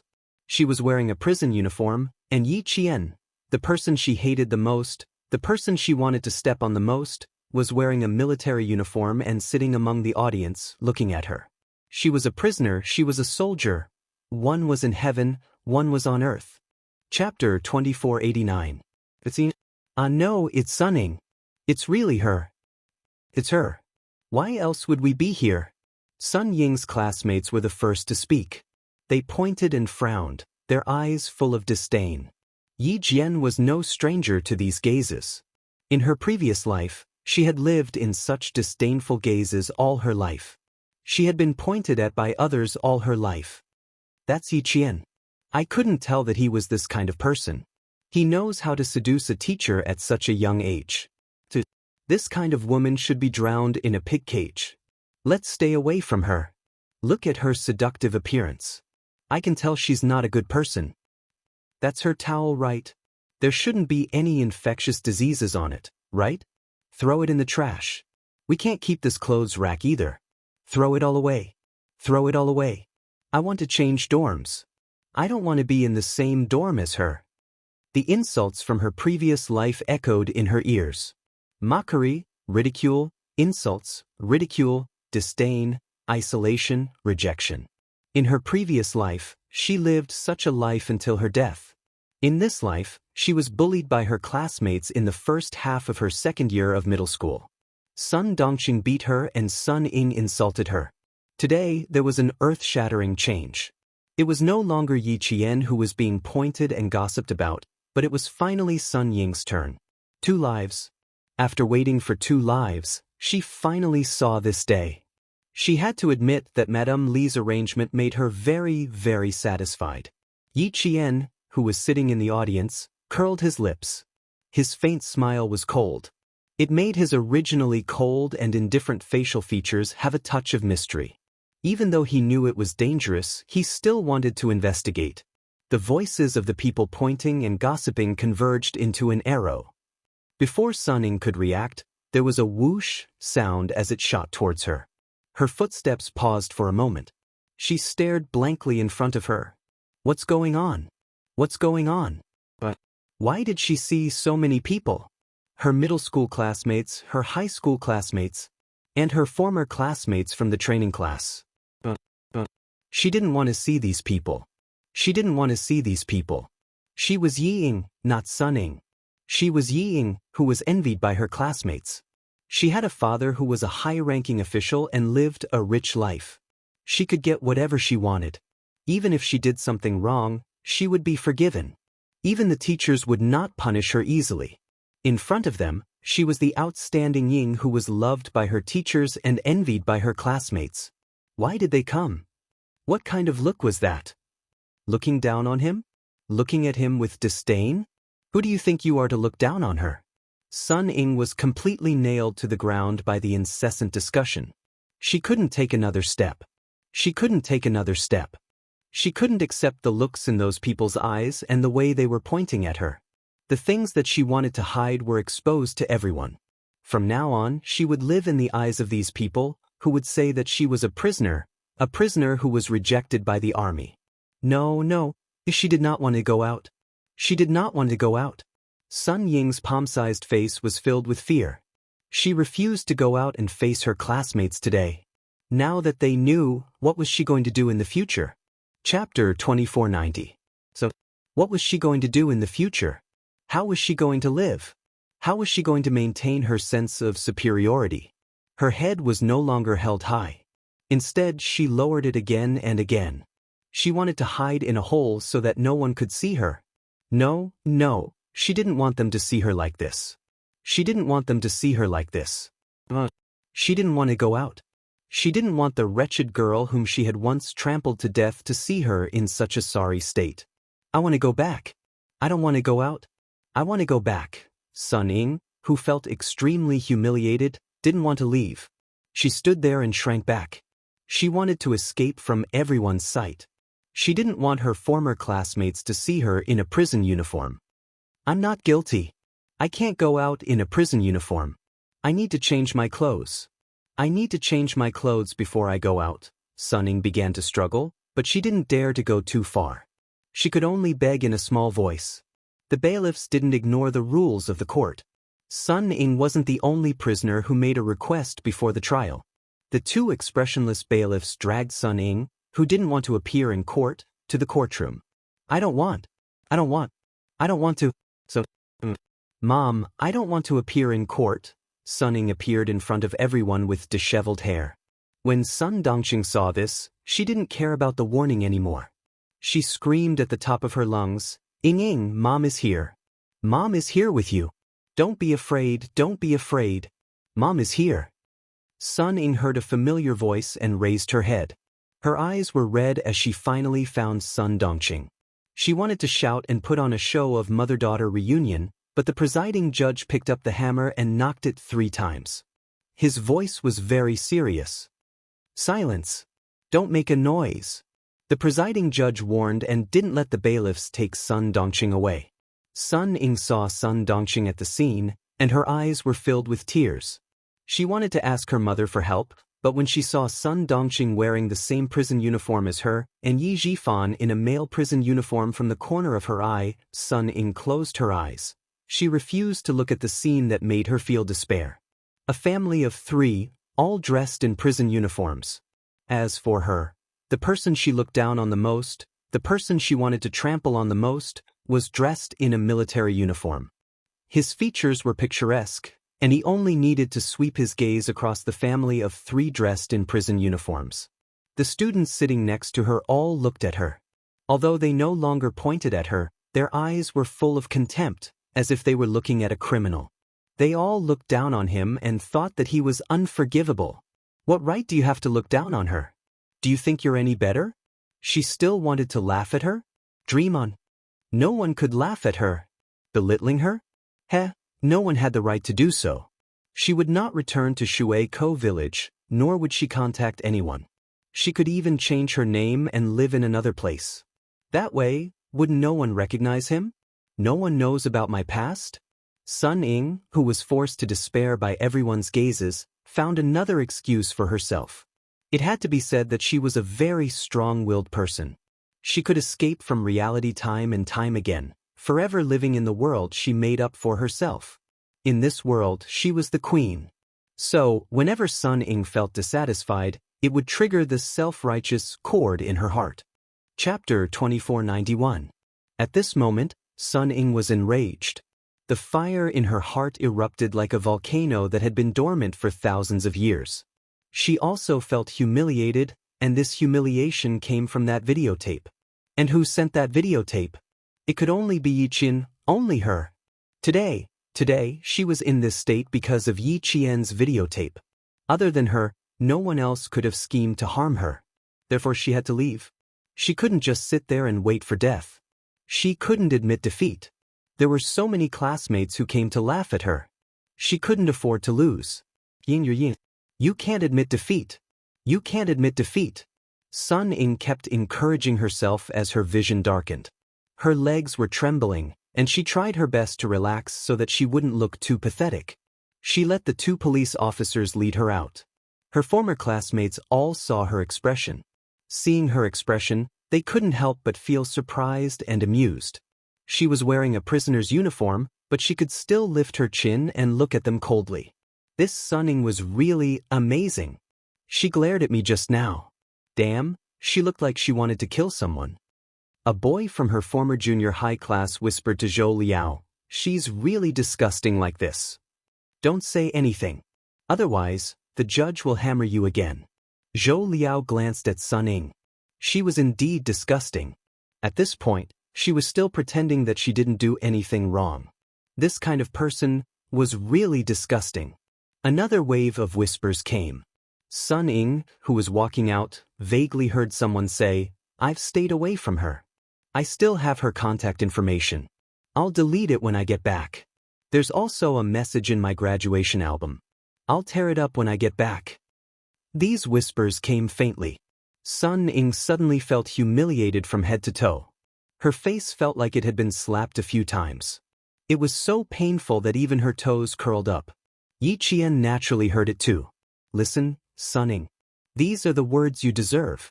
No matter how hard you try to escape, they'll follow you like a shadow. They'll follow you like a shadow that you can't shake off. They'll haunt you day and night until you break down. You can escape from reality now, but in the future, you will only be more miserable. At that time, I hope you can continue to avoid reality." Yi Jifan's daughter is also an anomaly. If it were anyone else, they would have drowned in her saliva. Even if she didn't drown, she would have died of shame. Ho Zi glanced at Sun Ying, who was pretending to be fine. He saw through her with one glance and revealed a faint mocking smile. He sighed to Yi Qian and said, "This kind of person won't learn from her mistakes. It's hard to endure now. After this, they will continue to stir up trouble. Let's see what Madame Li will do. For the first time, Yi Qian took the initiative to glance at Sun Ying, who was still staring at him. He tilted his head slightly and answered Ho Zi, Madame Li will make her beg for death.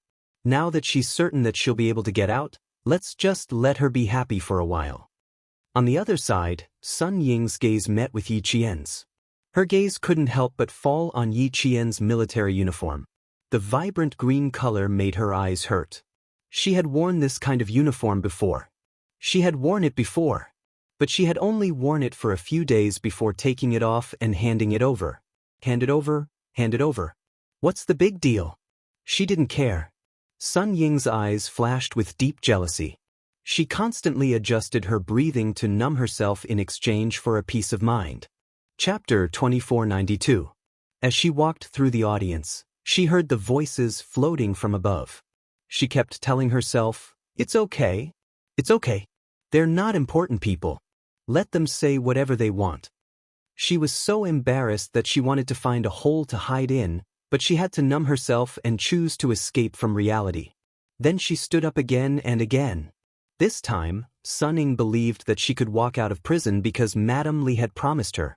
Secondly, someone came to visit her last night and gave her a reassuring pill. You don't have to be afraid. Since Madame Li allowed you to leave, she's naturally prepared a foolproof plan for you. Besides, you didn't commit any substantial crimes. At most, you'll be charged with defamation. What's there to be afraid of? Behave yourself tomorrow. It wasn't easy for Madame Li to arrange all this. If you ruin the plan, you might not be able to leave. Tomorrow be good and behave. That way, you'll have less trouble. Do you understand? The words of someone who came to tell her last night echoed in her mind. Sun Ying, whose legs were trembling, gradually relaxed.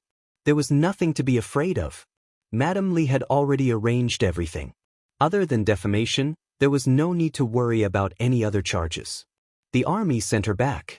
It had nothing to do with Yi Qian. She had already accepted the fine and imprisonment. Today, she would definitely regain her freedom like that person said last night. Regaining her freedom was what she had dreamed of day and night. Even if it meant stepping on her biological father's life, she would walk out of prison. Every man for himself, and the devil takes the hindmost. This was what her good father taught her. Her good father, who didn't care about his own family for his own future, taught her. Just a second ago, Sun Ying was so embarrassed that he wanted to dig a hole in the ground because of his prison uniform. But now he suddenly grinned. It was extremely eerie and terrifying. She no longer lowered her head. Instead, she raised her head and admitted defeat. No, she would not admit defeat. Even if she was Sun Ying and not Yi Ying, she would not admit defeat. Madame Li said that she would regain her freedom this time. The person who came to visit her last night also said that she would be fine. See? Even if she was in prison uniform, there were still people helping her. But what about Yi Qian? What could she do even if she planned everything? Could she win against Madame Li's words? Could they win against power? Thinking of this, Sun Ying could not help but feel a little proud. She subconsciously wanted to raise her chin and face Yi Qian with an arrogant look. However, before she could do so, the bailiff who escorted her to the stage locked the small fence that was just above her waist. In the silence of the scene, the sound of the lock being unlocked was extremely loud. Everyone was summoned with a click. This was the treatment of a prisoner. As long as you were wearing a prisoner's uniform, you were a prisoner. Sun Ying, who wanted to make up for her embarrassment, did not show any arrogance. Instead, she looked a little embarrassed. Sun Ying's face turned red from embarrassment. She glanced around with the corner of her eyes and noticed something that made her feel even better. Madame Li was right. As long as she stepped forward, there was nothing she couldn't do. Look, that wretched girl Yi Qian didn't even dare to hire a lawyer. She only dared to sit in the audience. Yi Qian found it funny. She really didn't know how Sun Ying, who was wearing a prison uniform, could still put on airs in front of her. Just because Mrs. Li agreed to hire a lawyer for her? She agreed to let her regain her freedom today? How could she be so naive? She was not naive. She was stupid. Chapter 2493. In a fit of anger, Madame Li could make her lose everything. She could even force Sun Dongqing into a dead end. In the end, she completely fell out with Yi Jifan. In the end, their relationship as husband and wife was ruined. A letter of complaint was sent to the Commission for Discipline Inspection, and they became enemies. Sun Ying actually thought that she could get away with Madam Li like this. Pitiful, pitiful, really pitiful. She was certain that what awaited Sun Ying after she walked out of the courthouse was definitely not freedom, but a dead end where she could neither live nor die. A dead end that was pitch black and full of thorns that would cause Sun Ying to bleed with every step she took. In the face of Sun Ying's arrogance, Yi Qian smiled faintly. He glanced at Sun Ying and didn't look at her anymore. Yi Qian didn't hire a lawyer, so the whole process ended very quickly. In addition, Madam Li hired a lawyer for Sun Ying and made sufficient preparations. Sun Ying, who was sent back by the army, had already received the punishment she deserved and should be released in court. The presiding judge had already looked at Sun Ying's case. As the lawyer said, Sun Ying didn't commit any substantial crimes. Her main crime was defamation. The lawyer that Madam Li hired for Yi Qian also submitted the documents, which happened to be the documents that Yi Qian signed yesterday. Everything went according to Madam Li's plan. Sun Ying was forgiven by Yi Qian and would be released in court after she apologized. Sun Dongxing cried tears of joy. Great, great, her precious daughter was finally fine. Everything was over. It was all over. Everything she did was worth it. It was all worth it. Great, great, it's finally fine. It's finally fine. At this moment, Sun Dongxing's tears rushed out. Even if she was going to be locked up for 8 to 10 years, she didn't mind.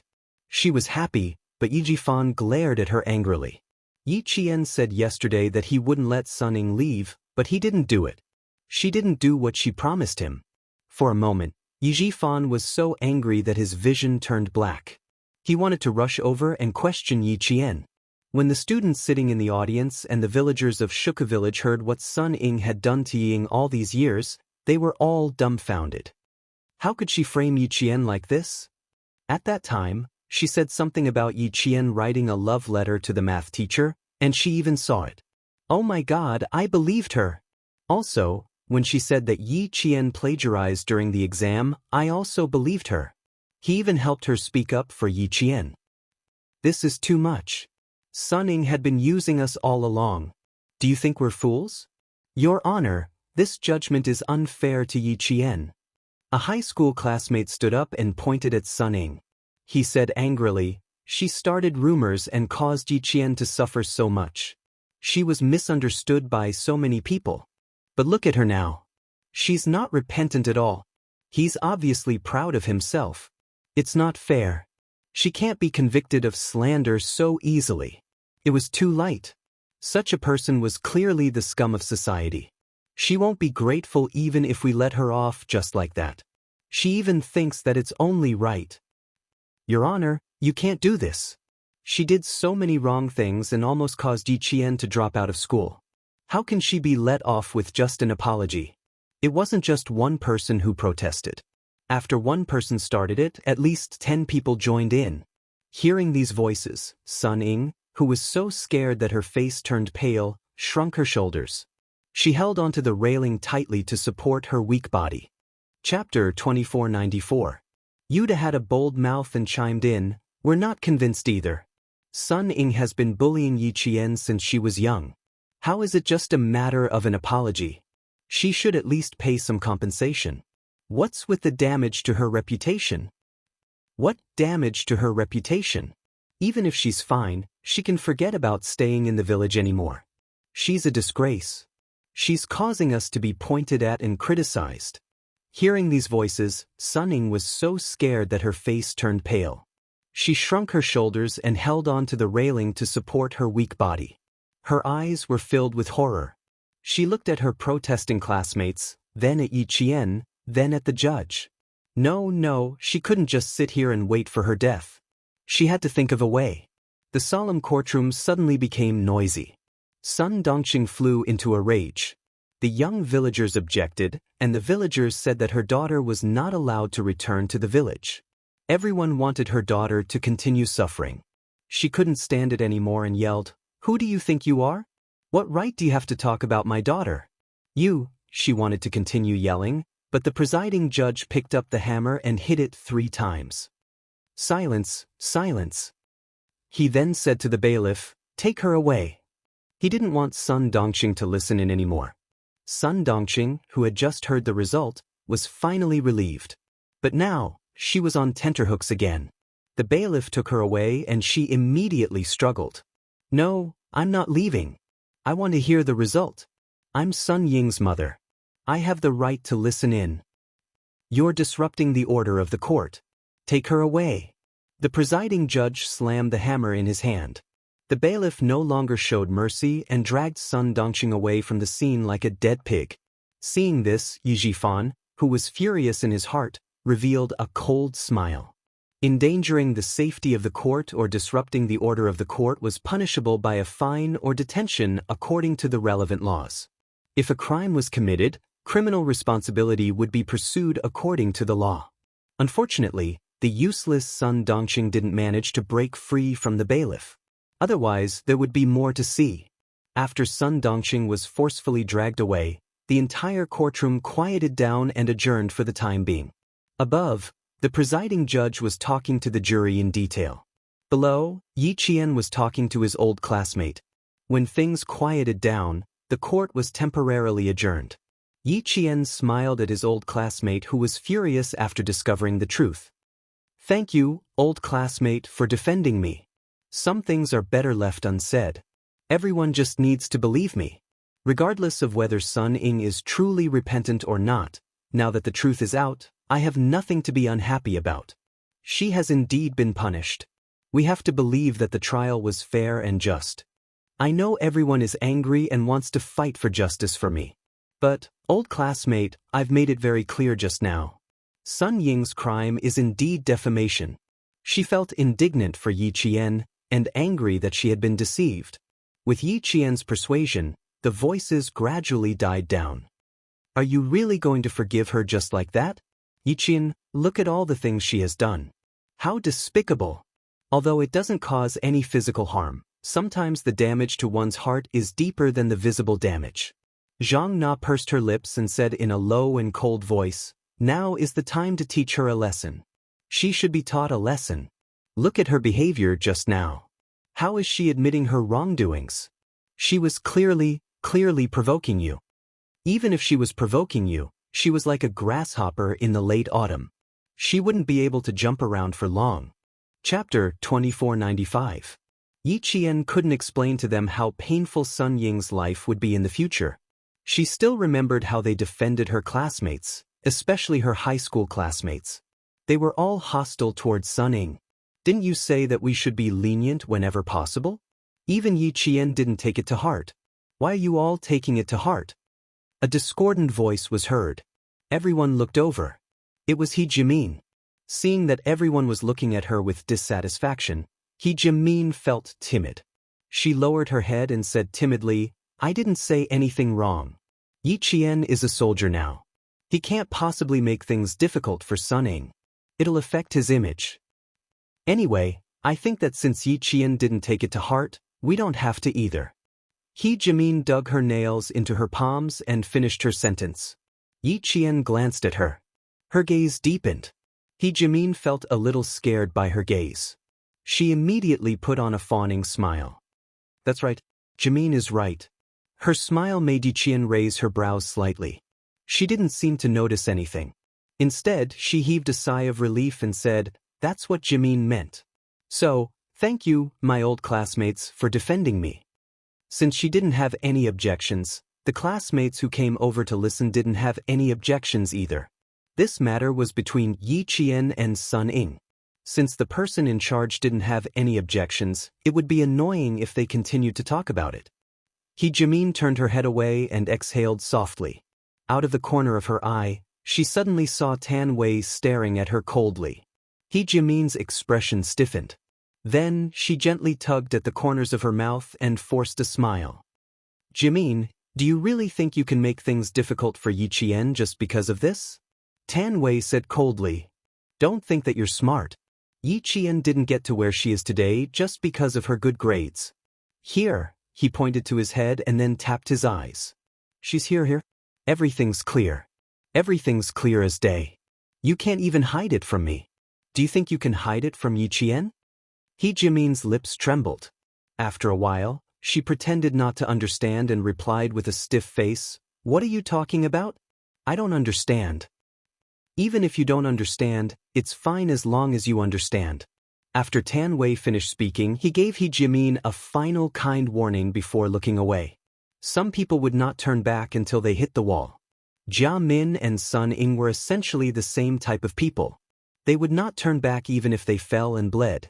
There was no point in persuading him any further, lest he end up becoming enemies. Yi Qian, who had comforted his classmate, also used the same words to appease the villagers. Compared to his classmate, the villagers were much calmer. Village chief Zhang Degua, who was addicted to smoking, rubbed a cigarette in his hand. After hearing the explanation, he put the cigarette back into his pocket and sighed. "We don't know anything. We'll listen to you. Whatever you say, we'll listen." The village chief is right. "Little Yi, do as you see fit. Anyway, Auntie Yu has already said our opinion. We won't let Sun Ying come back to the village in the future. We don't want to ruin the good things in our village. That's it.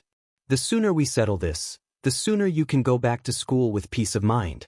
You're the most promising person in the surrounding villages now. There's no need to worry about a family full of sinners." The villagers spoke one after another. Everything they said was up to Yi Qian. They didn't have any opinions. These things, they didn't understand. Chapter 2496. When the trial resumed, it was completely silent. The lawyer Madame Li hired for Yi Qian once again expressed that they had no objections to the trial. They would apologize and compensate Yi Qian for the damage to his reputation. Yi Jifan couldn't help but close his eyes. He didn't want to hear any more. She had played all her cards, but in the end, all she got was Yi Qian's deception. There was no way she could pull Sun Ying down. That's right. With Madame Li's intervention, what could Yi Qian, a military academy student, do? She didn't ask the people behind her to intervene. She definitely couldn't do anything. Sun Ying, who had waited for the final verdict, smiled. This time she was much smarter. She lowered her head and smiled. She smiled so proudly that her shoulders trembled. It looked like she was crying. The fence was opened, and the bailiff unlocked the handcuffs on her hands. He said, "Congratulations." Then he led Sun Ying away from the courtroom. Without the handcuffs, Sun Ying felt like she was free. She didn't feel embarrassed. She lifted her chin slightly and walked step by step to Yi Qian's stand. She stared at Yi Qian, her eyes burning with fighting spirit. She really wanted to tell Yi Qian loudly that everything was in vain. She would never be able to defeat Sun Ying. She wanted to laugh out loud. She wanted to laugh at Yi Qian's empty scheme. She wanted to laugh at how she had to bow down to Madame Li's power even though she was a military academy student. Yi Qian. Look carefully. You want to scheme against me, Sun Ying? Do you think you can scheme against me, Sun Ying? Dream on. You must be dreaming. Even though Sun Ying was trying hard to suppress her smugness and laugh on the inside, it was obvious from her expression. Principal Chen, who was accompanying her, couldn't help but frown. Sun Ying didn't realize that she was wrong. She was still smugness and provoking him with her eyes. Yi Qian gently tugged at Principal Chen's hand. "It's okay, Uncle Chen. She won't have many good days ahead of her. Really, trust me." "Unrepentant," Principal Chen said in a low voice. His eyes were full of sharpness. This was the sharpness that only a sniper would have when he stared at his target. It had a power that made one's scalp tingle and had nowhere to run. Sun Ying, who was walking over, was swept by such a gaze. A huge wave of panic suddenly hit her, causing her knees to go soft, and she stumbled a few times. As she walked closer, Sun Ying bowed deeply. Principal Chen stared at her intently. She spoke in a trembling voice, "I'm sorry, Yi Qian. I was wrong. I deeply apologize for what I did in the past. It's all because I'm too vain and too competitive. I can't stand that you're more outstanding than me and more capable than me. That's why I went out to spread rumors again and again and hurt you again and again. I'm sorry, Yi Qian. I was wrong. Please forgive me." Even when she spoke, she lowered her head, not daring to look up. Principal Chen's gaze filled her with fear. It's good that you know. Now that everyone knows that you were the one who spread rumors and caused trouble behind my back, I can finally clear my name. Yi Qian played along with her, but what he said definitely wouldn't be to her liking. Now that everyone knows what kind of person you are, no one will believe you if you say anything bad about me in the future. Then I'm relieved. After all, I'm still a student. Once my reputation is damaged, it's fine if it's true, but if it's not, the person who spread the rumors will be punished by the law. Chapter 2497. This was a moderate threat, but it was also a warning. However, Yi Qian did not expect it to have any effect. She just wanted to say it, and she wanted to see Sun Ying's expression turn uglier and uglier, so she said it. I hope you don't spout nonsense in the future. Not only will people not believe you, but they will also hate you more and more. Just like now, you see. Yi Qian leaned forward slightly and said in an even lower voice, You see now, you're like a dog that has lost its home. Everyone hates you. Sun Ying was already on the verge of tolerating it. She bit her lower lip so hard that there were deep teeth marks. Just when she thought Yi Qian had finished speaking, she suddenly heard her soft chuckle. Congratulations on gaining your freedom today. In the future, each day will be more miserable than the last. And I will laugh as I see your most tragic end. Yi Qian. Her suppressed emotions exploded. Sun Ying raised her head and glared at Yi Qian. Then she replied darkly, Likewise, likewise. But I'll wait. I hope that when the time comes, it won't be your mother who comes with a knife. After saying this, Sun Ying's heart suddenly sank.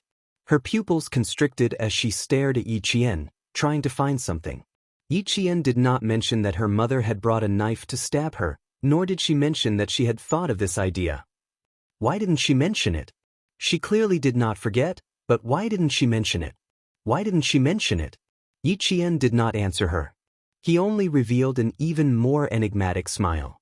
Yi Jifan had been paying attention to Yi Qian. When he saw a trace of ruthlessness flash past Yi Qian's calm expression, the anger in his heart was immediately extinguished. That's right, Yi Qian was someone who could endure. Sun Ying really could not be convicted of a major crime now. She would definitely wait for the right opportunity. The trial that lasted for more than an hour finally ended. As the judge slammed his gavel and announced the end of the court, everyone in courtroom number 2 stood up and watched the presiding judge and his party leave. The tightly shut heavy wooden door was pushed open, and the audience began to leave. Principal Chen did not go with Yi Qian. She would definitely have to greet her middle school and high school classmates later, so he went over to greet the villagers of Shuka village. Ho Zi walked even faster. She said to Yi Qian, You go ahead. Then she got up and left. He didn't want to come to this place a second time. It was a strange feeling. Fortunately, he had turned from black to white. Otherwise, it would be even more unnatural. As they walked out of the courthouse, a wave of heat hit them in the face. Their middle and high school classmates had all gathered together and were chatting enthusiastically with Yi Qian. Someone even suggested that they find a place to have dinner. The court session would start at 2 in the afternoon, and it was only 3 in the afternoon. It was a little early to have dinner. Let's find a coffee shop and see if there's a bigger one nearby. Otherwise, we won't be able to sit down. Zhang Na stood side by side with Yi Qian. There was a deep smile on her beautiful face. I don't think I've seen Yi Qian before. Let's chat together. That's fine. I just don't know if Yi Qian has time. We have to ask for her opinion first. Zhou Liao joked. If Yi Qian really has time, we can sit together. It was the holidays now, so Yi Qian still had time. She smiled and said, Then let's find a coffee shop and sit down. We won't have dinner together tonight. I still have to go back to school after I'm done here. That's good, that's good. The sun is so hot outside. It's hurting my skin. Let's use an umbrella. I think it's hot too. They were having a good time chatting with each other. Chapter 2498. Her classmates from the same training class as Yi Qian didn't go with her. They weren't familiar with Yi Qian, so they didn't join in. They stood to the side and whispered to each other, occasionally looking up at the entrance of the court. He Jimin looked up and said to her classmates, I won't be going. I'm not feeling well, so I want to go back to the factory to rest." She even raised her head and rubbed her forehead to increase her credibility. Just as Tan Wei had said, Yi Jian could see through her little tricks. As a special forces soldier, it was necessary for her to distinguish whether the other party was telling the truth or not through the subtle changes in a person's facial expression. He Jimin was obviously lying, and it could be seen at a glance. What she was thinking and what she was going to do next could be seen from her constant glances at the entrance of the court. Old classmates hadn't seen each other for a long time, so it was natural for them to get together more often. Yi Qian didn't force her. He smiled and said, "Okay, thank you for your hard work today." "It's not hard, not hard." He Jimin saw that the people she was waiting for had appeared, so she immediately straightened her body and turned her back to the entrance of the court. She urged, "Hurry up and leave. Don't stand in the sun for too long. It's easy to get a heat stroke after being exposed to the air conditioner for so long." Tan Wei, whose expression changed, glanced at her. She sighed in her heart and didn't try to persuade her. Yi Qian had to go greet Principal Chen and the villagers. He said, "Sorry, please wait for her for a while." Then he walked in the direction of Shuku village. Under the sunlight, her military uniform was tall and slender against the background, growing straight like bamboo. The students who were waiting for her couldn't help but stare at her back. Seeing Yi Qian, who exuded military might with every step, the junior high school students couldn't help but sigh in their hearts. She was spirited and handsome, making people worship her. "Do you have a camera? I want to take a picture with her." "I didn't bring any." "Didn't they say we can't bring cameras?" "I wanted to bring it, but I put it down when I went out." "What a pity. If only I brought a camera." Suddenly, the sound of an argument broke the students' lamentations. They all turned their heads to look. It turned out that the people from Sun Ying's training class were criticizing her. How could Sun Ying have the strength to fight back? She angrily shouted, "You are all stupid, what does it have to do with me? You listen to whatever I say. If I tell you to drink urine, will you drink it too?" Ugly people are always up to mischief, and in the end, they're blaming it on me. Get out of my way. Don't mess with me. After saying that, she pushed one of the thin and weak girls.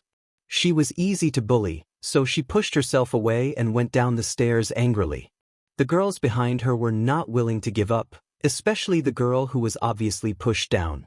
She took off her shoes and threw them at Sun Ying angrily. The distance was close and the target was big. The leather shoe hit Sun Ying's back.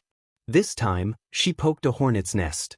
After being in prison for a few months, Sun Ying's personality became colder and sharper than before. If there was something wrong, she would feel that the other party was deliberately making things difficult for her. She turned her head and saw that it was a leather shoe that hit her. Without saying anything, she picked it up and threw it at her. Under the sunlight, her beautiful face was gloomy and cold. Her eyes were even colder when she looked at people. Even the air around her was filled with coldness. Sun Ying's current state caused others to feel a chill from the bottom of their feet. They couldn't help but shudder. Chapter 2499. However, those girls were the only daughters in the city. They had been holding back for a long time, so they surrounded Sun Ying and started fighting in front of the courthouse. In a black car parked across the street from the courthouse, Li Chuhai told Mrs. Li what he saw. "Life isn't good. She got beaten up as soon as she left the house." "Then let them beat her up first. Just don't let them get into the courthouse. Keep an eye on her. I still need her. I can't let her get away so easily." Mrs. Li said calmly and hung up the phone. She was doing skincare with Mrs. Qin, so it wasn't convenient for her to talk about this. Li Chuhai put away his phone and sat in the car with the engine running. He waited for the girls to finish fighting. The bailiff at the courthouse heard the commotion and immediately rushed down. He pulled them apart and yelled, "Fighting in front of the courthouse. Do you want to be sent to the police station for a few days? Stop it. You guys leave immediately." He told the girls who were in the training class with Yi Ying to leave first. They had no choice. Sun Ying had been locked up for a long time, so her body was weak. Naturally, she was beaten up badly. She was kicked a few times, and even her face was scratched. His clothes were torn apart, and his sleeves were torn apart. When she came in, it was still cold in spring. Now, it was May and the weather was getting warmer. Sun Ying was wearing a thermal jacket and a pair of jeans. The sleeves of the thermal jacket were ripped open, revealing her thin shoulders. Sun Ying had indeed lost a lot of weight after being locked up for a few months. The girls were still afraid of the bailiff. They glared at Sun Ying, who was holding her stomach, and left angrily. The commotion was so loud that it was hard for Yi Qian to ignore it. After greeting the villagers, she walked towards her classmates. However, as soon as she walked over, Sun Ying, who was holding her stomach and slowly walking down the stairs, suddenly stopped. She realized that she was in a sorry state. She endured the pain and stood up straight. She looked at Yi Qian with a gloomy gaze. "Yi Qian, I will make you pay for today's humiliation. Just you wait. I will make you pay for this." Sun Ying blamed all of today's humiliation on Yi Qian. Without waiting for Yi Qian to speak, all the students began to condemn her. "Sun Ying, you're really disgusting. You've done so many disgusting things, yet you still want to turn around and make things difficult for Yi Qian. How can there be someone like you? The most vicious woman's heart is you. That was too ruthless. You're trying to frame Yi Qian, yet you're still pretending to be innocent. You're so fucking disgusting." The boy couldn't take it anymore and said a few nasty words. This kind of person shouldn't have been released. "Yi Qian, look, we already said that she wouldn't change no matter what. You've forgiven her, but she still resents you and thinks that she's not in the wrong." Since they weren't in the courthouse, they didn't have much scruples when speaking. Listening to everyone's condemnation, Sun Ying, who was furious, glared at her former classmates fiercely. "What do you know? She was the one who took everything from me. It was this bastard who caused me to lose everything. All of you shut up. This is between me and Yi Qian. What does it have to do with you?" "Huh, it really does have something to do with us. Now all of us know your ugly face. You've succeeded in making all of us hate you. Sun Ying, don't come to any class gatherings in the future. We feel ashamed to have a classmate like you. You're so pretentious. There's no truth in your words at all. I really don't know where you get your sense of superiority from. You've been in prison, and so have your parents. A family of 3 wearing prison uniforms in court. Your sense of superiority is really laughable." Chapter 2500. That's not a sense of superiority, it's just that she doesn't have the confidence and has no choice but to lie to herself and pretend that she's noble. Alright, what's the point of saying so much to a disgusting person? It's just a waste of your saliva. Let's not talk about it anymore. I'll go online later and tell everyone about what happened today in the group chat. I'll let everyone in the class know. That's not a bad idea. Don't we have an alumni group? You can say that. Tell the truth, there can't be a single lie in it. Otherwise, you'll become a certain someone. More and more people knew about her. This was what Sun Ying was most afraid of. Just a second ago, she was still trying her best to straighten her back, but now her entire body was trembling. In an instant, all the confidence in her heart seemed to have been exposed to light and turned into bubbles. With a soft sound, it disappeared into thin air. Her confidence was gone, only a deep embarrassment. Her face was burning with pain. The fire in her heart was burning even more fiercely, to the point that the veins in her eyes appeared, and the bottom of her eyes were red. "Just you wait, Yi Qian, don't get too cocky." She didn't dare to stay any longer. She gritted her teeth and turned the last of her foam-like confidence into a single sentence. After she finished speaking, she immediately rushed downstairs. "Sun Ying, the days of neither living nor dying are beckoning to you. Also, take good care of the jade pendant, don't lose it." As she ran, she vaguely heard Yi Jian's voice drifting over. A huge wave of fear surged in from all directions like a tidal wave. Sun Ying's foot suddenly twisted, and in the end, she limped away. Go, don't be an eyesore in front of us. Get lost, Sun Ying, get as far away as you can." Seeing Sun Ying's fleeing figure, the eyes of her former classmates were filled with deep disgust. They were no longer afraid of what Sun Ying would do. Who would want to talk to someone with a completely ruined reputation? They couldn't wait to hide from someone like this, let alone talk about friendship with her. She had evil intentions and a vicious heart. No one dared to make friends with her, And even if they did, they would have to constantly worry about whether or not they would be killed by her. They did not have the mental fortitude of Yi Qian, who was able to calmly face Sun Ying's schemes time and time again. Yi Qian looked coldly at Sun Ying's back as she left. The students behind her looked at her, and then at Sun Ying, who was leaving in a sorry state. They all held their breaths. One ran away like a stray dog. One of them was dressed in a military uniform and had a pleasant expression on his face. One was dressed in gray, while the other was dressed in military green. 30 years in the east, 30 years in the west. The two of them had undergone an earth-shattering transformation. One was in the sky, the other was on the ground. There was no comparison. Li Chuhai watched patiently. Seeing that Sun Ying had finally escaped from the encirclement, he pursed his lips and continued to wait. Sun Ying did not dare to take a taxi at the entrance of the courthouse. The sharp voices behind her were like knives scraping her face, causing her to feel pain. It was like a mountain pressing down on her, making it difficult for her to even breathe. She walked down the stone steps until she was out of sight of her classmates. She waved for a taxi at the intersection ahead. Soon, a taxi stopped and picked up Sun Ying. A black car turned around from the opposite side of the road and followed Sun Ying's taxi as it passed by the courthouse. At that moment, Yi Qian, who was laughing and chatting with his old classmates, suddenly raised his head and looked in the direction of the road. Just a moment ago, she felt a gaze sweep past her at an extremely fast speed. Even through the car window, she could feel the coldness and chill.